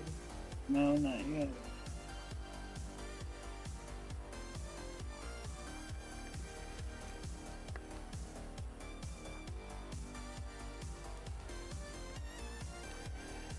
But I'm at 11 hours and 17 minutes in stream, so I'm probably, at worst case, I'll probably end this a 12-hour stream.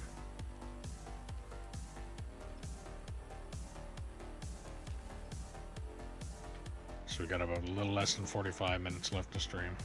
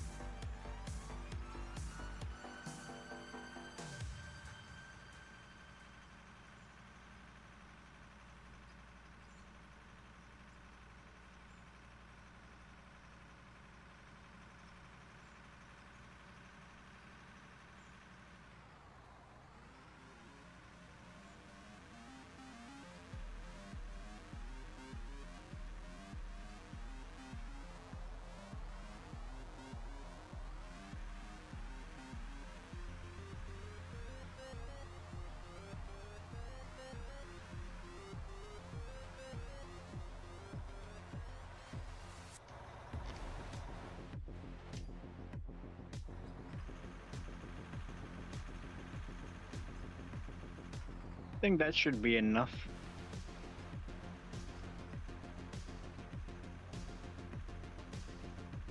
For now, you also got to think that the opposite side of that trench is going to be getting dug out.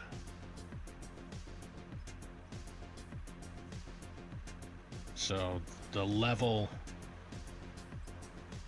that's down here is actually how deep that side of that trench is going to be. It's actually going to be way deeper than that, actually, because mirrored on the other side of this pit right now is where the ramp is going to start to go down another level, just like this ramp has gone down to this level, and then it's going to be matching up to that wall.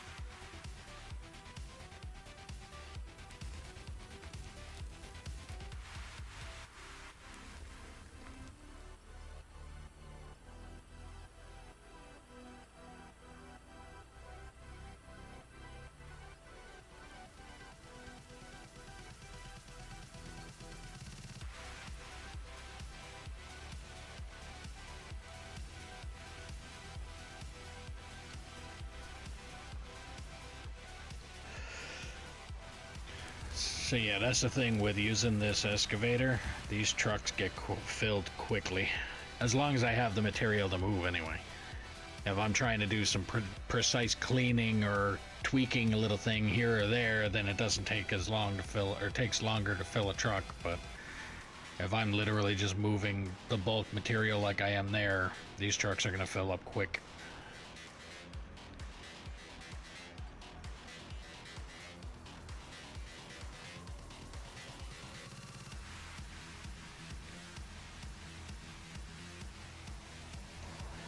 So bring that one right down.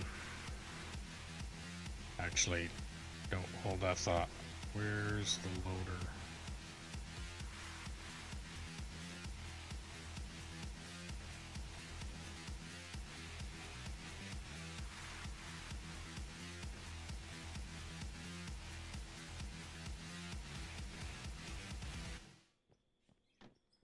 Am I losing my fucking mind?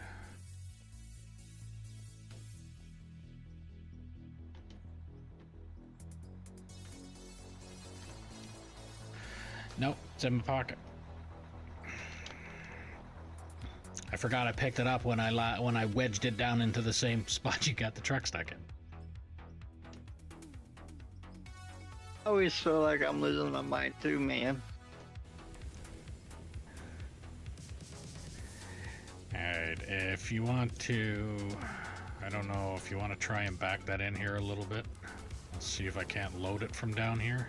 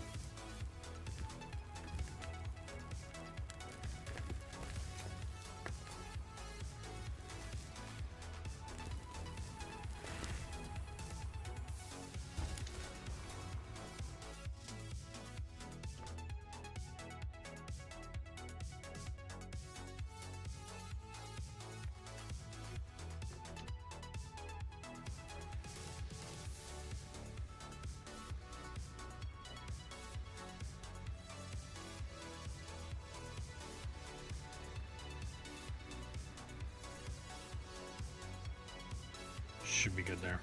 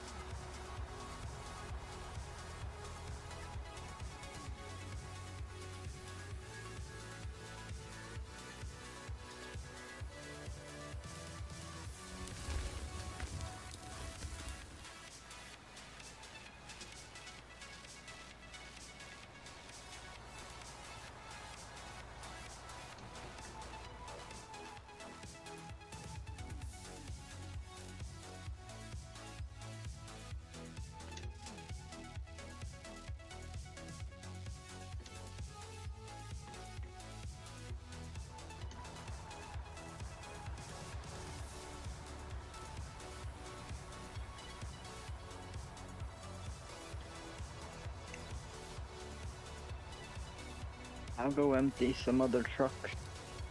Okay.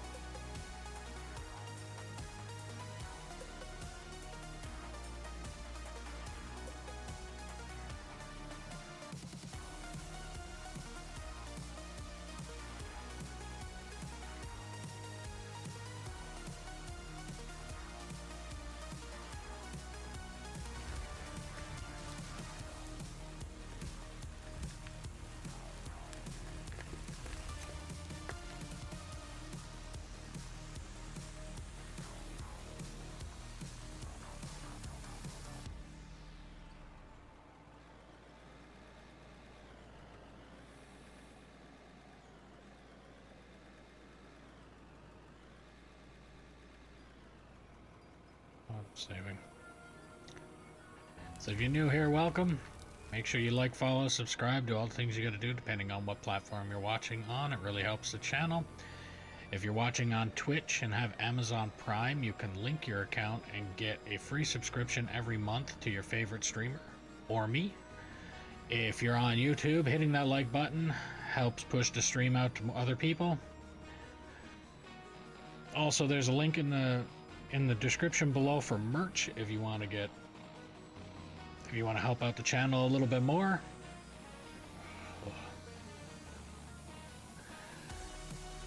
If you want to play on this map, all you have to do is put in the comments below that you're interested, and I'll get you the server info. Start in a truck or roller, and until deemed competent or prove you are not a troll, and then we can move you up from there. And if you're enjoying the stream, share it around and let me know where you're sharing it from.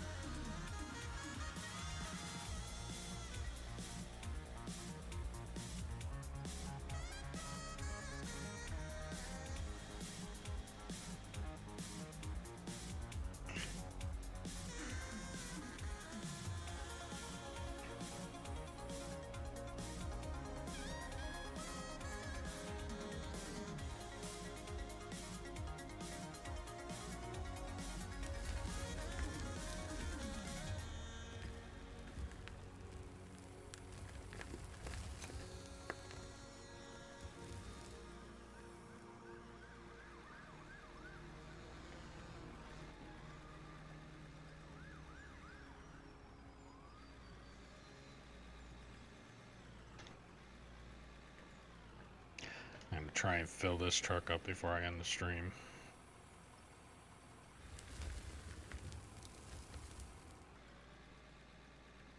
I'll have you empty the truck, and then I'll take away the blocks that I just put up there as a guide to kind of give me a better idea where that corner is.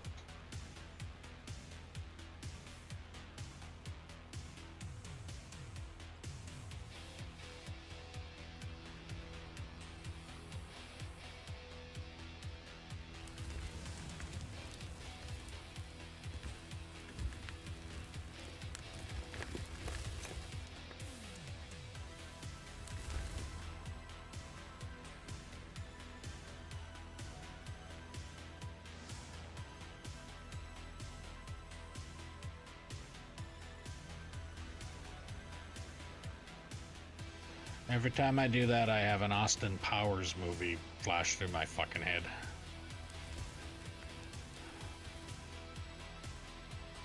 What is that? The whole 148 point turn Oh, when he was in the hallway in the like lab fucking buggy or whatever it is. yeah.